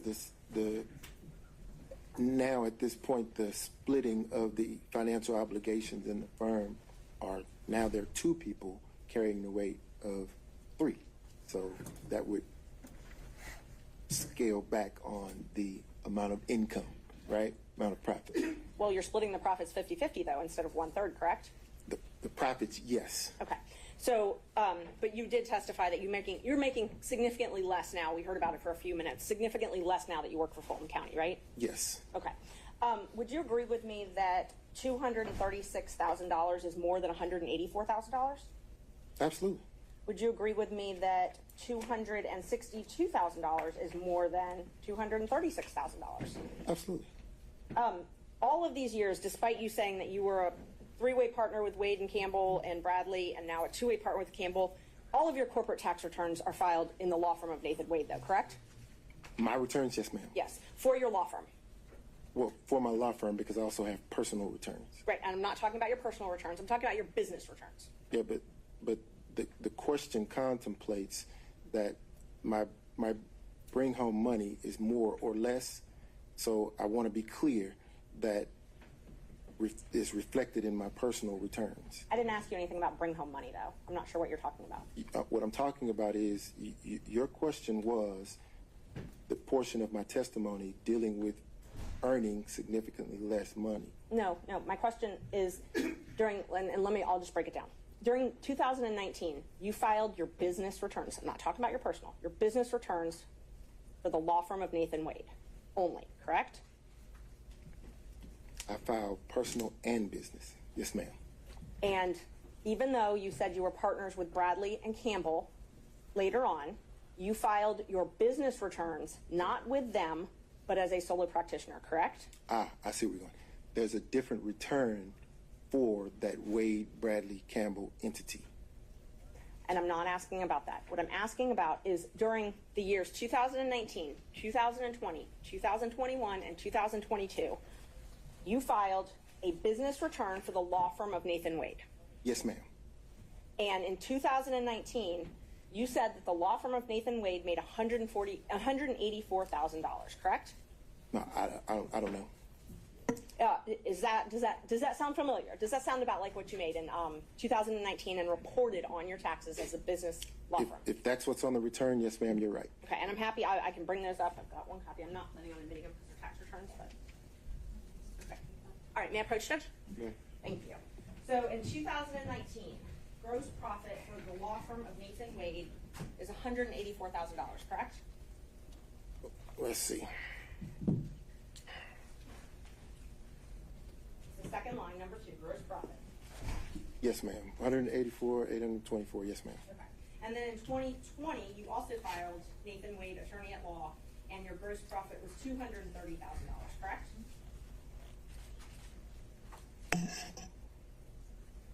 Yes, ma'am. And in 2021, you also filed as a solo Nathan Wade PC attorney at law, and your gross profit was $236,000, correct? Yes, ma'am. And then in 2022, you filed as a solo practitioner Nathan Wade, and your gross income was $262,000, correct? Yes, ma'am. Okay. I'm not going to end the business. We've got your position. But nowhere in these documents do you document that you received cash payments from Ms. Willis, correct? I don't. I hadn't looked through them. I would be surprised if there were something in there that said that. Do you want to look through them? Listen to the answer. I'd be shocked if there was something in there that said that I received some cash from Miss Willis. Okay. But there is itemized expenditures for travel in here. You did itemize that. I didn't itemize anything. My Your accountant itemized it. I hope so. But you're responsible for your taxes, even if your accountant files them, right? I agree. And so you itemized your expenses for travel on all these documents, but you did not itemize. You didn't put anything in there about you being reimbursed for half of that travel. Well, those are business returns. Yes, you used your business card to pay for the travel, right? But I wouldn't put a personal expense on a business return. But you used a business card to pay for these personal travel. I use a business card to pay for everything. And what I do is turn over the statement to the accountant, and the accountant then says, okay, this expense, that's personal. We'll put that over here. This expense, that's business. We'll put that over here. And they reconcile it. Okay. So you wouldn't find a reimbursement from Ms. Willis on a business return. Okay, so they're not anywhere there. Nor would you find, well, go ahead. No, I'm just asking. So there's nowhere for any of that cash to be reconciled there, right? On the business returns, no, ma'am. Okay. We talked a lot about the financial affidavits. I know the state asked you a couple questions about them. You filed one in 2022. In that one, you stated that you only had $5,000 in cash, correct? I believe you. Yes, ma'am. That was sworn under oath? At the time of the filing, yes, ma'am. Okay. And then in January of 2024, you filed another one that also swore that you only had $5,000 in cash, correct? At the time of the filing, yes, ma'am. Okay. So in 2022 and 2024, you only had $5,000 in cash? At that time, yes, ma'am. At that time? And then you also, all of those interrogatories, I'm not going to go through them in painstaking detail, but every single interrogatory you filed, there are 4 of them, all verified ones. Every single one, you said you didn't have any cash stored in a safe, a safety deposit box, or any other location. Plaintiff rarely carries cash. If plaintiff does carry cash, it's a nominal amount, correct? That's correct. Okay. So we've got what? 2021, you said you don't have cash. 2023, you said you don't have cash. Again in 2023, you said you don't have cash. And then in 2024, you don't have cash, right? So you're assuming that I received the cash and I stored it. I received the cash and I saved it. Well, you didn't put it in the bank, right? What's wrong with receiving the cash, Ms. Merchant, and spending it? Nothing's wrong with it, but So you didn't put it in the bank. that would contemplate why the response is what it is on the interrogatories. So you spent the cash. That's because before, when it was asked, you said you didn't want to disclose where the cash was.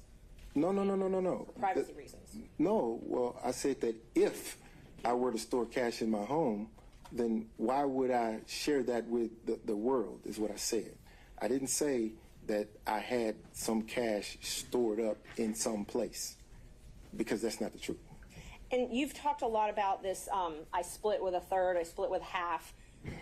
From the check you received from Fulton County July 15th, 2022, so all the way back for July 2022, not a single check that you've received from Fulton County has gone into a joint banking account. Every single check has gone into your own personal banking account, correct?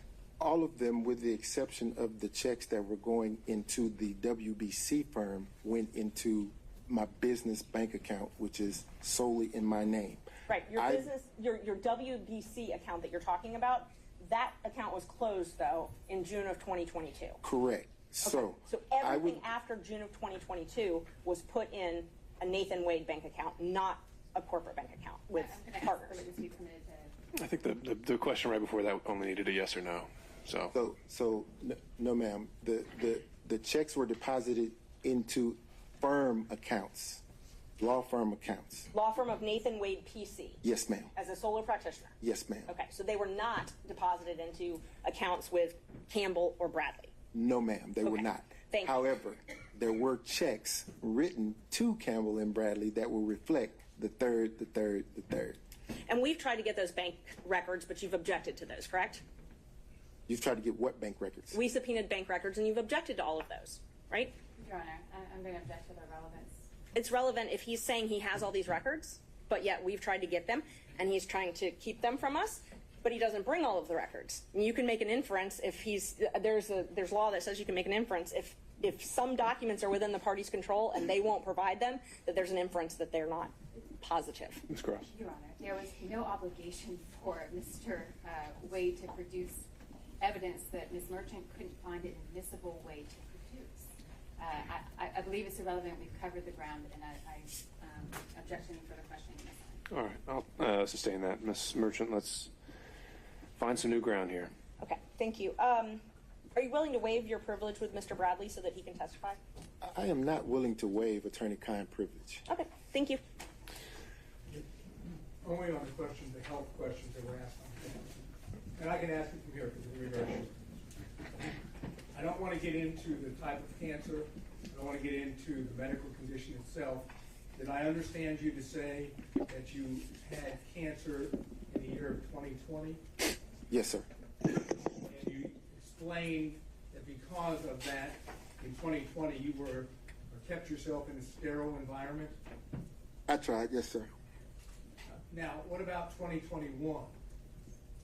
2021, just focusing on my health, trying to get back to myself. You remember I asked you some questions about Hateville? Yes, sir. And the condo? Yes, sir. And you indicated that prior to November 1st of 2021, you had spent time at the condo, the Hateville condo? Yes, sir. With Miss Willis, right? Yes, sir. And with someone else? You said Miss Yurty? Miss Yurty, yes, sir. Okay, so you were not concerned, that was not a sterile environment, was it? Are you inferring that Miss Yurty and D.A. Willis is not sterile? Of course it's a sterile environment. It's a condo. But don't you remember then I followed up and said, where else might you have been to show your cell phone records from Hateville? And you said, the airport, right? Not a sterile environment though, the airport, you agree? It is not. Okay, what about restaurants? Not a sterile environment, right? They are not. And the Porsche, you said something about a Porsche what? The Porsche experience. That doesn't sound very sterile to me. Is that a sterile environment? Well, you're inside of your vehicle. Yeah, but don't you mingle with others? You can. Yeah, and you were doing all that in 2021 before November 1st. That's what you testified to, correct? Yes, sir. So there's no reason why you couldn't be dating in 2021, is there? You mean 2020, Mr. Sadow? No, I said 2021. All right. Correct? Dating? No. No reason. No reason. Got it. Thanks. All right, Mr. Gillen? Okay. Mr. Stocks? Stockton, excuse me.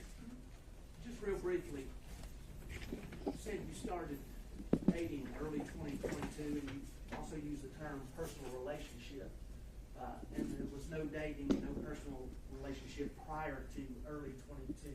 Is that correct? Help me understand. I want to make sure I answer you. So let's be clear. 2022 was the start of any intimate sexual relationship with the district attorney. Okay, and that's what I was wanting to Okay. make clear. In your affidavit, you used the term personal relationship. Got it. Today, you've used the term dating. And your testimony today is that includes the term basically physical or sexual or intimate relationship. Is that correct? Yes, sir. And there was nothing, according to your testimony, there was none of that prior to early 2020. That is correct. That's all I've got, Judge. All right, not seeing anyone else. Ms. Cross, any redirect? All right, Ms. Merchant, can this witness be excused?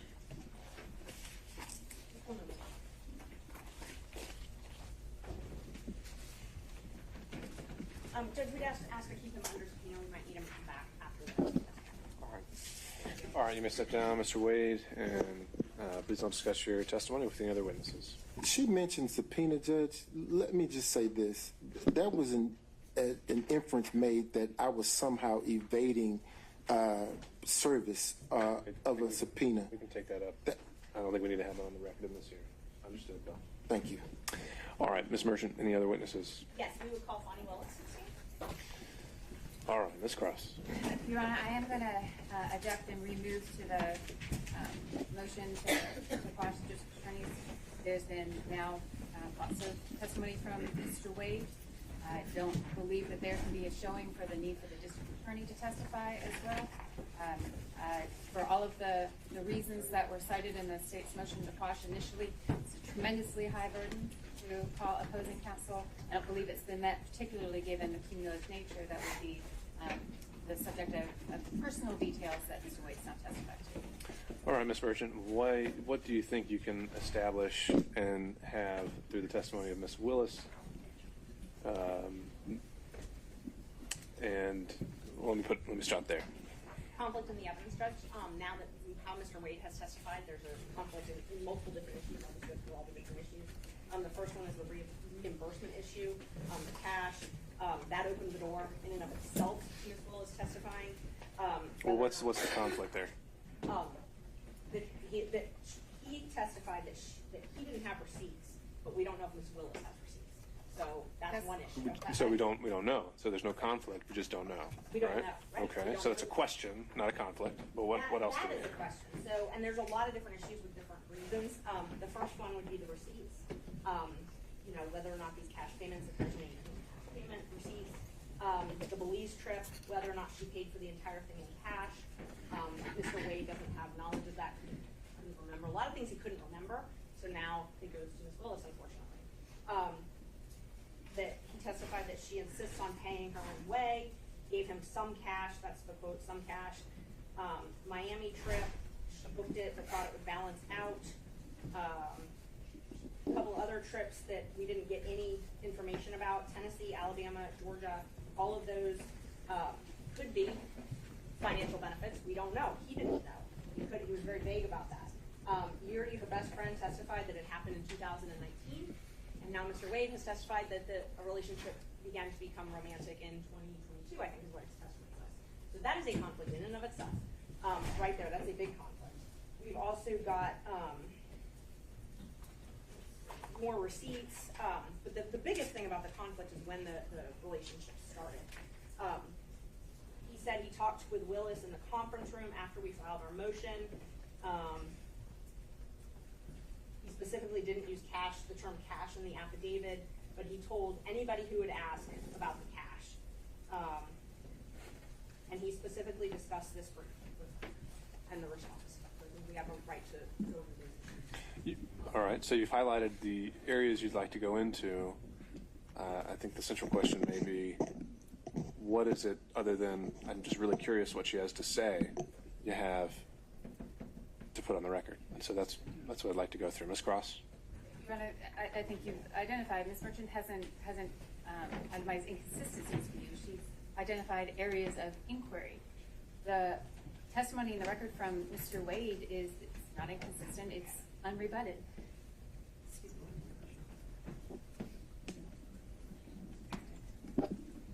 me. And so that I don't believe, given the testimony of Mr. Wade and the extent of the questioning of him, that there is any reason at this point to go into the district attorney herself. Again, I know the court's read all the pleadings. It really is such a compelling need, is the language of the case law, a compelling need to call opposing counsel. Given the record that's now before the court, I don't believe it's been Your Honor, Mr. Dorn, very briefly, Ms. Willis needs to testify. Her best friend or good friend has directly contradicted the declaration that was made by Mr. Wade attached to the government's response. And it wasn't just the declaration of Mr. Wade, it was filed by the district attorney by and through her assistants here. She owns that. And so that affidavit is owned by her, and there are deep concerns that that affidavit is false, and that Ms. Willis knew it was false, and that she needs to come in here if she wants to tell us about the cash. First time we've heard about the cash, oh yeah, we got cash. Don't have any deposit slips, don't have any record of it. Maybe Ms. Willis can say, here, all my records where I paid $10,000 in cash back to Mr. Wade. We need to know that. Also, Ms. Willis's financial disclosure. Let's not forget that.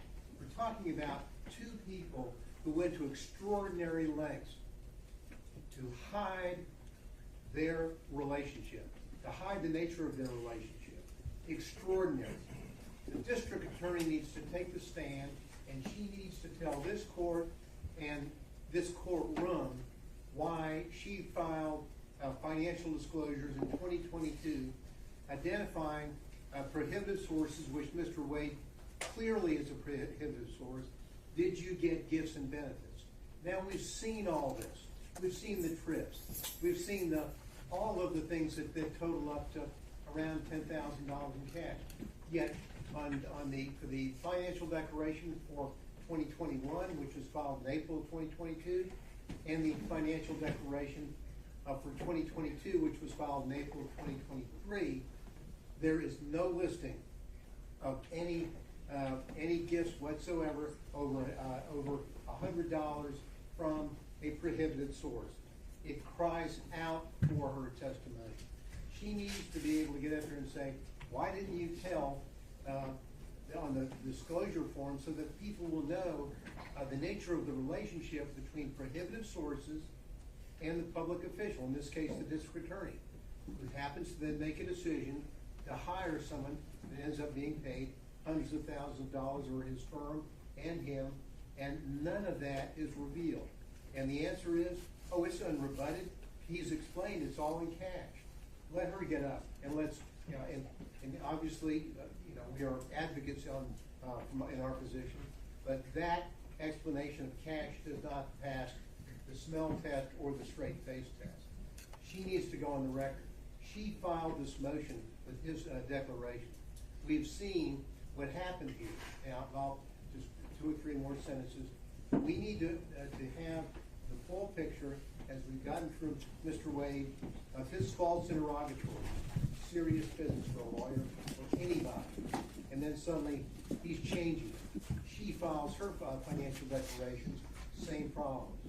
We need her in here to go over all of this and to explain exactly what happened. So we would ask the court that the court allow Ms. Willis to be called and interrogated on these matters. And I would too, Your Honor. Just a moment, Ms. Willis. So, Ms. Cross, I don't know if you want to speak with Ms. Willis now. It's sounding like maybe they're withdrawing the objection to the motion. I believe the motion to... Or does Ms. Willis want to take the lead here? We'll withdraw the motion to quash Ms. Willis. Based on the... I'm ready to go. Okay, so the position of the district attorney at this point is that she's no longer contesting the subpoena. Ms. Merchant has called her as the next witness.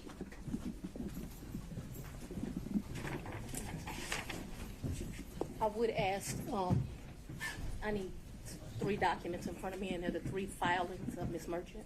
3 filings.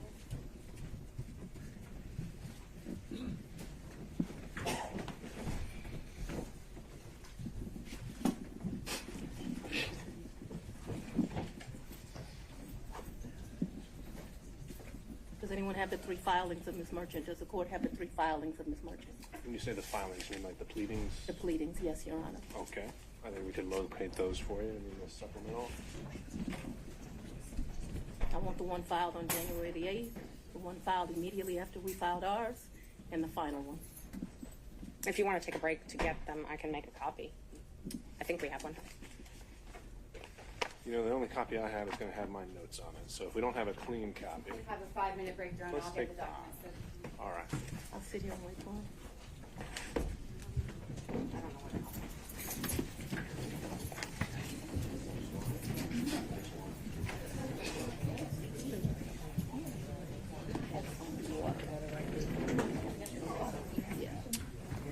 And who's did we elect someone who's actually making the copy?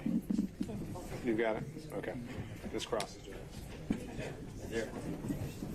I can.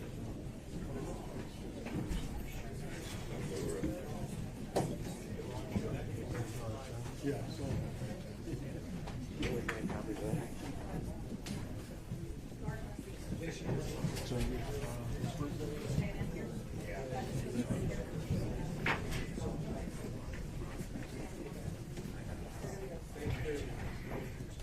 Give it tissue.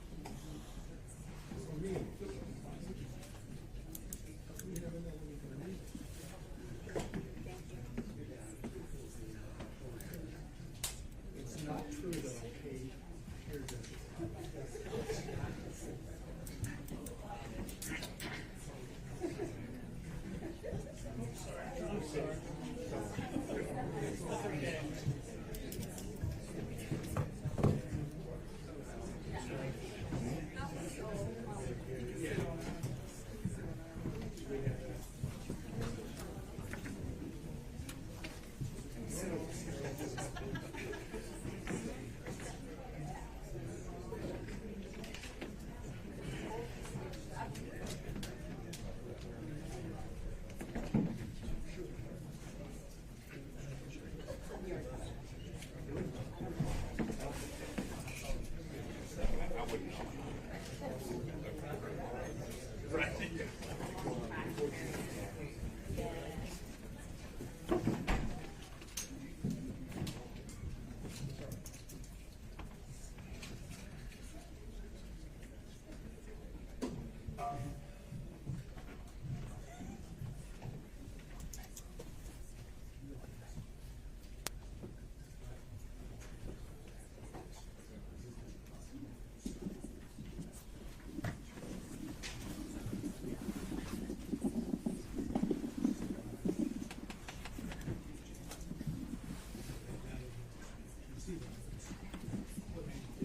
Thank you, Your Honor. I appreciate the courtesy. They should be here in just a second.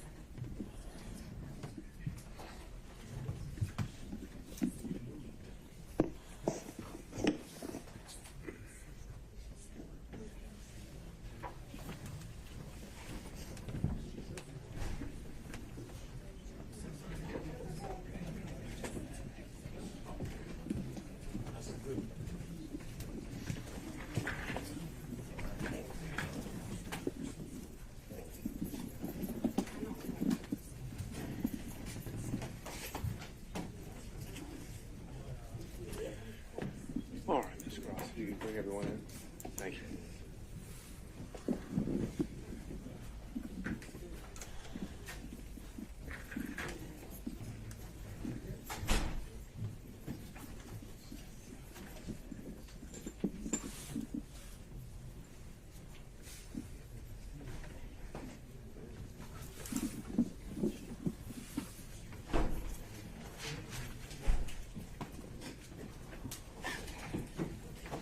Do you swear me, Your Honor?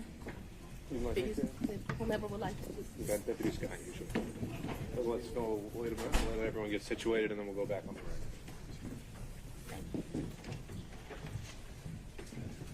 Sir, do you have like tissue in here?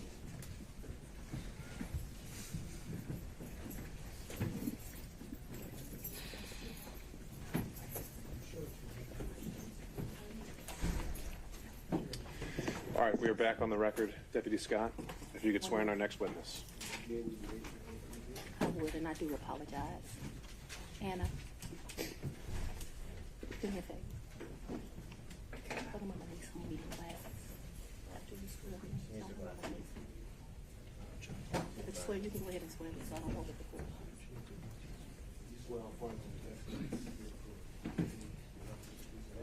Yes, sir. District Attorney Fani, F-A-N-I. Last name is Willis. Ms. Willis, how did you know to come into the courtroom right then? There were people I was pacing in my office. Okay. And I heard someone yell, his testimony is done. It only made sense to me that I would be your next witness. And I've been very anxious to have this conversation with you today. Okay. So I ran to the courtroom. So as soon as you heard that Mr. Wade was done testifying, that's when you just assumed you would be the next witness? It only makes sense. Did you listen to any of the testimony? I've been in my office pacing, ma'am. Okay. Did you listen to any of the arguments? I did hear the arguments this morning. It's ridiculous to me that you lied on Monday, and yet here we still are. And I did listen to that argument. All right, so that was it, just the argument, no testimony. Right, I listened to the argument this morning where Adam Abadi, I thought, did an excellent job pointing out how dishonest you were with the court on Monday. And I'm actually surprised that the hearing continued, but since it did, here I am. Great. So let's just talk about what you did in preparation for today. Did you meet with Mr. Wade at all? Once the motion was filed, did you meet with Mr. Wade and talk to him about the motion that I filed to disqualify you? On January, this first January motion? Yes. I don't know if you could say talked about. I probably had some choice words about some of the things that you said that were dishonest within this motion. So I don't know that it was a conversation. As you know, Mr. Wade is a Southern gentleman. Me, not so much. Okay, but my question was, did you have a conversation with him? I didn't have a substantive conversation. You did not? I read this motion, skimmed it more so, and I've probably said some choice things to him about some of the lies they were told. Okay. And then printed in the media because You know, we used to be in a day and time where you had 60 Minutes and people did stories and they verified information, and you had this great reporting. But it seems today that a lawyer writes a lie and then it's printed for all of the world to see. Well, I just want to make sure that you answer the question I asked, though. So my question was... I'm going to object. Been asked and answered. Overruled, Mr. Abate. I told you what happened. I read the motion. I am sure I told him what my opinion of it is. Okay. And past that, we had no substantive conversation. You did not. Okay. Is there something you didn't understand? No, I just wanted to make sure that Okay. you did not have a meeting with him in the conference room to discuss the motion. Next question, No. Ms. Merchant. So in the conference room of my office, within this week, you produced some financial document. That financial document was given to me, something, and I'm not even sure who was giving it to him by me or Mr. Abadi gave it to me. And I think he showed me a document in our conference room. But as far as a substantive conversation, I don't believe I've had any conversation with him that is substantive related to this. Okay. I have had conversations with him since you filed the motion, but they wouldn't be substantive to this. He sent me very nice sermons that have been done. And so we've had conversations about, did you listen to that sermon? You know, things of that nature. And I would say they were in relationship to this because I think he did it to be kind. Okay. Let's start back in 2019. Yeah. So you and Mr. Wade met in October 2019 at a conference? That is correct. Okay. And I think in one of your motions you tried to implicate I slept with him at that conference, which I find to be extremely offensive. I stayed at that conference. Mr. Wade was my teacher. I did not meet him when he taught the class. I was standing outside talking to Lisa Reeves, who is a judge. Me and her were just having a conversation. Mr. Wade walks up. I think they hug each other. They have some brief conversation. She introduces us. Your Honor, I'm going to object. We kind of thought that when you asked the question, you didn't answer the question, not a speech, so I object to the speech. I agree, I'm Judge. able to explain my answers. I believe she's able to explain her answer. And that's Ms. Merchant, that's okay. I can handle it. Ms. Willis, I'll ask you just listen to the answer, or excuse me, the question, and keep the answers confined to the question as best you can. I think you'll have more than enough ample opportunity on when the state is Well, able it's to ask highly follow-ups. offensive when someone lies on you, and it's highly offensive when they try to implicate that you slept with somebody the first day you met with them, and I take exception to it. All right. Well, Ms. Willis, you'll have the opportunity to explain all of that when it's the state's turn to ask more open-ended questions. Yeah. Ms. Merchant. Thank you, Judge. So again, my question was, you all met at that conference, though, right? We did. The meeting, Okay. as I stated, he taught the class. I did not actually meet him when he taught the class. I walked out of the class, and I'm not sure if it was that exact class or we had went to lunch, but we were standing in the vestibule, like outside of the class. Me and Judge Reeves were having a conversation. She had worked at a law firm I worked at back in 1996. We're getting way afar. I mean, I don't mind her explaining her answers, but I literally just asked if they met at that conference. She's explaining how she met Mr. Wade, which was exactly the question asked by Ms. Merchant. These answers are more than appropriate. Ms. Merchant, if you want more concise answers, perhaps you could lead the witness. I will. Thank you, Judge. Isn't it true that you met Mr. Wade October 2019 at the judges conference? We haven't gotten to the point where Ms. Willis should be treated hostile in this situation. I think we But have. I'm very much want to be here, so I'm not a hostile witness. I very much want to be Not here. so much that you're hostile, Ms. Willis. It'd be an adverse witness. Your interests are opposed to Ms. Merchant's. Ms. Merchant's interests are contrary to democracy, Your Honor, not to mine. All right, let's Judge, proceed. I would just ask that we can keep things moving. Ms. Merchant, next question, please. Okay, so we've confirmed when you met.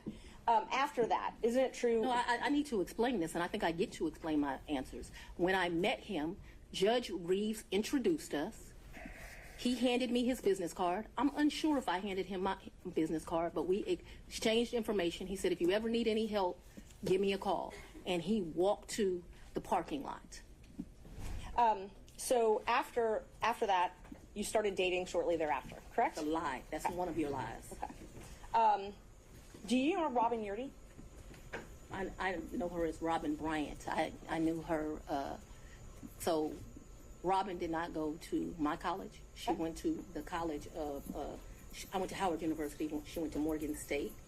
I met her through some people I knew. In college, we hung out a bit. not much because she was in Baltimore and I was in Washington, D.C., but we hung out a bit. After college, I lost contact with her. I probably didn't see Robin again until maybe 7 or 8 years ago, a chance meeting here in Atlanta, but we did not have a consistent relationship from when I left college and came to Emory Law School here in Atlanta. But 8 to 10 years ago, just by happenstance, I ran into her. So and she was in Atlanta. You have been friends with Robin for 30-something years. Did you hear my answer, madam? Yes, and I'm asking if you've been friends with her for 30-something years. I've known her for 30-something years. We certainly hung out and partied together in college. She was from the D.C. area. She would come home, we'd party together. Wasn't close, but she was certainly in the girlfriends that party together. And then, like I said, I ran into her about 10 years ago in Atlanta, Georgia. But we didn't talk throughout that time period. I didn't see her. I didn't even know where she was.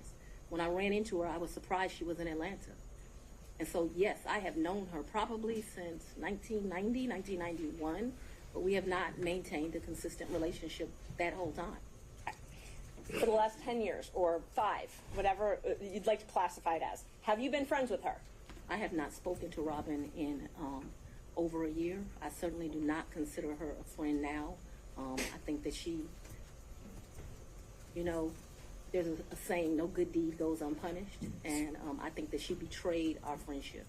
So let's narrow it down, the timeline now. So my questions are going to be from the time period of 2019 until she no longer was employed for you, the last time you all talked. So all of my next questions are just focused on that time frame, okay? Yes, ma'am. Up until she left your office. Yes, ma'am. During 2019, you all were friends, correct? Yes, we knew each other in 2019. During 2020, you all were friends, correct? We were friends during that time period. During 2021, you all were friends, correct? Yes. Okay. And such good friends that when you needed a place to stay, you asked her if you could take over her lease. That's a lie. You did not move into her apartment? I or her did, but condo? that's not the way you characterize it is wrong. I asked if you could take over her lease. I did not ask if I could take over her lease. Did you move into her apartment? I moved into her condo in April of 21. But the circumstances around that were that Robin met her husband. They wanted to move into another and separate place. She wanted to get rid of her condo. My father was living with me at the house. Because of this case and because of my stance on gangs, my life was being threatened regularly. My father urged me to leave our home. At the same time, as luck would have it, Robin wanted to give up her lease because she wanted to move in with this new man she met, who eventually became her husband.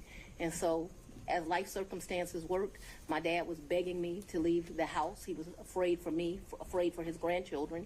She wanted someone to take over her lease so that she didn't, have to pay a fee or get abandoned. And so, I don't remember when, but probably March or April of 21, I moved in and take over her lease. And did you pay her or did you pay the leasing agent? No, I don't even know who the leasing agent was. I paid her. You paid her. Did you pay her cash or did you use a card? There were some times that I would give her cash, but mostly I paid her via Cash App. That would be the most convenient thing.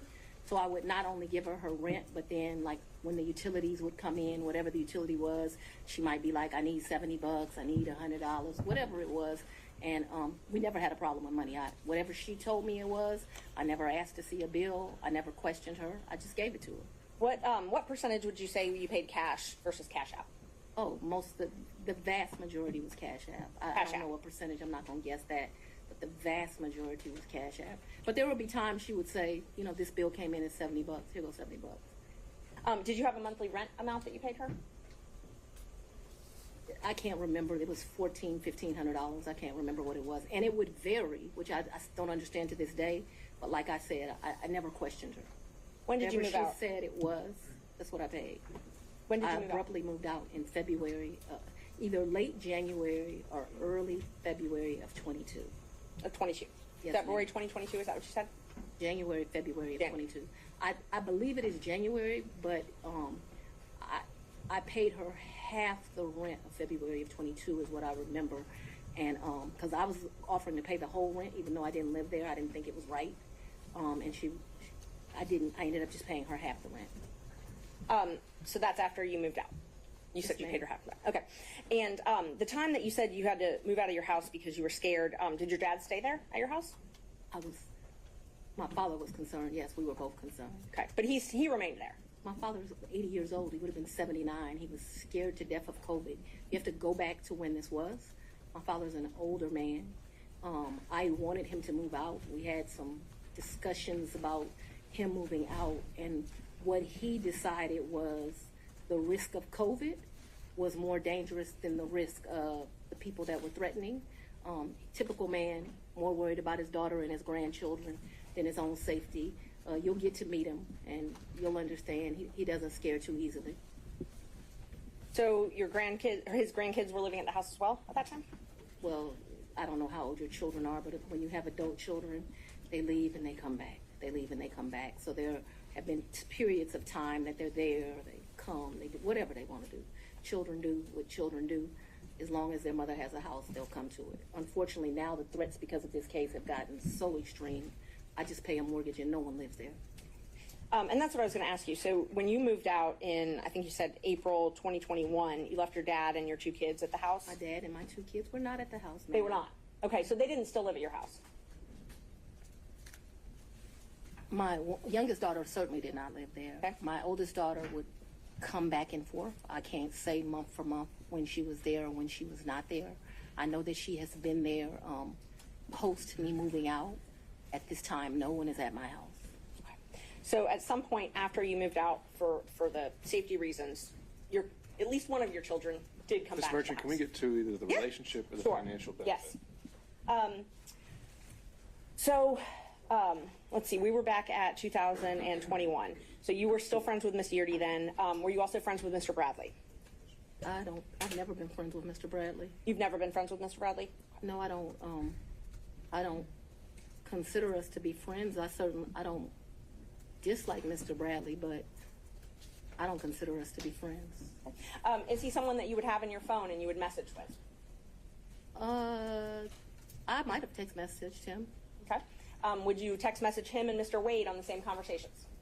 I don't recall doing that, but if it happened, it wouldn't surprise me. Okay, so that wouldn't surprise you, the three of you. Okay. How frequently would you think that the three of you would have texted? Not very. I wouldn't think very often, but you're asking me to recall.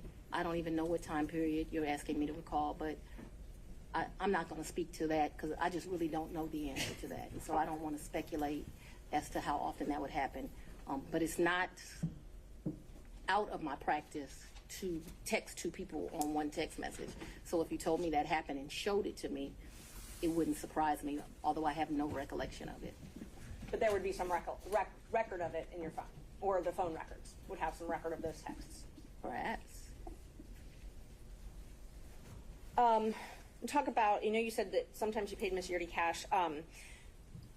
When you went on vacation with Mr. Wade, let's just go one by one. Let's start with the first one. What's the first time you went on vacation with Mr. Wade? I think the first time we went on vacation was around April of 22, and a vacation is a stretch, but I'm trying to be comprehensive. I recall April of 22. His birthday is March the 18th. So that would have been his 49th birthday. I took him to Tennessee for the day. I think we went to a museum. I think we might have stayed the night. I'm not sure. But, Tennessee's kind of hard to call a vacation, but I just am trying to be inclusive. And like I said, I know it wasn't more than a day. So you didn't spend the night? I think that we did. That's what I'm telling you. I think that there's a possibility that we stayed that night in April of 22. Who paid for the hotel? I think I did. It was his birthday. And would you have used a credit card? Probably, maybe a debit.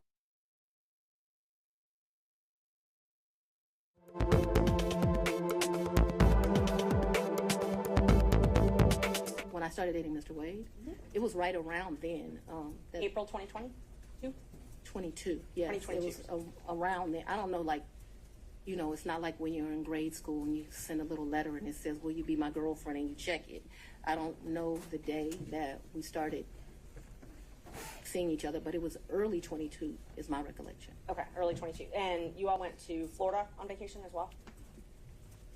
I don't recall going to Florida on vacation with him. You never went to Florida with Mr. Wade? When we went to get on the cruise ship, we went to Miami. Okay, that's the only time that you went to Florida with him? I think we went to Miami and spent the night. That's my recollection. Okay. I think we spent one night so that we wouldn't miss the ship. That's my recollection of our Who paid for that hotel? In Miami? Mm-hmm. I don't remember that. And how'd you get to Miami? We would have flown. And we've done that, so that I'm clear, we've done that twice. I think one time we stayed, and I honestly can't tell you, did we stay when the ship left or did we stay when the ship came back? I also can't tell you, so there's 2 cruises out of Miami. There's one that's in that October time period that was with his mom. And then there was another that was a New Year's Eve trip. I know I paid for the New Year's Eve trip because the tickets were $697 each. And I thought this is ridiculous that the tickets are $700 to go to Miami. But when you travel during New Year's Eve, you know, they get you. So let's just back up and talk about the first time that you went to Florida with Mr. Wade. That was the time that you said you stayed in Miami at the hotel the first night? That's the time I told you I am not sure. So I'm not sure of 2 things. So I want to make sure that my testimony is clear. I'm not sure if we stayed in Miami on the October trip. I'm not sure if we stayed in Miami on the December trip. I just can't remember that. And I also don't remember, so that the record is clear, I don't remember if the necessity was as we got on the ship or we got off the ship. But I do remember there was a night spent in Miami because either whatever. I don't remember. But I think that there was a night spent in Miami. That cruise is the one that you took in October, right? Ma'am, if you have something to refresh my recollection, I'm intentionally trying to not be difficult with you, but I don't want to make up something. Right. I know that on one of those 2 trips, we stayed in Miami. I am not sure right now. You're asking me about. Oh, I'm sorry, you misunderstood. I was not asking you which night you stayed in Miami. I'm asking if you took a cruise in October 2022 with Mr. Wade. Yes, and his mom. And his mother. That's what I was asking. Yes. Is that the first time you met his mother? Yes. It was on that cruise, and that was Royal Caribbean, I believe?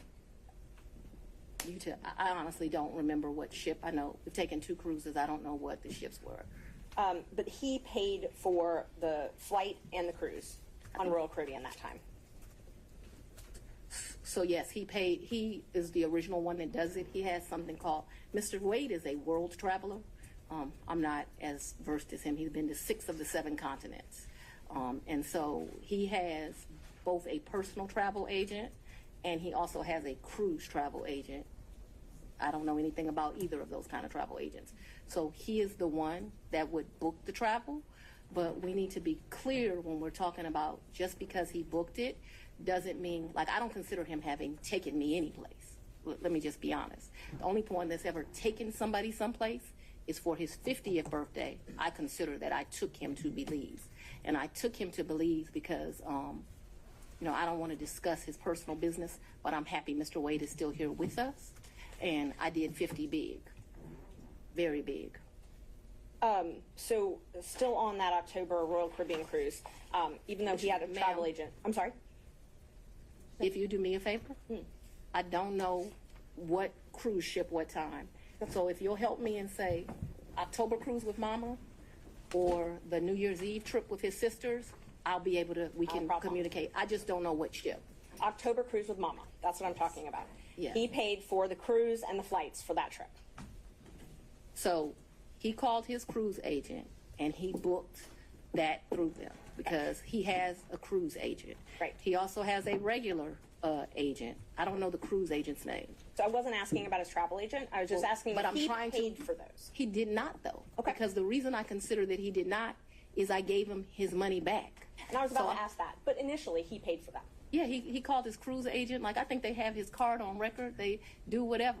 Okay. So initially, he paid for the cruise and the flight to Miami and the Royal Caribbean cruise. And my understanding of that October cruise is like it was a package the lady did for him. Okay. And I'll get to the reimbursements and all that. I'm just trying to confirm he paid for the flight and the cruise in October. And I think that when you say things that way, I want this record to be abundantly clear that he calls his travel agent, he calls his cruise agent. They do whatever he tells them. He's like on a first name basis with these people. They do it. and then he tells me how much it is, and I give him the money back. I don't, just like you're asking me about the money with Robin, I don't do my friends like that. So if you tell me it's a G, then you're going to get $1,000. Whatever it is, I didn't ever make him produce receipts to me. Whatever he told me it was, I gave him his money back. Isn't it true that he paid for the cruise and the flight on his credit card? I'm not asking about reimbursement or after. He used his credit card to buy the cruise and buy the flight, correct? I have no idea how he paid for it, if it's a credit card, if it's a debit card, but certainly he called his cruise agent. You know, like how many people have a cruise agent? He calls his cruise agent, tells them where they want to go. They tell him what's booked. And you have to remember, he paid for, that initial was me, him, and his mother. And then after that cruise, you all flew to Aruba and spent a couple days in a hotel there, correct? Right, and his mother was not happy He that we left her initially behind. paid for that. He initially paid for that. For Aruba, yes, ma'am. So let's talk about both of those. I know he initially paid for it. Did you pay him back? For the cruise and for Aruba, yeah, I gave him his money before we ever went on that trip. You gave him cash before you ever went on the trip? Mm-hmm. Okay. And so when you got cash to pay him back on these trips, would you go to the ATM? No, lady. You would not go to the ATM? No. Okay. So Fulton County pays you direct deposit, I assume? Yes, Fulton County and the state of Georgia both pay me direct deposits. Okay. So the cash that you would pay him, you wouldn't get it out of the bank? I have money in my house. You have money in your house. So it was just money that was there? When you meet my father, he's going to tell you as a woman, you should always have, which I don't have, so let's don't tell him that. You should have at least 6 months in cash at your house at all times. Now, I don't know why this old black man feels like that, but he does. When we were growing up, my daddy had 3 safes in the house. So my father's bought me a lockbox, and I always keep cash in the house. Now, I don't do it to the degree that my father would do it, so he would probably be ashamed with me, but I always have cash at the house. That has been, I don't know, all my life. If you're a woman and you go on a date with a man, you better have $200 in your pocket. So if that man acts up, you can go where you want to go. So I keep cash in my house, and I don't keep cash as good in my purse like I used to. I don't go on many dates, but when you go on a date, you should have cash in your pocket. So my question was, where did that cash originally come from, if it didn't come out of the bank? Cash is fungible. I've had cash for years in my house. So for me to tell you the source of when it comes from, when you go to Publix and you buy something, you get $50, you throw it in there. It's been my whole life. When I took out a large amount of money on my first campaign, I kept some of the cash of that. Like, to tell you I just have cash in my house, I don't have as much today as I would normally have, but I'm building back up now. So you just put money in. It's a very good practice. I would advise it to all women. So you can't identify when you came into this cash or where the cash came from? I didn't say I couldn't identify it. No, nobody gives me anything. I am sure that the source of the money is always the work, sweat, and tears of me. What you asked me for is, when did the money go in there? What I am trying to tell you is, so I got divorced in 2005 from my husband. No, it's important. You said, where did the money come from? And I need to tell you where the money came from. And so for many, many years, I have kept money in my house. That money in my worst days has probably only been $500 or $1,000. At my best days, I probably had $15,000 in my house at cash. At all times, there's going to be cash in my house or wherever I'm laying my head. The money that you paid Mr. Wade, the cash, in October of 2022, you do not know where that money came from? I do know where it came from. It came from my sweat and tears. You know which job it came from? Did it come from Fulton County or did it come from a private job? It came from, what are you talking about? So it could have come from a private job because before I was DA, I was in private practice. So I earned money during that time period that's probably in there. You don't know could have, what do you mean I don't know where it came from? I understand the situation. We can move on. Okay, thanks. Same with Aruba. You don't know where that cash came from either, right? Ma'am, you are mischaracterizing my testimony greatly. I'm not going to allow you to mischaracterize my testimony. I know that I keep money in my house. The amounts of money I gave Mr. Wade, it was never that serious. I don't think I've ever handed him more than $2,500 in a reimbursement. So we're not talking about $20,000 in cash. I don't have $20,000 in cash right now. The most I ever gave him, I know I gave him $2,500 when we went to Belize, because we went to one hotel and then we went to a second hotel. That $2,500 I actually gave him while we were still in Belize. I know that the Aruba trip, the one that you described with his mom, I think I gave him about $2,000 for that trip, for like total. His mom went to Aruba with you? The Aruba trip. So I consider that to be one trip. So we got off of a cruise ship and then we went to Aruba, which is why I cannot remember is that the time that we had to stay in Miami to wait for the flight for Aruba. So I consider that one trip, but we didn't like come back to Atlanta and leave. We flew down to Miami. We got on a cruise ship. We spent a couple of days with his mama. We came back to Miami. When we came back to Miami, either that day or the next day, we flew to Aruba. We spent a few days in Aruba and we came back. That was really one trip. Even though we went two places, it was one trip. So let's talk about the California trip. Is that when you were moving your daughter out to California? When you all went, or did you have two trips to California? My daughter doesn't live in California. Did she ever live in California? I'm not discussing to you the location of my child. So how many times did you go with Mr. Wade to California? Once. And you all stayed in Napa Valley and he paid for the plane tickets and the hotel? He paid for the plane tickets and the hotel. And what did you pay for on that trip? I gave him much less cash that time, probably $400 or $500, and then I paid for a bunch of stuff. I think we did 2 different wine tours that you do, which are pretty expensive. I think I bought him, he likes wine. I don't really like wine, to be honest with you. I like Grey Goose. I bought him a bottle of wine while we were there, and the sippings that you do. I can't remember how many, like 4 or 5 different places you go. I remember we went to this place that they do pairings. That was the most expensive thing that I think that we did while we were there. So they would pair, champagne, chocolate, and caviar. It was a 3, and it was like 3 different things: Sweden, Russia, someplace else. I'll make that up. But that was the most expensive thing we did that trip, and I paid for that. You pay cash for us doing that? Mm-hmm. Yeah, I think that trip did not cost me a lot of money. I might have took like $750 in cash on me because we weren't gone very long. I'd only asked if you paid in cash. I don't need to know the amounts. When I travel, I always take cash. And is the cash that you keep in your house, or do you keep it at the condo that you were living in?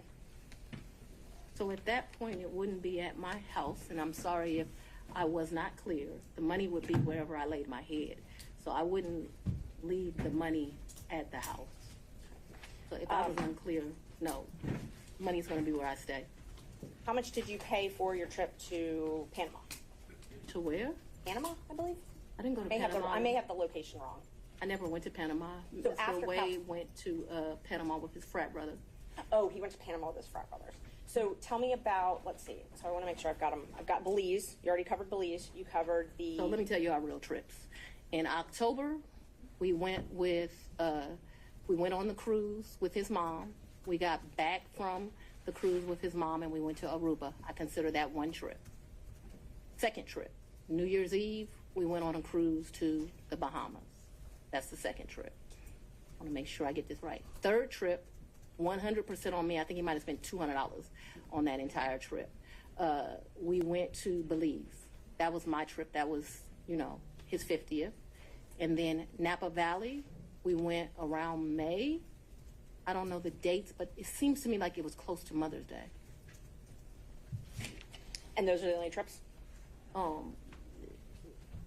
So that the record is complete, I can remember one time driving to, where were we? South Carolina, and we met my sister for lunch with her man. When was that? I don't know, but we didn't stay the night there. But I guess people would consider that a trip if you drive somewhere and you come back. That was insane because it was like 5 hours to drive.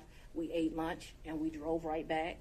I can remember driving to some little town in Georgia. I don't even know where I was. I had never been there before or after. There's some boat you can get on over to, and there's like a slave thing, if that gives anyone any reference. We didn't do that. I remember doing that. I remember driving one time to Charlotte. We had lunch with one of my very close girlfriends. And again, we drove to Charlotte, met my girlfriend for lunch, and drove right back. So that's a trip. We didn't stay the night there, but I just want to be complete in my testimony. We drove someplace, had lunch, drove back. I don't remember another driving someplace distant for lunch and coming back to Charlotte to see a girlfriend, to meet my sister in South Carolina. We went by ourselves when I told you about that remote place in Georgia. We could have driven someplace else and had lunch and came back, but that's all that comes to my recollection right now. There could have been another place we drove and had lunch. My security team was very clear to me. I'm not to be out and about in Atlanta without them. And so for me to do something just very normal that a normal person would get to do if they weren't prosecuting this case, I got to drive 4 hours to do it. And that's what I was going to ask you. Your security detail, did they take you to and from your house? So I haven't been able to enjoy my home. Condo, I'm sorry. Since March of where you lay your head? Did they take you to and from where you lay your head? 99% of the time. Would they take Mr. Wade to and from wherever you laid your head? That has never in the history of ever happened. Ever, okay? Your security team has never taken him? From my house? That's a lie. I'm asking if they've ever taken him anywhere. And I'm telling you that that's never happened. So your security team has never taken Mr. Wade My security team has never taken Mr. Wade from any place where I have lived and brought him here. Never. Not once. Not ever. Have they ever taken the two of you together? To where? Anywhere. We've left this building and gone to lunch, but I go to lunch so rarely that is a very rare occasion. I am sure, and let me be clear, it wouldn't just be Mr. Wade. So I'm sure my security team has taken me to lunch. Probably been a time I've left here 7 o'clock, gone to get something to eat. And I don't even know that they would have taken him or if he would have driven himself, but they've taken me to do that. But we're talking very few, very far in between. Most days I don't even eat lunch. And when I do, it's because my assistant has heated up some bag, something, and I eat through meetings and eat in my office. It's not a practice of mine to go to lunch. During the time period that you were dating, would your security team ever take you two together anywhere? No. Never? If there was a lunch that occurred that I just described, if there was a meal that occurred that I just described, anything outside of that, and it needs to be very clear. Not often. Once, twice. Because I want to be over-inclusive, I'm saying once or twice. I'm not certain that it happened, but I'd rather be over-inclusive with you. So your office objected to us getting Delta records for flights that you may have taken with Mr. Wade. And, no, look. I object to you getting records. You've been intrusive into people's personal lives. You're confused. You think I'm on trial. These people are on trial for trying to steal an election in 2020. I'm not on trial, no matter how hard you try to put me on trial. So my question was, do you have any problem? I object to getting any personal records of mine. We're not dealing with privilege through a witness. And I'm not, no, I'm not dealing with privilege. What we had offered to put them in camera for the court to review, and I just want to know if she has any That's problem. not something you deal with a witness.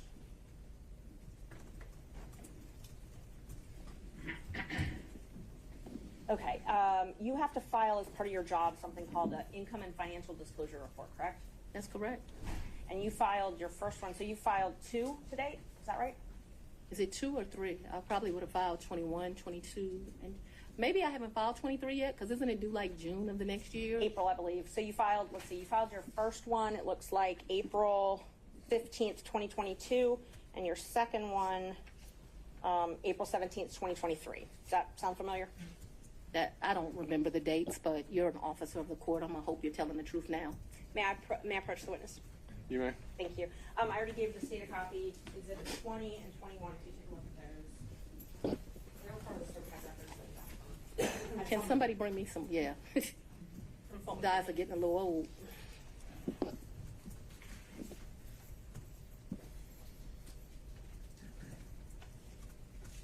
Yes. Okay. Yes, so ma'am. Those are the ones that you filed. This looks like me for sure. Yes, ma'am. Yes, ma'am. Judge, we'd move to admit 20 and 21. I think you need to delineate which one's which 20 one's which. is 2021, so it accounts for the time period, Your Honor, January the 1st, 21 through December the 31st, 2021. That is Defendant's Exhibit 20. Defendant's Exhibit 2021, it accounts for the time period January the 1st, 2022 through December the 1st of 2022. All right. Any objection to Exhibits 20 and 21? Nope. Sorry. From other counsel? Admitted without objection. Yeah. When did your personal relationship with Mr. Wade end? Our personal relationship ended in this year. So let's be very clear so that we don't mix words. I don't want to mix words in here. Mr. Wade is my friend right now. Mr. Wade, I would say, has been my friend since 2020. I think he started out as like a mentor and a professional colleague. He became my friend and somebody that I really respected. I feel very indebted to Mr. Wade for taking on the task of this job. And he is certainly my friend and one of the people that I respect the most. So if you ask about a personal relationship, I consider myself to have a personal relationship right now, Mr. Wade. I consider myself to have a personal relationship with Anna Cross. I consider myself to have a personal relationship with Mr. Abadi. I consider myself to have a personal relationship with Andrew Evans. Okay, let me just clarify that. I have a personal relationship with him as we speak right now. I don't think that's what you're asking. I think that's what you're asking. When did your romantic relationship with Mr. Wade end? Did it end? Me and Mr. Wade, we are good friends. My respect for him has grown over these 7 weeks of attacks. We are very good friends. I think, but for these attacks, it would have been a friendship that, as life goes, you would have stopped having. I think that you have cemented that we'll be friends till the day we die. Let's. Could we just have an answer to the question? I can handle Mr. Seda. Let's have it. She asked about a personal relationship. She asked when the romantic relationship ended. That's the question. It's sometime in, I'd say late summer of 2023. So I don't believe me and, this is what you're really asking about. This is the salaciousness of all of this, right? No, I'm just asking about your romantic relationship. When you stopped dating. I think that me and Mr. Wade, so he's a man. He probably would say June or July. I would say we had a tough conversation in August. So that men in relationships at the end of physical intimacy, women in relationships when that tough conversation takes place. And when did he come to, I guess, the condo? I'm not sure what you called it, condo apartment. Would he come and stay at that condo or visit you there? I'm sorry, visit you there. What condo, what apartment? I want to be clear. So not your house. I know you classified one as house and one as condo, so I'm trying to use those terms. So but there's been more. See, what you don't understand is because of this case, I got to move. And so I Ms. Merchant, if you could ask a more precise question. Yes, please, give me the time period. Mr. Wade visits you at the place you laid your head. When? Has he ever visited you at the place you laid your head? So let's be clear, because you lied in this. Let me tell you which one you lied in. Right here. I think you lied right here. No. This is the truth, Judge. And it is a lie. It is a lie. Ms. Willis? Mr. Sena, thank you. We're going to take 5 minutes. Be back in 5.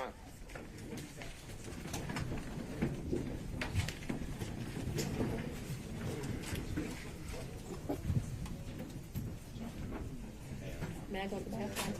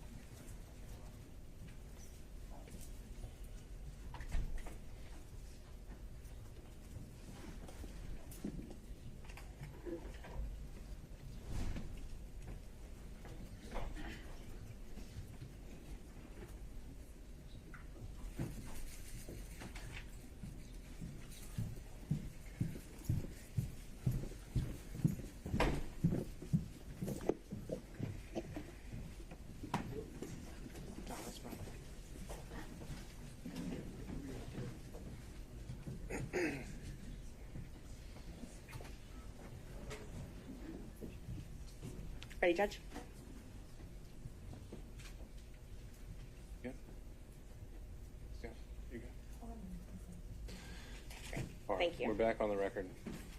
Before we proceed, though, I would advise everyone here, this being a room mostly full of lawyers who have spent their lives in a courtroom. We all know what professionalism looks like, what decorum looks like, and devoting ourselves to the rule of law and proper advocacy. I would urge everyone to keep those principles in mind, starting with the fact that we won't talk over each other. And from there, we'll get through this. Ms. Merchant. Thank you, Judge. How often did Mr. Wade visit you at a place where you were living between 2019 and 2021? So you want to start with the lie that he lived with me in South Fulton in 2019, a home he's never been to? That's one lie you told in your document. Judge, I didn't ask her about that. Ms. Merchant, I want you to ask a very precise question. I think she's saying and answering that he did not live with her. So why don't we break that up into smaller parts? And I didn't ask about living. But you put in your, while we're talking about professionalism, while we're talking about professionalism, she put in 3 different documents he lived with me. Full opportunity to respond. And filed that with the court. In 2019. He's never been to South Fulton. In 2019, I lived in South Fulton. He has never been to my residence in 2019, ever, not once. In 2019, he's never been to your residence, any place. I lived in my home in South Fulton before I started getting the threats that were here, a house I paid for with my own sweat and tears. I'm no longer able to live there. But in 2019, I did. And in the 2 months of 2019 that I knew Mr. Wade, 3 months, the beginning of October, all of November, and all of December, Mr. Wade never came to my house in South Fulton. Let me help you out. I lived there in 2020. He never came to my house in 2020, let alone live with me, as you put falsely in these documents. In the first 3 months of 2021, when I could still enjoy my home, Mr. Wade never came to South Fulton, and it is certainly a lie that he lived with me. So in 2020, so you said 2019, 2020. Did Mr. Wade ever visit you at a place that you resided? He has never been to my home in South Fulton. 2020 was before I knew that a phone call was going to be made and I was going to have to abandon my home. As a result thereof, he never visited, lived at, came to, or has seen South Fulton. You qualified that with your home in South Fulton. That's where I lived in 2020. 2020, did he ever visit you at a place that you resided? Okay. I don't understand. You're going to give me guidance. In 2020, I lived in South Fulton. Okay. That's the only place I lived in South Fulton. That's before I had to abandon my home, Judge. All right. And at my home in South Fulton, he never came there, okay? So if you don't come someplace, you can't live there. Ms. Willis, I'm going to have to caution you. This is going to be the first time I have to caution you. We have to listen to the questions as asked. And if this happens again and again, I'm going to have no choice but to strike your testimony.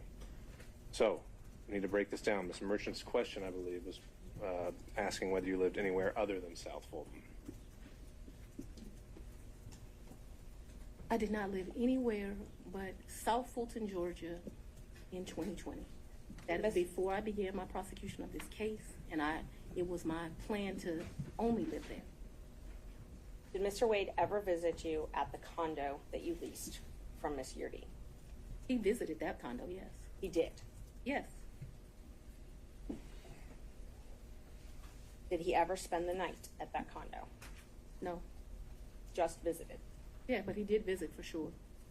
Did you ever go out to eat together, other than the lunches you talked about, during 2019 or 2020? I would think that we probably went to lunch, but it wouldn't have been, let me think, 2019. I'm going to say, I don't know, I'm going to say we probably broke bread someplace in 2019. I don't remember it, but it seems like we would have broke bread sometime in 2019. So I'm going to say yes, although I have no recollection. But it seems to me like I go out to eat and drink with pretty much everyone, so I'm going to say yes. So outside of the vacations that we've already talked about, did you ever go out to dinner with Mr. Wade? I mentioned to you that I'm going to object as to what time period. Like, we're asking very vague questions. I thought we were treating the witness as hostile under 611. We're no longer doing that. So we're going to go back and forth. We need to be more specific with our questions if we're going to treat her as hostile. All right, Ms. Merchant, it's not so much, I think you can elect between leading and open-ended questions, but I think we are still wondering about, and I think we need to get back on track of focusing on the financial benefit or the relationship. And my next question about if you did go out to dinner, who paid when you went out to dinner? He paid, I paid. You both paid. Okay, so let me be real clear. We didn't say, oh, the bill is $102. You give $51, I'll give $51. I don't operate like that with my girlfriends. I don't operate like that with anyone.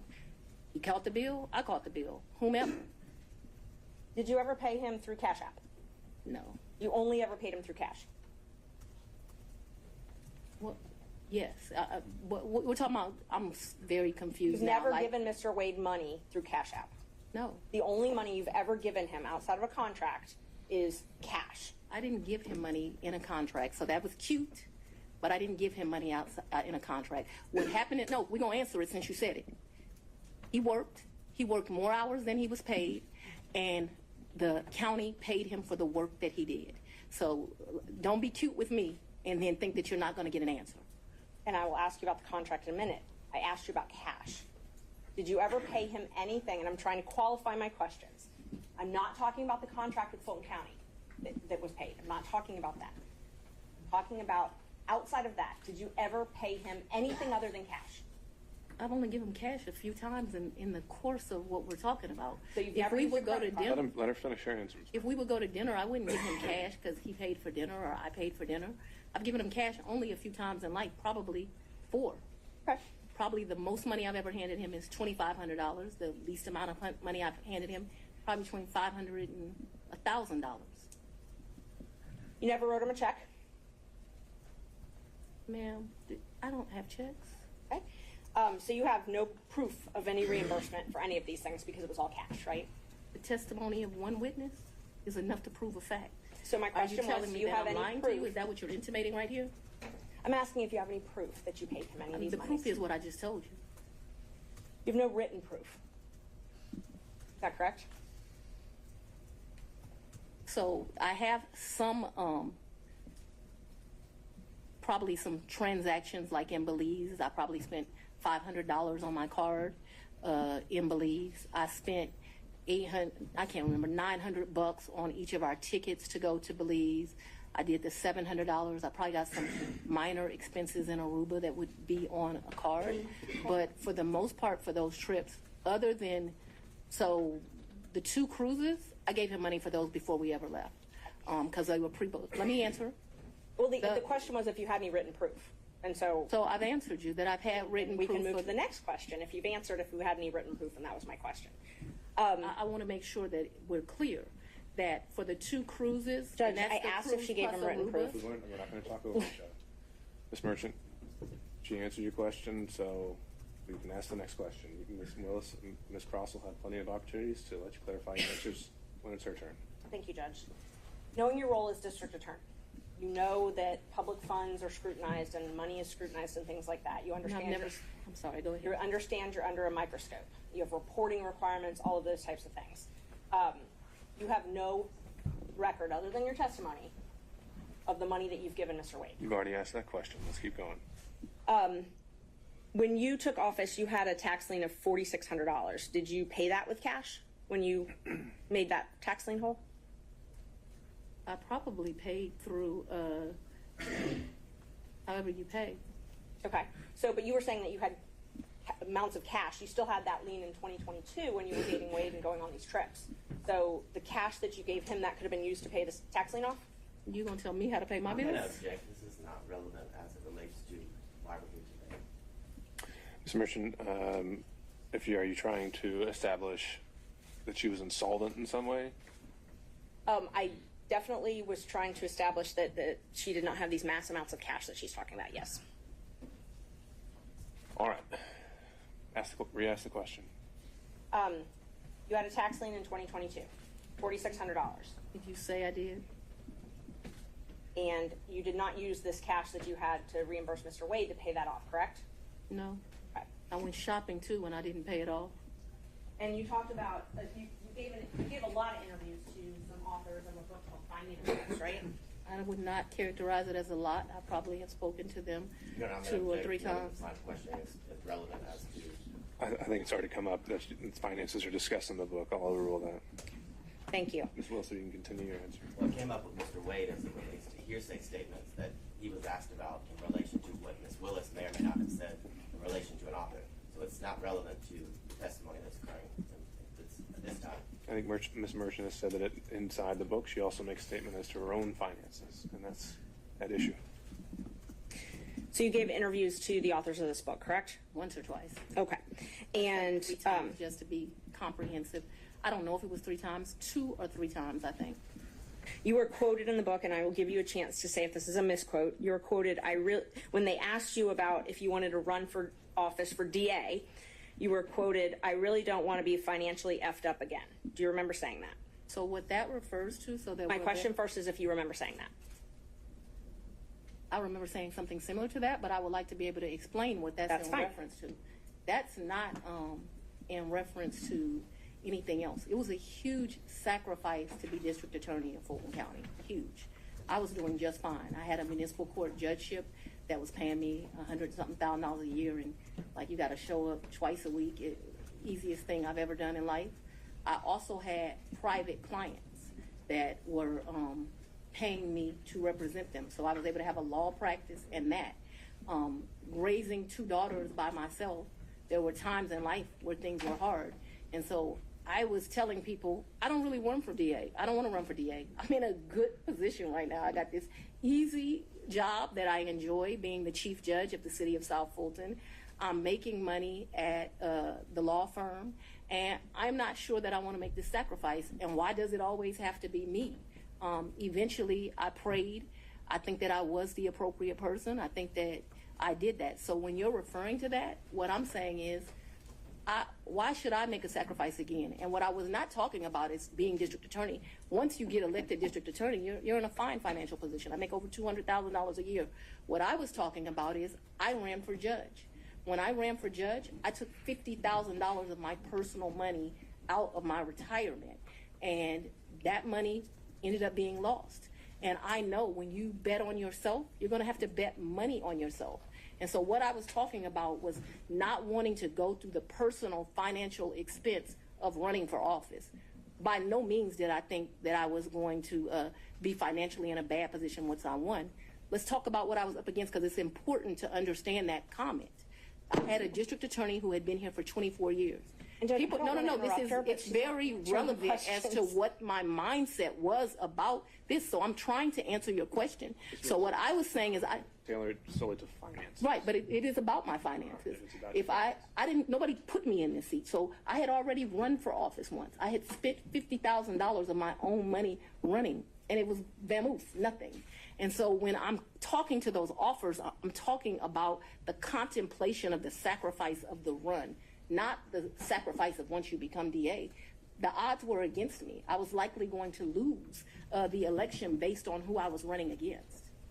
So that needs to be in the appropriate context. Isn't it true that the authors also wrote, and you can dispute this if you'd like, that you were broke after that race? The 2018 race. Yes. Yeah, that was a hard race. I wasn't broke like I didn't have any. So broke is relative to depending where you are, but that hurt to lose that $50,000. So I'm sure my mental mindset was like, I just gave $50,000 away. Right.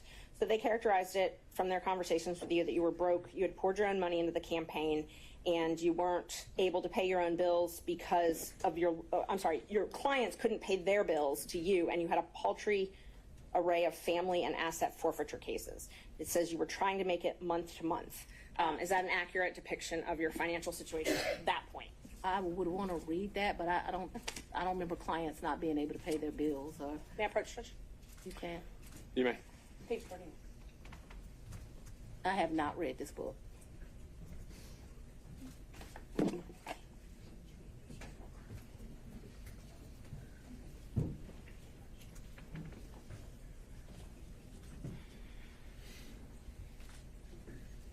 So like this fact here, her ex-husband Fred had run into a financial, I have no information I about didn't that. ask you about that. I Okay. just asked about if what they represent from their interviews with you, that you were broke and that you had clients that weren't able to pay their bills. Can you show me where that is? Because this is where you put the tab, so that's where I read. Broke, couldn't pay their bills. Yeah, I'm sure I characterized myself as broke as leaving that $50,000. I don't know that I had her nascent law practice at poultry rep. Well, you just I didn't have. Ms. Merchant. I didn't. I thought I had a law practice. So this is not correct. I'm sure it's just I didn't have any asset forfeiture cases. So I had one case where they had took one of my clients' money at the airport. I don't know if that's what they're I don't know. Poultry array. I did have family law cases. I guess that's what they're talking about. And clients who couldn't pay their bills ain't clients. So no. So my question was just if this was a fair and accurate representation where it says you were trying to make it month to month at that point. No, I don't think that is actually a fair and accurate representation, but I am certain that after the 2018 election, I'm still not really happy about having given up that $50,000. You know when you paid your tax lien? I don't. You don't? Do you know if you paid it? I know I've paid some taxes. I don't know. I don't want to speculate. Did you tell anyone at Fulton County Board of County Commissioners about your relationship with Mr. Wade? No. Did you disclose your relationship to anybody at Fulton County?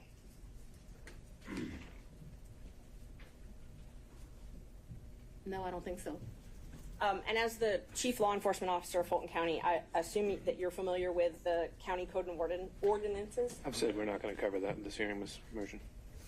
I'm sorry, Judge? We said we weren't going to cover the county regulations. Okay, and I won't. Let me ask you this then. So are you aware that you're required to disclose any relationship with someone that you contract with in Fulton County? I'm going to object to the court prior ruling that you made this morning. Would this be different because it's a potential for impeachment? Yes. What did you ask me? Ms. Merchant, if you could re-ask the question. Okay. Are you aware that Fulton County requires you to disclose any relationship with someone that you're doing business with? I'm not aware, and I know often that things are confused with state constitutional officers in county, but I'm not aware. Okay. So it's not so it's your understanding that you don't have a duty to disclose the relationship? She's answered that question. Let's keep going. Did you keep track of this cash that you paid him at all? What are you talking? I don't understand. Did you keep track? Did you keep a ledger? Did you keep track of it? So I've only given him cash, as I mentioned, 3 or 4 times. There's no ledger. This is friends handing money off to each other. So the answer is no. I think you've already asked whether there was any written proof whatsoever, and she's Yes. answered that. Okay. So we've covered this. Let's move on.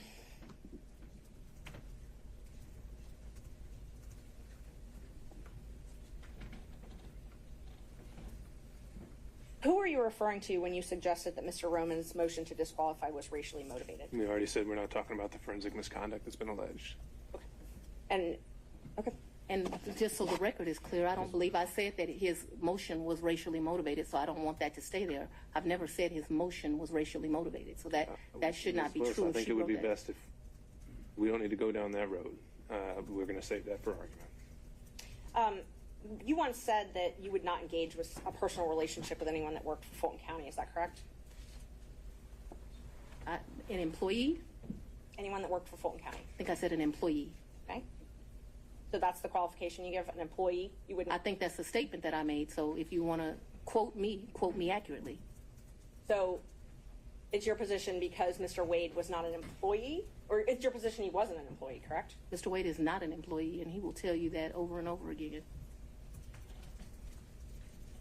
Just one moment, Judge.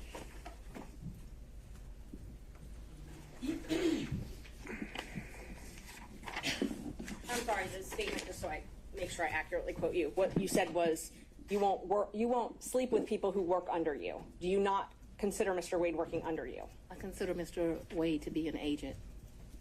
An agent?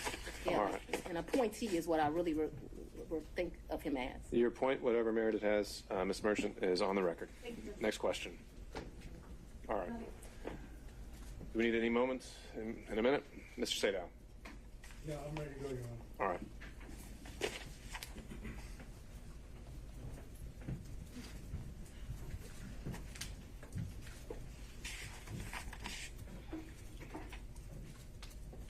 I'm going to try to ask you questions that you can actually answer without having to explain, okay?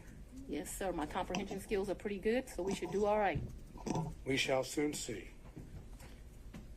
If I heard you correctly, you moved into what I will refer to as the Yurti condo in either March or April of 2021. Is that correct? Sometime between late February and April. Yes, I don't. Just so we're clear, yes. But in that time period, you're in the ballpark. We're in the ballpark. And is that Yurti condo, would you say that it is in Hapeville? It is in Hapeville, yes, sir. And you moved in there for safety reasons? My father, yes, I moved in there. We were concerned. My father was terribly concerned about me continuing to live at the house. And so they were clear. People came to my house at 5 o'clock in the morning about the police brutality cases, saying I was going to have a wake-up call. There were security threats due to gang cases, and there were concerns due to that was at the very beginning of this, looking into that. And so for all of those reasons and what was happening, my father wanted me out the house, and begrudgingly I left. Okay, so the answer to the question was yes for safety reasons, correct? Those were all of the things that caused the safety concerns. I'm sorry. I'm not questioning whether they are or are not safety concerns. I just asked that you moved into this condo, the RT condo, right, for safety reasons, right? Yes. Okay. At the time that you moved into the condo, be it from February to April of 2021, yes, was your father still living in your house? Right, because my father... That's all I ask you. But I get to explain the answer, sir. I don't know if there's an explanation. If I ask you, was your father still living at your house, the answer is either he was or he wasn't. Yes, but you are going to get to argue at the end of this, as we both I'm know. not going to argue anything. I'm going to ask. To be able to explain why. I'm going to. So yes, because my father is an older gentleman, he was worried about COVID, and he stayed. Ms. Willis, I'm going to have to say that's second time. Whenever we have to put a pause, we stop testifying. Okay? You'll have a chance to explain yourself. The question was whether your father was not staying there at the time, and you're clarifying that in your answer as well. You can have a brief clarification, but it shouldn't be something that reaches well beyond the question. All right, Mr. Sadal, you can re-ask the question. We'll see where it takes us. Okay, thank you, Your Honor. Was your father still living in your house at the time you moved to what I would refer to as the Yurti condo? Yes, sir, he was, due to his concerns related to COVID. Okay. The safety concern was that there was potential danger at your house. Is that correct?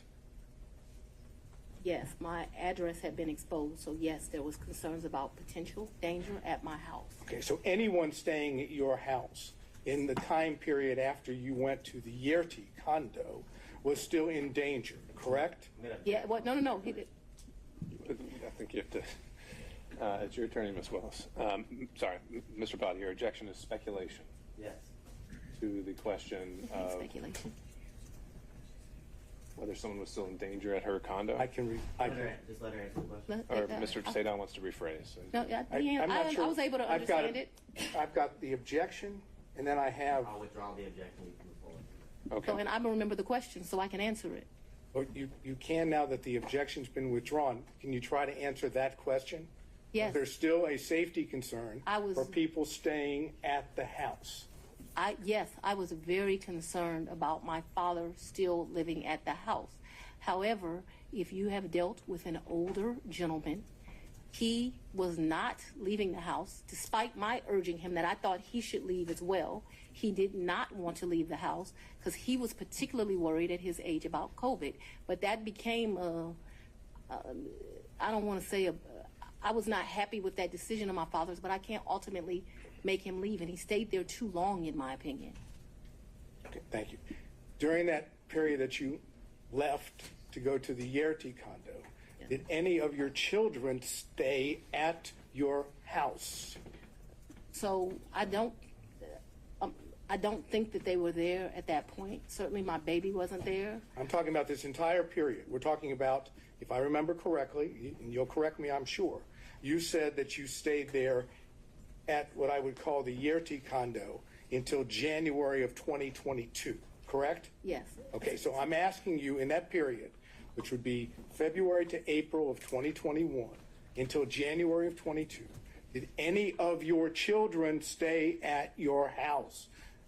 And you don't have to yell at me. I'm able to understand. So I would ask you to not yell at me. That being said, I don't actually expressly remember, but I can tell you since I have left my home, there have been times my oldest daughter came in. But I can't tell you with certainty the time window that you've said, if they did or not. And so I don't want to speculate to that, but there was some time that my oldest daughter came back. Whether it was that period or after I left the Yerty residence, I'm not sure, okay?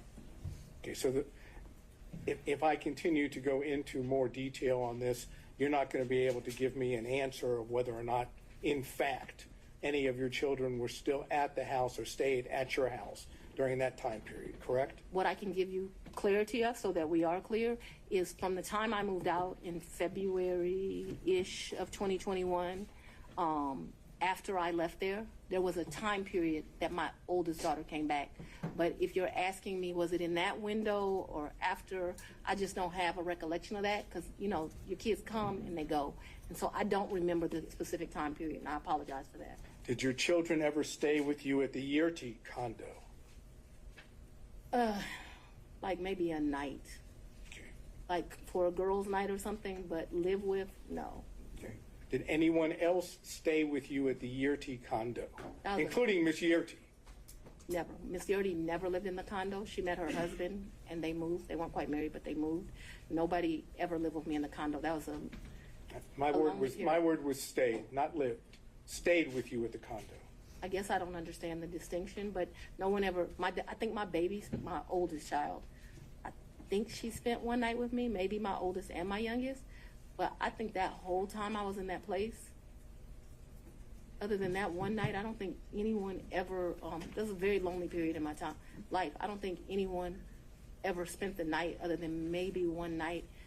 I remember a picture of my baby sitting on the couch in that place, and I'm thinking she spent that night, but just a very lonely time in life.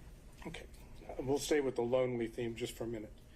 Did Nathan Wade visit you at the Yerty condo from the time you moved in until he was hired on November the 1st of 2021? So I moved out of that condo, but during that time period, I'm sure he came to visit. He came to visit. I can remember us going, I think the restaurant's Lickety Split. I can remember him picking me up, going to Lickety Split and ordering some food and coming and sitting at my table and eating. So I remember times that he visited me at that condo, yes. Okay, could you give us an approximation of how many times Mr. Wade visited you at the condo between the time you moved in and prior to November 1 of 2020? I don't think often, but I don't want to speculate. Can we say more than 5, more than 10? I'm going to tell you the problem I'm having here. Let's say more than 10, but I'm not sure that that's even accurate. He certainly has come and picked me up, gone to grab some food to eat. I don't remember him being in that condo a lot. Okay, that's your. I'm sorry. You want a number, and what I don't want to do. Giving me your current and best recollection is all I'm asking for. That's all I can give you, sir. How many times did any of the prosecution team, how many times did Anna Cross come to that condo between the time you moved in and November 1st of 2021? I don't think Anna's ever been to that condo. What about any other prosecutor that's involved in the prosecution of this case? I don't think any of them have. Just Mr. Wade? That's correct, sir. But it was a lonely time. Oh my God, that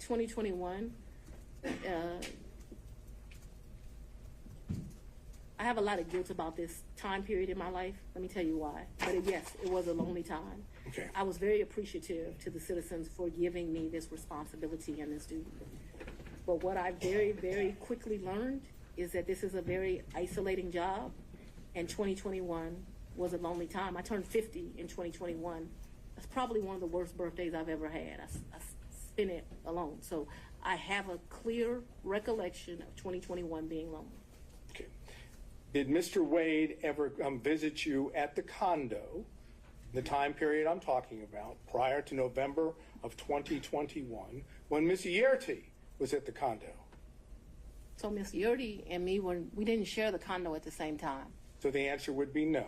But we never stayed there together, so it's an No, I'm saying- impossibility. It's an impossibility. Yeah. Okay. Now, Miss Yerty, because we need to get clarification on this. Miss Yerty stayed in that place. There may have been a time that me and Mr. Wade visited, like went and saw Miss Yerty, but me and Miss Yerty never lived there together. Just so we're clear. Well, maybe that was clear, but I'm going to have to try again. Okay. Was Miss Yerty still living in the condo when you moved in? Not a day. Okay. So when That I'm was talking, another misrepresentation in this. We never lived together. I never lived with Miss Yerty. my question though, I'm trying to understand Okay. that after you moved in to the condo, Miss Yerty she was out of the condo, right? She got a house. That's all I'm asking. She's not in the condo. We never stay, Miss Yerty and I never stay a day together in the condo. All of her stuff was out of the condo, and all my stuff, some of my stuff, not all of it obviously, was moved into the condo. So we never stayed there together. No, sir. All right. So when I asked you about Mr. Wade visiting the condo, when you were staying there, Yes. Miss Yerty wasn't staying there, correct? That would be correct, yes. She wouldn't be at the condo, correct? No, she would not have been. It would be you and Mr. Wade alone at the condo, correct? Yes. That is, there weren't any other witnesses to Mr. Wade and you at the condo, correct? Yes. No security, none of your security detail. An object, she said it was just her and Mr. Wade. You made your point, Mr. Sadow. Let's move on to the next one. Yes, Your Honor. Who in the prosecution team, prior to, I guess, the motion being filed by Defendant Roman, who in the prosecution team knew of your personal relationship, and now I'm talking romantic, with Mr. Wade? So, sir, I am extremely private. All I ask is who knew. It's not, the answer is no one knew, that's fine. No. I ask you who knew. Answer me just tell it you and this. then explain this, Willis. I am very private. When I supervised Mr. Body and Mr. McAfee, they didn't know who I was dating, but I can assure you I was dating somebody. So that I kept something private, that's my private life, is not any mystery to anyone. It's like a woman doesn't have the right to keep her private life private. And I'm speaking on this because there have been all these intimations. You still haven't answered the question, Ms. Willis. I'm sorry, what was the question, Your Honor? Is there anyone else who knew about it? And then you can explain. I don't know. I don't think so. I certainly didn't go out telling my business to the world. Okay, so, the best of your recollection, you didn't inform anyone on the prosecution team that the individual that you had chosen to lead the prosecution team had a personal relationship with you. So Is that correct? That's inaccurate. Your question is inaccurate. What? Because you stated that the person I chose, we had a personal relationship. So we had a friendship. We have all these distinguishing factors. Remember, when I chose him in November of 21, first of all, let's get this straight. Mr. Wade was not actually my first choice. That's no insult to him. Your Honor, No, it is you because of the way you phrased the question. You said, when I chose him, I didn't inform people of a personal relationship. We have defined personal as romantic. It is an inaccurate way to state the question. Then I will certainly restate it so it is very accurate. Okay, and please do not yell at me. You hired Mr. Wade for the first time on November 1st of 2021, correct? November of 2021, yes, Okay. sir. Your testimony is, whether one accepts it or not, your testimony is that at the time you hired Mr. Wade, there had never been a romantic relationship with Mr. Wade before you hired him, correct? Yes, my testimony is that we were very good friends, but we're talking about a sex, so let's just don't. No, I'm not talking about, I'm saying romantic relationship doesn't necessarily have to be just sex. Well, It can I be don't- dating, it can be holding hands, it can be any of those things that one might call romantic.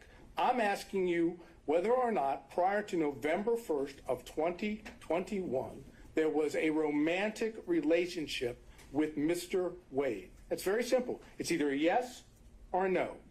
I don't consider my relationship with him to be romantic before that. I'm not a hand holder, so no. That's fine. Now, let's move beyond November 1st of 2020, Yeah. 2021, excuse me.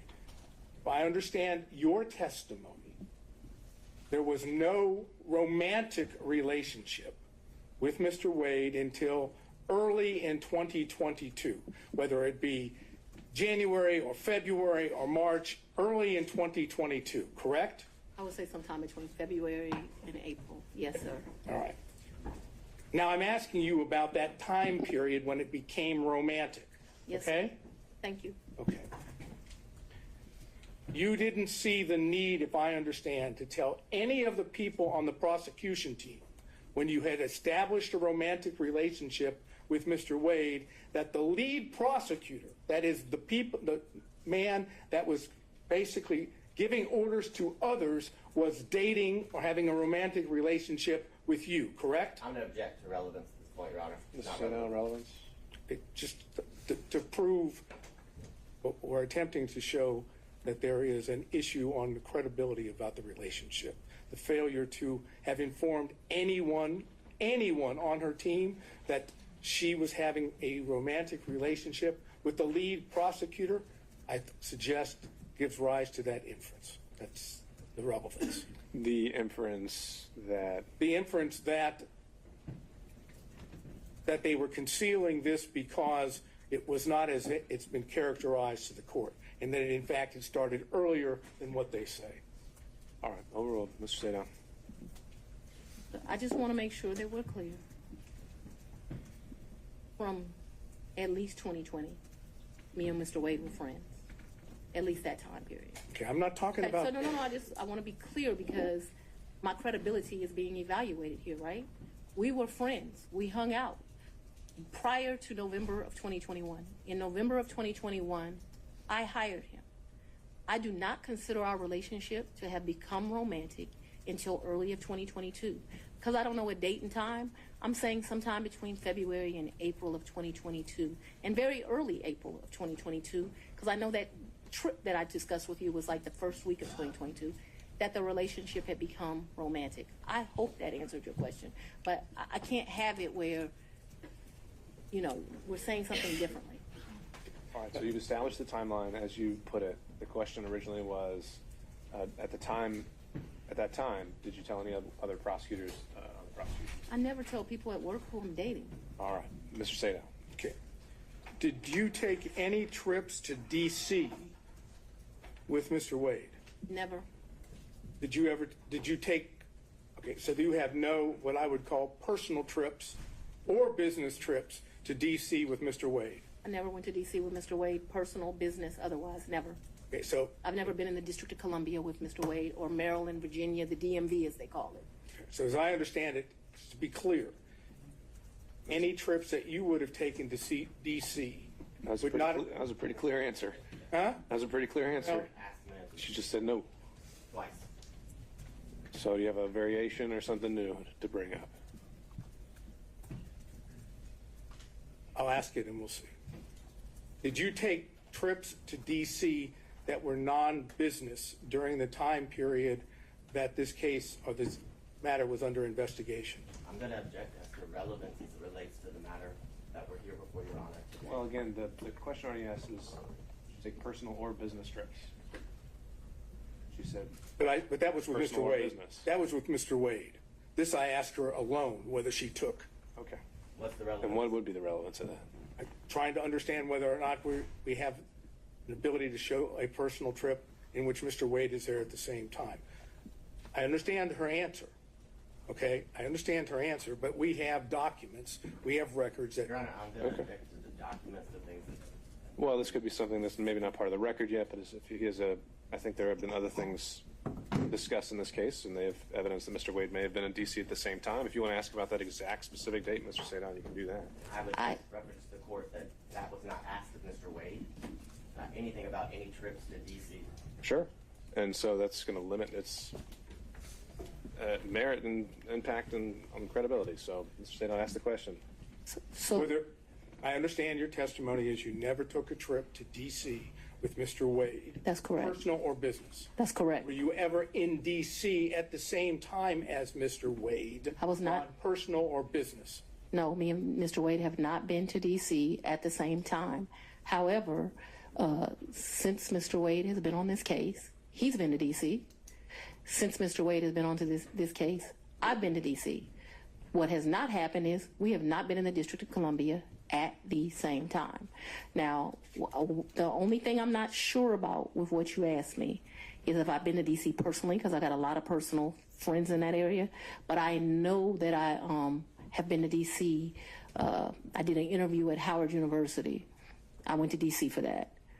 Seems like I've been to D.C. one other time. Oh, I went to D.C. for the Global Summit.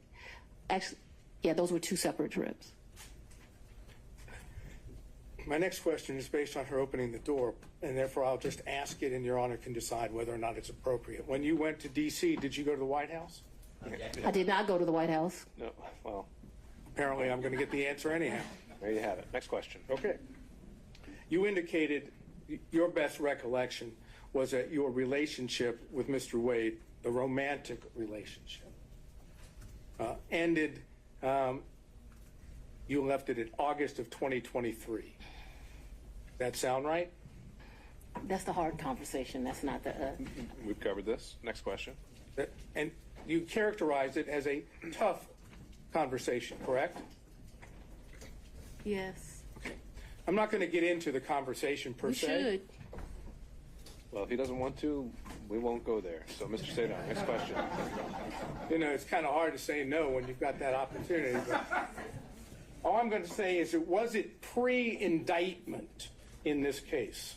So we know the timeline that the indictment was delivered. Okay. Well, but, and so that we're clear, the physical relationship ended pre-indictment.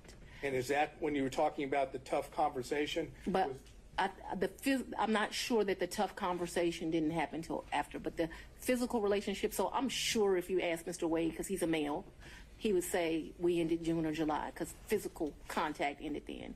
Just in my mind, being a woman, it's over when you have that, like, hard conversation. I just think women and men think differently. And I think the answer, Mr. Sadot, to your question was she's not sure whether it was before or after the indictment. Well, I'm not sure that was her answer, but let's see if I can get specific.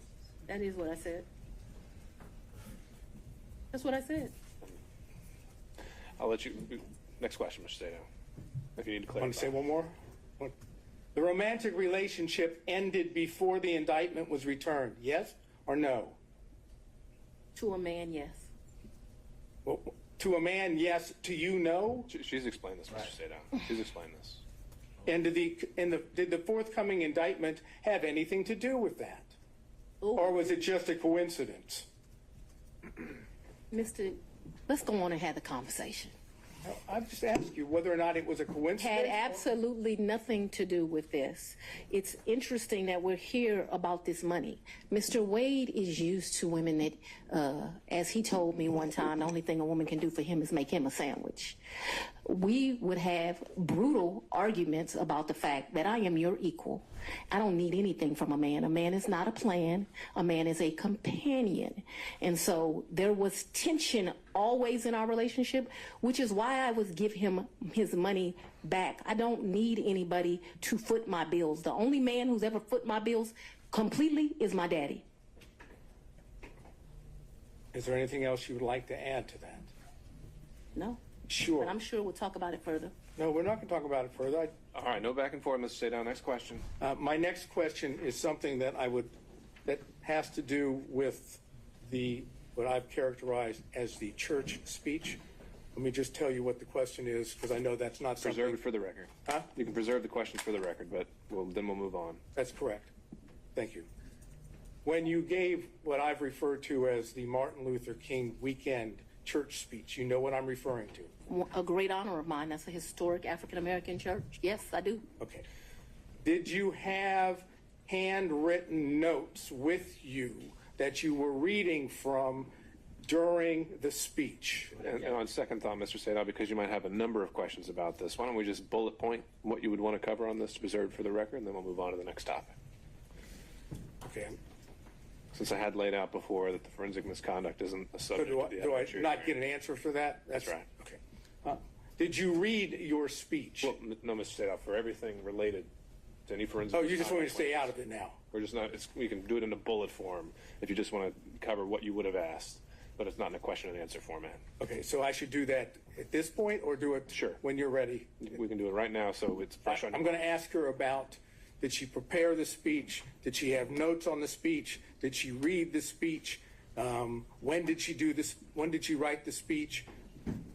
Who was she referring to when she was talking about others? Who was she referring to when she said they? Who she was referring to when she spoke in terms of their, that is, their, I would love to answer those questions. Well, Ms. Willis, you could certainly do that in some other format, but for today, that's what we decided we're not going to cover. Who was she talking about that was playing the race card, and why she didn't tell the people at the church that she had had a personal / romantic relationship with the, all due respect the way it was characterized, the black man that she was referring to, and was the black man she referring to, was that Mr. Wade? Okay. That's that area of inquiry. Noted for the record, Mr. Sadov. Next topic. Okay.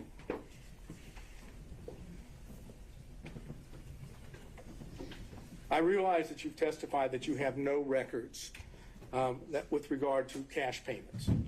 Yes. Correct? Mm-hmm. Would your bank records reflect that you withdrew cash from your bank accounts during the time period of 2020, 2021, 2022, or 2023? I'm not asking you, I'm just asking whether they would reflect that you withdrew cash from any of your bank accounts. So the exact amounts? No, just But yeah, that you did. Of course, I withdrew money throughout that time period, throughout my life. I've withdrawn money from the bank. Yes, of course. Talking about cash from, that is that you go to a Cash, bank right. or you go to an ATM and you take cash out. Either that way, or you go to Publix and you overpay, or you go to another store and you overpay. So yes, both through that, yes, of course they would reflect that at times. Okay, and so those records, if we had them, would show that, correct? That throughout the course of my life, I took out money.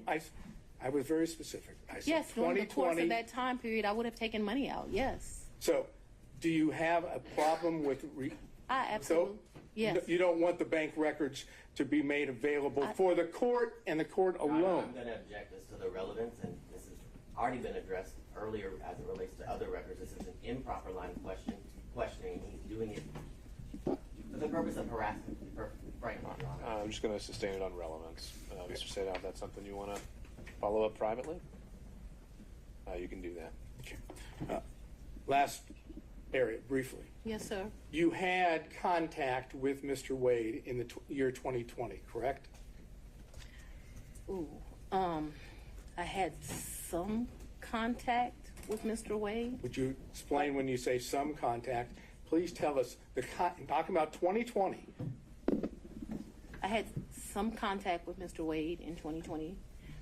One of the reasons your allegations are so preposterous, or Ms. Merchants that you have joined, is... Ma'am, I didn't ask you about the allegations. I asked you about your contact. That's all I ask you, okay? I appreciate that you want to say something, but I'm interested in, did you have contacts with Mr. Wade in 2020? And your answer so far has been yes, correct? Very limited contact because Mr. Wade had a form of cancer that makes your allegations somewhat ridiculous. And I do appreciate the I'm not characterization. going to emasculate a black man, but I'm just telling you. I'm sorry, what? I'm not going to emasculate a black man. Did you understand that? All right, So I don't let's think we get should back on discuss track. further. Mr. Sadov, next question. Trying to, Your Honor. Would you tell us on the occasions in 2020 that you had contact with Mr. Wade? I'm sorry, I thought I had answered that. Yes, sir. There were times in 2020 I had contact, but 2020 was a year I was running for office. It was a year that he was going through some serious medical issues, and I did not have much contact, but I certainly had contact with him in 2020. Did you go out to eat with him? Maybe, probably. Did you visit him in any location, his office, or did he visit you in your office in 2020? I am sure he, I'm sure, ooh, that's a very good question. I'm sure he came to 750 in 2020. 750 was my office. Okay. Not often, but maybe once or twice. Maybe I went to his office once or twice, but maybe once. And the purpose for going to his office would have been what? Maybe we would have went to Mellow Mushrooms for pizza, or maybe he would have come for lunch. I'm sure we went by each other's office, though, but not often, not a lot. We both grinding, trying to make a living. Wait, I understand what you've said about the cancer, and I'm not going into that. But when you were going out with him to restaurants, or when he would come to your office, right? Those were not sterile environments, were they? Oh, very sterile, because it The was. restaurants were sterile environments? A lot of times we wouldn't eat there. We would pick up something and go in, but they were. I'm listening to you. You pick up and take it to where? Maybe eat at our office, but it did not happen much. That's what I'm trying to explain to you. And my office in 2020, nobody was coming in. I was stir crazy, so I would still go into my office. If you remember, when I started this, I said, I am not even sure if we came to each other's offices, but I am trying to be over cautious. So I think I can recall him at 750 a couple of times. I just think I can recall him at 750 once, but let's say twice. I have seen his office. I remember all the awards in the lobby, but I'm not sure in 2020 I went. I'm not even sure I went in 2020 at all. I just want to tell you yes, because I'm not sure. But I have a distinct recollection of him at 750. I actually don't have a distinct recollection of me at his office in 2020. But maybe I went to his office in 2020. Maybe. Did you have ongoing phone conversations during 2020 with Mr. Wade? Oh, yeah, I talked to, yes, absolutely. Yes. Yes, no question about that. No question, I talked to him on the phone in 2020. I understood, and this is, maybe I was confused. The Belize trip was for his 50th birthday. His 50th birthday, and that was in March. He turned 50 March 18th of 2023. If you look at the dates of the trip, I think we were there about 6 days. We stayed at 2 different locations. And you paid for it? 100%. He said, not only, I paid for the hotel, I paid for the flights, I had a birthday luncheon for him, I paid for massages, I paid for everything. And would those payments be reflected on your credit card? The cash. You paid them in cash? Cabs. I was telling you all the different things. And I'm asking you whether or not those payments would be reflected on credit card bills of yours. So there was about $500 that I think is reflected on a debit card. What my recollection is, I took about $4 in cash with me to that. 400 or 4,000? 4,000. But I remember I handed him $2,500, and then the rest was just the money we spent. I probably gave $300 or $400 to this guy who was a taxi driver. He would drive us every day around the 2 or 3 days we went. Took him to eat like it was my trip money. And you had, to be clear, to end this up, the 4,000 that you've just told us. But I didn't give it all to him. Remember, I only gave the $2,500 to him. I didn't ask you that. I was going to ask you that 4,000 is part of your, my words, cash hoard that you had collected over time. Cash what? Hoard, H-O-R-D-E. Oh, I thought you said something different, sir. No, I'm afraid I wouldn't say that under any circumstances to you or in court. All right, back on track. The hoard, cash hoard. I would not classify it in that way, but I have money at my house. Yes, sir. Okay. And the money, when you had money at your house? I'm speaking too loosely. I had money wherever I was staying. So I was not referring to my house in 750. I'm saying I had money wherever I was laying my head. Yes, sir. That was my fault that I wasn't clear. So when you were at what we said the Yerty condo during the time period we've always discussed, that's where you would keep your cash. When I stayed there, yes. Okay, that's all I have. Thank you. All right, I want to see if we can get through a few more defense counsel if possible before breaking for today. Mr. Stockton.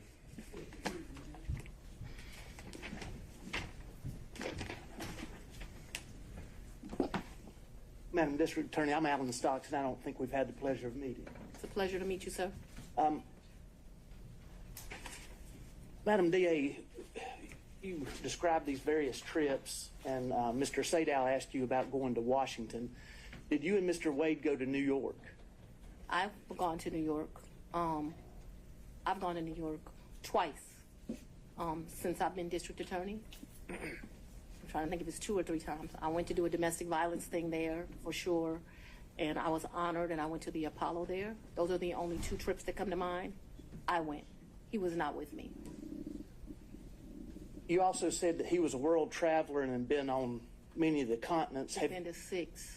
Have you been on any of those continents with him? Besides this one?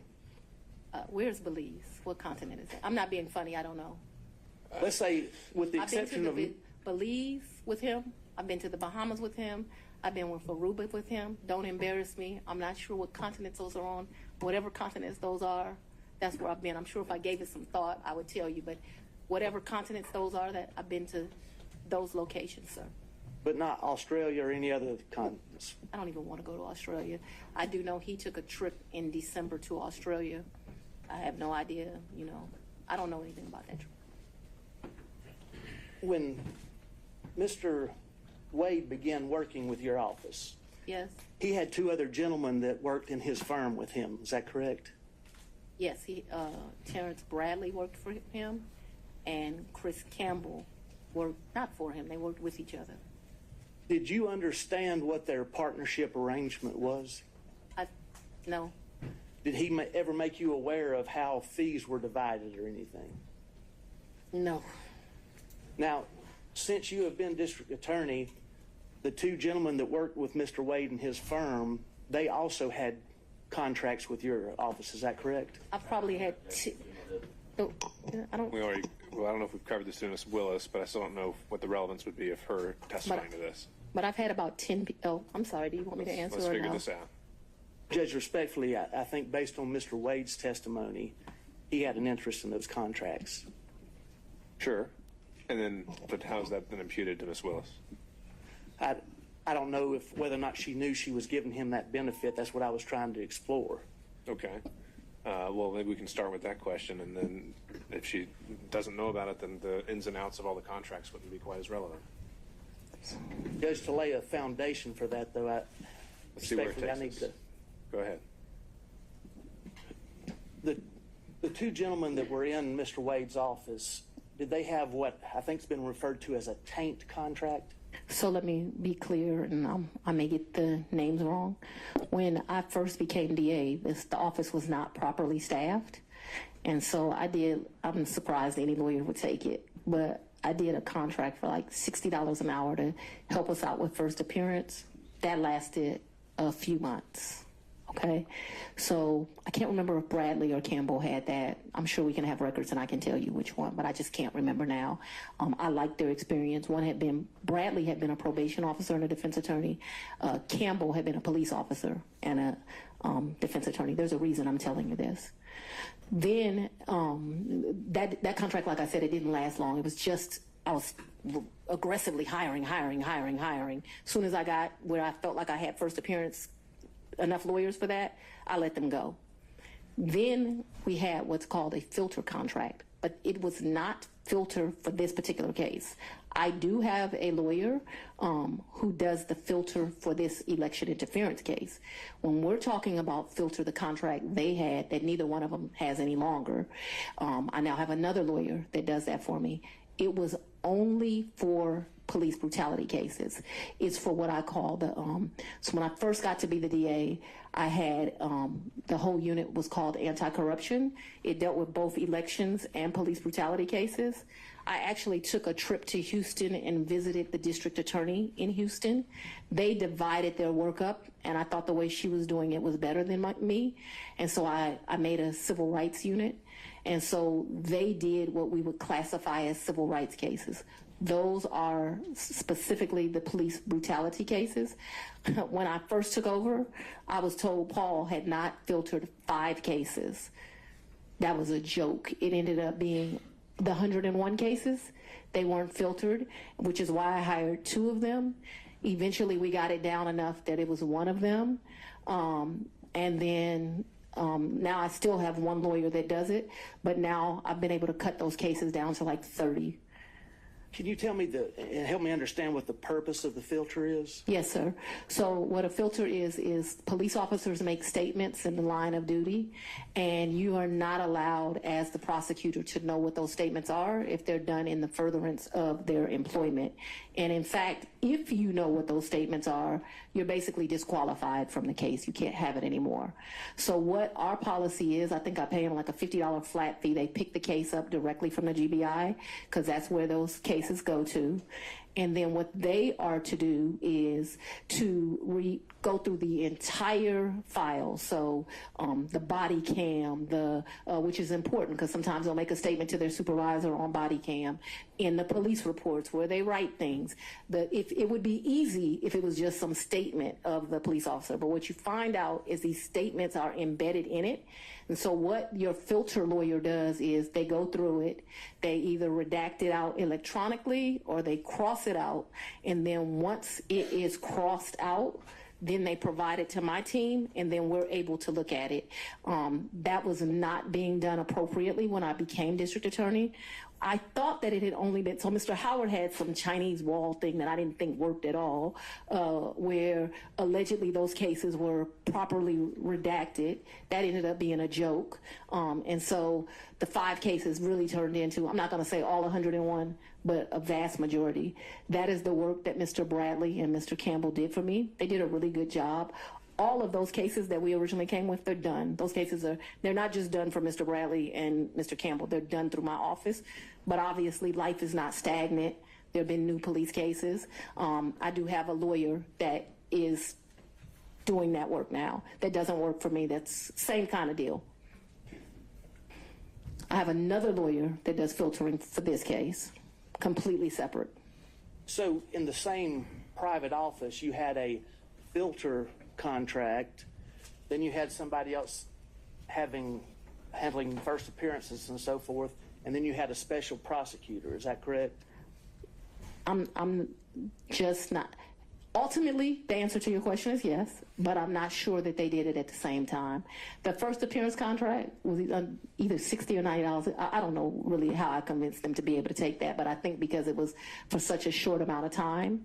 And then I think I pay my filter lawyers, which I still don't know how I get away with, about $150 an hour.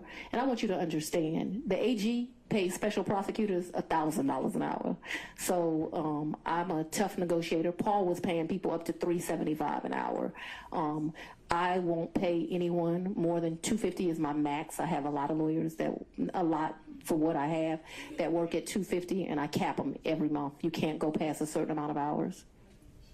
Would you agree that if Mr. Wade and the 2 other gentlemen that were in his firm were splitting fees in equal thirds, would you agree that he would benefit from the tank contract and also from the other first appearance contract? I would agree he would make money. Yeah, so to make money is a benefit. Just a thought, guy. Mr. Durham, if you're still with us on Zoom. No questions, Your Honor. Mr. McDougald. I do have a couple, Your Honor, but it's a little awkward from back here. If you want to. Yeah, why don't you go ahead and make your way up.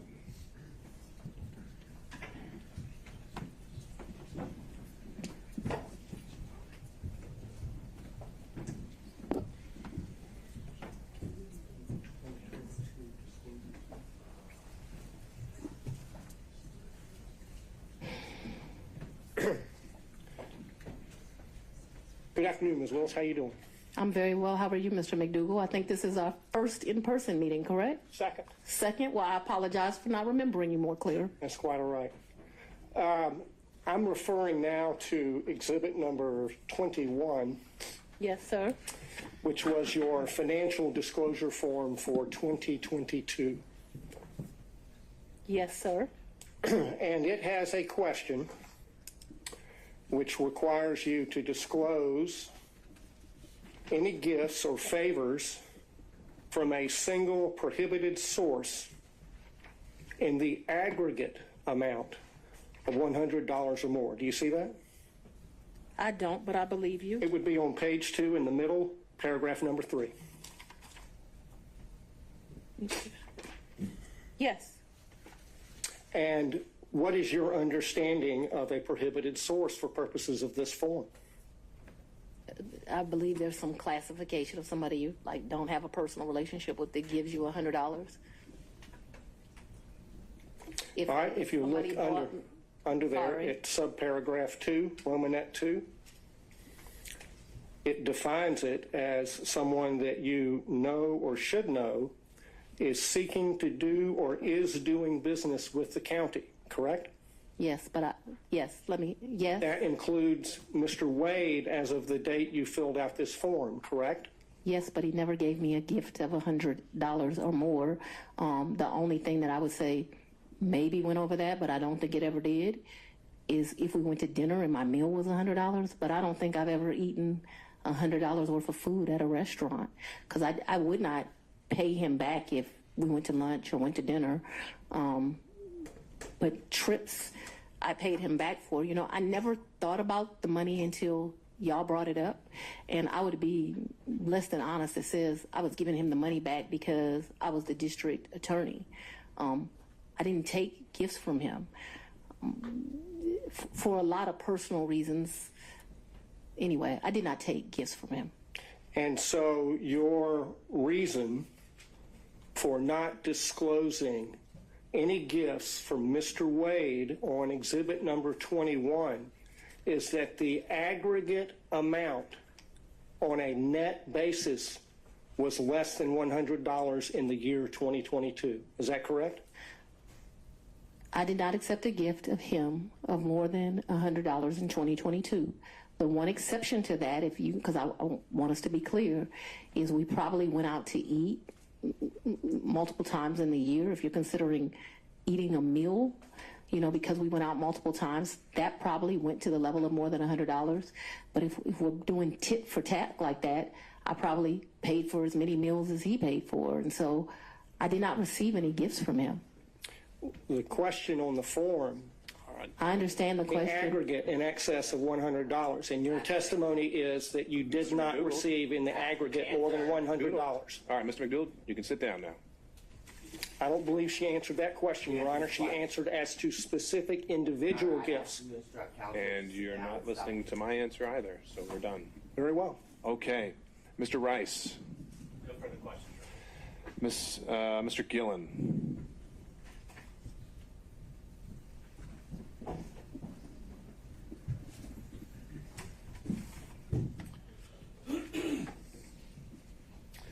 Good afternoon. Good afternoon, sir. A few questions here. I want to. You saw the book here, Find Me the Votes. That was shown to you, correct? Yes, sir. Your Honor, I would like to just tender this as an exhibit, number 22. Is that your copy? It is. All right. What exhibit is that going to be? 22. All right. I'm making the is that evidentiary contribution here to this. Now, well, I guess you're tendering it. Is it with position of the state? I'm going to object as to the relevance at this point. There's no relevance at this point. Mr. Gillen, are you using this to confront her with prior statements? Yes, Your Honor. Okay. And statements that she made concerning her financial situation and laying the foundation for that, and that she gave these interviews to the authors. And so this would document that, and ask her, get this in the record, ask her questions about it. Well, we could mark it for impeachment purposes. I'm a little wary of entering an entire 300-page book because I don't know exactly what every single line, if it would pass hearsay or relevance or et cetera, but I don't think it needs to be admitted as an actual evidence for the record for you to do what you need to do with it. So, Well, Your Honor, I understand. I just would. it's marked as again, Exhibit 22, and we'll move from there. Thank you, Your Honor. Now, you were asked a little bit about this book before, correct? I think Mrs. Merchant. Ms. Merchant did. Asked me some questions, yes. And you gave about 6 interviews to the authors of this book in the sit down? No, sir. You didn't. No. Was it? She answered how many interviews she gave, in her opinion. How many, in your opinion, do you believe you gave, and how long did they last? 2 to 3, maybe 20, 30 minutes. So your testimony is at most, you think that you gave maybe an hour to an hour and a half's interview to the authors of this book? Oh, you mean in total? In total, yeah. Maybe, yeah. Anywhere between, definitely not more than 2-ish hours. Okay. But you also were telling, when they were, the title of the book, of course, is A Hard-Charging Georgia Prosecutor, a Rogue President, and the Plot to Steal American Election. You've seen that. Why is the title of the book relevant, sir? And I had no. And then I'm going to ask her whether or not that was the theme that they gave her when they talked with her. What the thing gave her? What do you mean by that? Well, because they were sat down and they told her why they were there to interview her. And why does that matter? Well, I think it matters because it shows, but they want her to give her version of what her life story is. This is almost a life story of her. So that's why it's relevant. But if the court thinks it's not, then no. It could be relevant to your issue of the forensic misconduct that has been alleged, and maybe some of the motives at play when it comes to forensic misconduct. But I'm not seeing, again, what we're here for today was the relationship and/or any financial elements of it. Correct. Well, I think it clearly relevant to the forensic misconduct, also relevant to the personal interest in terms of the finances. I didn't make 10 cents off that book. Pardon me? I didn't make 10 cents off that book. Didn't ask whether you made any money. Okay, I just didn't ask whether you made any money. Do you have any other statements that she hadn't already been confronted with by Ms. Merchant? Well, other than I want to focus on when you were telling them about your financial straits and you're living kind of month to month, that is what your financial status was back in 2018 after your election. Mr. Gallon, we covered that at length, and you're at the end of the line. I'm sorry about that, but we've got to find new ground. Well, let me move on to my point here. So the point is that what you're telling us is that you were in financial straits, but really that your testimony today is you had a cash hoard of maybe up to $10,000 in cash where you laid your head at night so that you would dip out and there would be no record of it, correct? That's not what I'm telling you, sir. That's not at all what I'm telling you. What I'm telling you is that throughout the course of my life, I have always kept cash in my house. That cash has ranged from times, my father would probably be ashamed of this because he would say it should be more, but that cash at times has ranged from $500 to maybe $9,000, and he would be like, that is not what I told you to do. I've always had that amount of money. What I've told you is that when I travel, you do better negotiating when you travel. If you have cash, you go to get the cab. They say, oh, we're going to charge you $300 for the day. Well, I got American cash. Will you take it for $150? And so it's my practice to take money when I travel. We're not talking about a whole lot of money. We're going to the Bahamas. $1,500 in cash is in my pocket, or at the most $2,500. Belize was actually probably the most money I've ever taken. And it was taken because it was a big deal. My 50th birthday sucked. His 50th birthday, it sucked. It was terrible. No. Your Honor, and I'd so like to get back to some questions here. I'm trying to answer it. I think it would help if we. So let's move to the specific yes or no's here. Have you told us today that you would keep a cash hoard in your residence up to about $9,000? Yes or no? And throughout the course of my adult life. And so let's even be more specific than that. Probably from the time... Your Honor, I'm only asking for yes or no rather than speech. And we have already covered this, so I but need to get to that point. I know you're laying the foundation, but it's already been laid. So yes. The filibuster is here. I'm trying to move through the filibuster. Yeah, but we're not talking about a lot of... And so it could be $2,000. It could be $1,500. It could be $7,500. It just depends on what you're doing at that time. What I'm telling you is when I traveled, I took cash. I find that when you travel, especially to foreign countries, the American dollar does well, and it's good to have cash. You can negotiate with the taxi driver, with the jet skis, and it's not a lot of money we're talking about. Your Honor, Okay, we understood, need Ms. to, Willis. we need Let's to cut off the Let's get to a narrative question, Mr. Gillen. And so you have cash in your house, but you had a lien, a tax lien on your property, is that right? I don't believe I had a tax lien on my property. You didn't have a tax lien on your property? You gotta talk up louder, Mr. Hunt. Okay, we already covered that, Mr. Gillen. I need new ground here. I'm asking the question of, I'm trying to figure out how someone can have a tax lien. Then ask that question. But not use the money that they allegedly said they have. Well, I think Ms. Merchant asked that exact same question. She said she didn't use the money to pay her tax lien. So what's your question that's new? So I was going to build on that to say. No more building. It's already built. All right. It's the same way you pay a bill. So just put the top on it if you need to, okay? It's the same way you owe a bill and go shopping. Well, now, have you ever used, did you say earlier that you used Cash App? When I would pay Robin Bryant, I used Cash App. What is Cash App, for the record? I don't need to know that for the record. Let's keep going. Well, so if you're paying Robin with Cash App, why aren't you paying, allegedly paying Mr. There's no alleged here. Why aren't you paying allegedly Mr. Wade with Cash App? I don't think Mr. Wade does Cash App. Did you ask him? I think he's told me he doesn't do Cash App. Okay, so that's the reason why you didn't use Cash App. He's sitting next to me. I hand him the money. Because there would be a record in Cash App of your making payments, correct?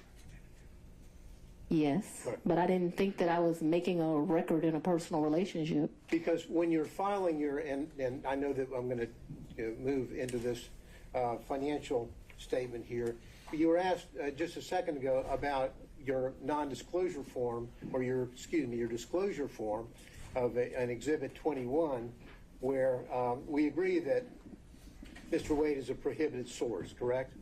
What I agree to is I don't believe he's giving me gifts. You would like to classify these trips as gifts, but I've always paid my fair share on these trips, so I did not look at them as gifts. I don't think that what this is disclosing, and they can tell me if they mean something different, I don't think it means that if you go to dinner with somebody over the course of a year and it gets to 100, you're supposed to report it. If my understanding of that is wrong, I've probably been to lunches with a couple of people that over the course of a year they paid, I paid. Prohibited source means. We already went over this, Mr. Gillen. Mr. McDougall. Well, Your Honor, I have to lay the foundation here before I can follow up with my next question. I don't know why you can't. You have to. Well, it's already, the questions have been made. Then your 2022 disclosure form did not list any of the thousands and thousands of dollars that Mr. Wade paid for on trips that you were on. Isn't that correct? That's because Mr. Wade was paid that money back, or he was paid due to the fact that I bought the plane ticket or I paid for the hotel. There were never money that he gave me. That wasn't the nature of our relationship. You know, there's so many men, and Mr. Wade is one of them, where the nature of the relationship is they're just paying a woman. The nature of our relationship is companionship and friendship. Despite the way people would like to paint certain women, it's just not true. Final question. And not a single solitary documentary piece of evidence showing that you have withdrawn the cash to pay him back. Thank you, Mr. Gillen. That's not accurate. Thank you. Okay, Mr. McCullough, on behalf of Mr. Floyd. All right, and Mr. Cromwell on behalf of Ms. Latham. Great thing about becoming last is most of your questions. I had one question, Ms. Willis. Can you hear me? Yes, sir. In the time period between February of 2021 and January of 2022, while you were staying at the Yurdi condo, did your father ever come and visit you during that time period at the Yurdi condo? He did not. That's all I have. Thank you, Your Honor. All right, Ms. Cross, I would imagine you have a number of topics to cover with Ms. Willis that'll take more than 10 to 15 minutes. I did. Okay. Then I think we've reached a stopping point for today. And so, Ms. Willis, I'd ask you if you could step down now, and I'd also remind you that you're not to discuss your testimony or that of any other witness until tomorrow morning. We'll be back here, and we'll begin again at 9 a.m. 9 a.m. We'll do 9 a.m. this time tomorrow. Before we recess for today, I want to check in on logistics, and I'll ask Ms. Merchant. Once the testimony of Ms. Willis is concluded, how many other witnesses do you anticipate calling?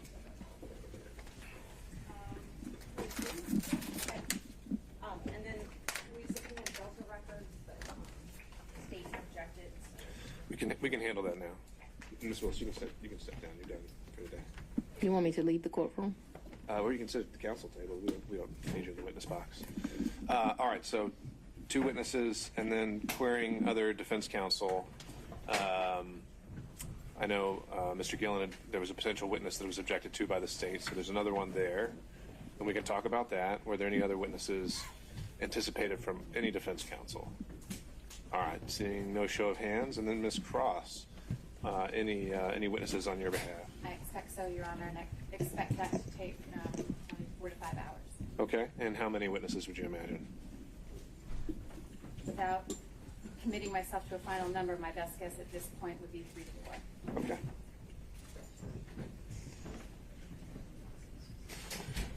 All right.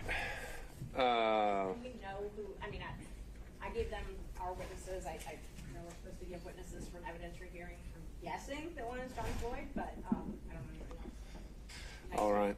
No, I understand, Ms. Merchant. However, I don't think at this point there's any statutory requirement. We have the standing order that, for expert witnesses, and if state doesn't want to extend that courtesy, then I think you're stuck with it. All right.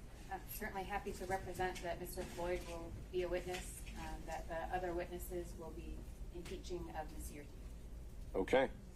All right. Let's take up these last couple issues here before we break then. The issue of the Delta Airlines records. The motion to quash was filed by the state on behalf of Ms. Willis, I believe. I didn't file a motion, Your Honor. Oh, excuse me. What my representation was that I just got notice of them, I think it was yesterday. Okay. And so now that I've had the review of them, I object to the general fishing expeditions.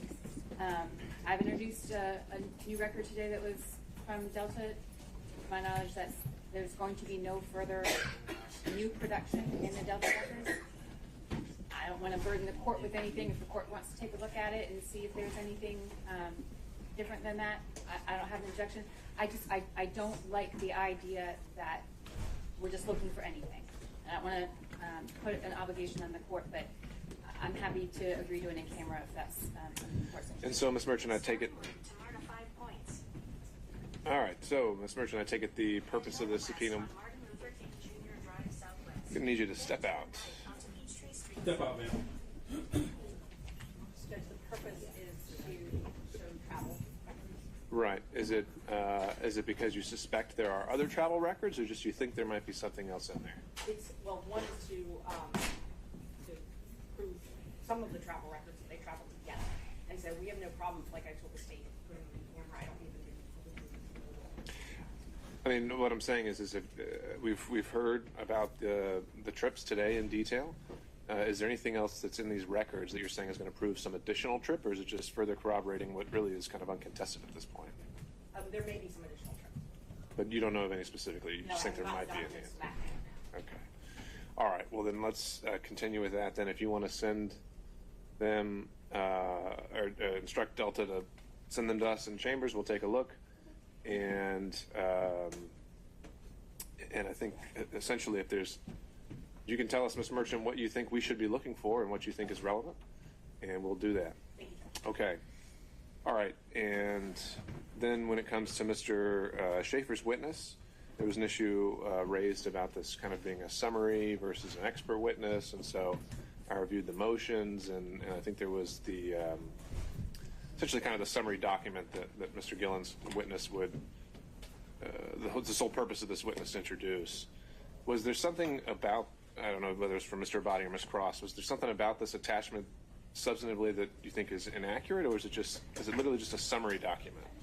I can't tell because the documents to support it were on a thumb drive, and there's tens of thousands of those documents, and so I don't know whether that is accurate or not. I can point to some characterizations on it that I would quibble with. Sure. I think the result is wrong, but I just can't agree to include the documents or someone testifying from the documents that I can't verify. It may well be that there isn't anything ultimately, but I can't represent that and I can't agree. The document itself isn't authored or identified as being authored by any particular person. Okay, give me a second while I pull it back out. Thank you. So what I was provided by Mr. Gillen is a 3-page document that starts with a timeline, usually dates, events, and sources, and it ends with an Excel sheet with some more figures. And Mr. Gillen, what do you have to say on this? We would intend to call Bill Selensky as a summary witness, not expert, not giving expert testimony. And what we've done is that we have, and we got the bulk of sort of what was in the download we got last week as a chamber team. So what we have here is the source information over here.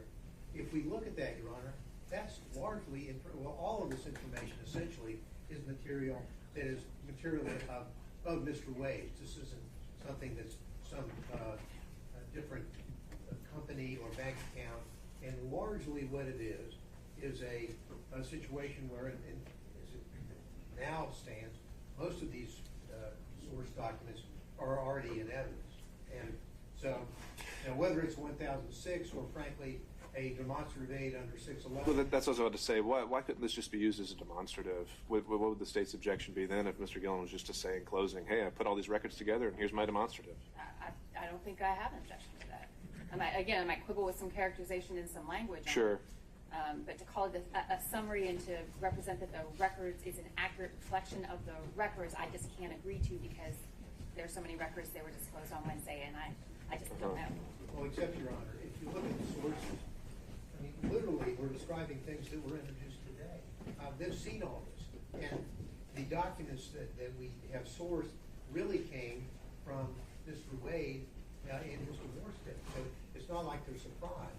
So we would ask that the witness be allowed to testify and just put it in the record and put the summary charts in the record and have them admitted, and that way off we go.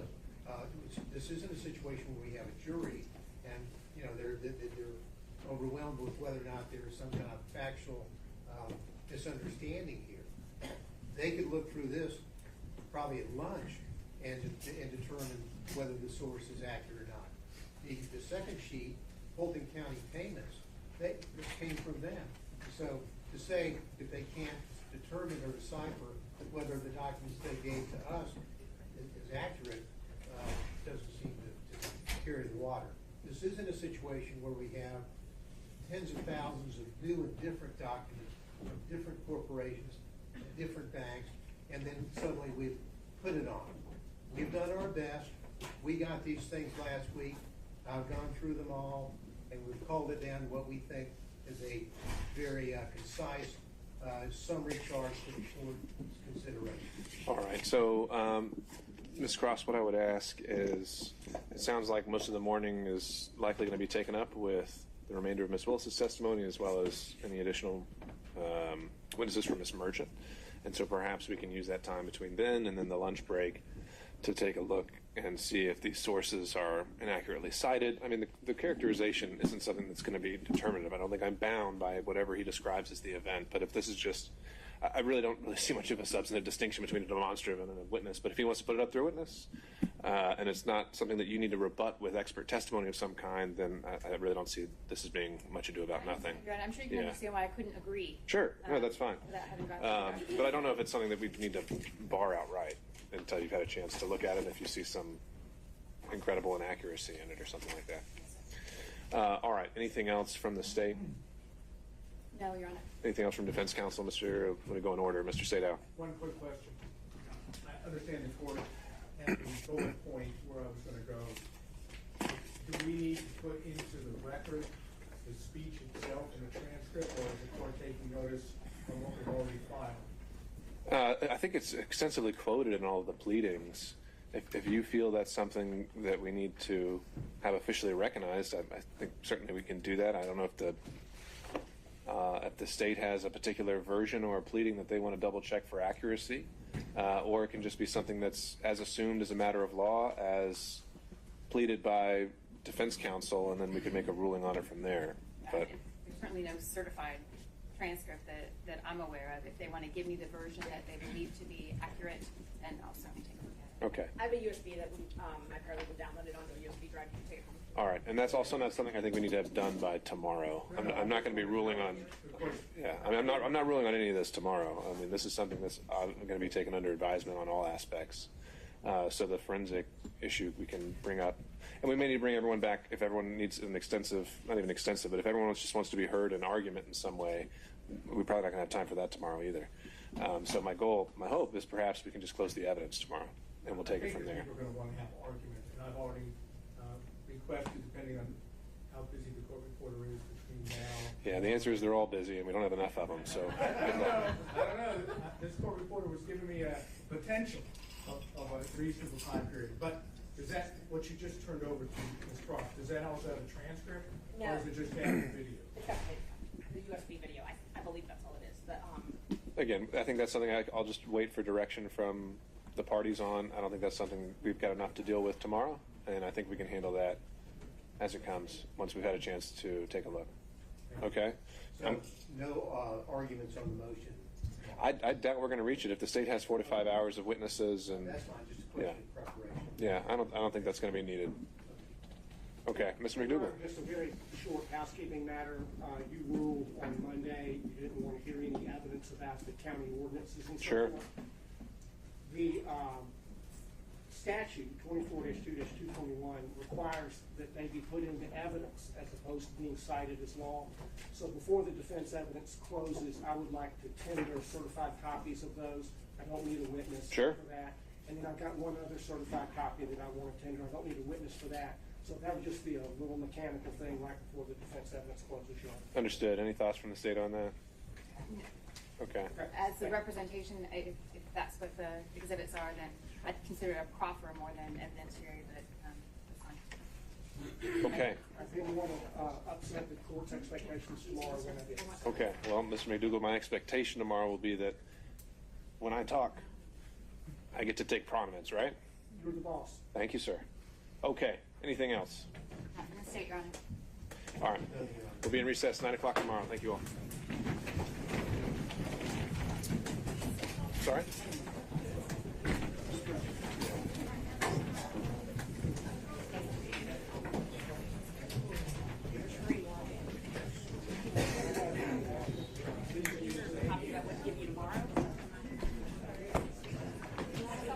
You're going to give me ideas.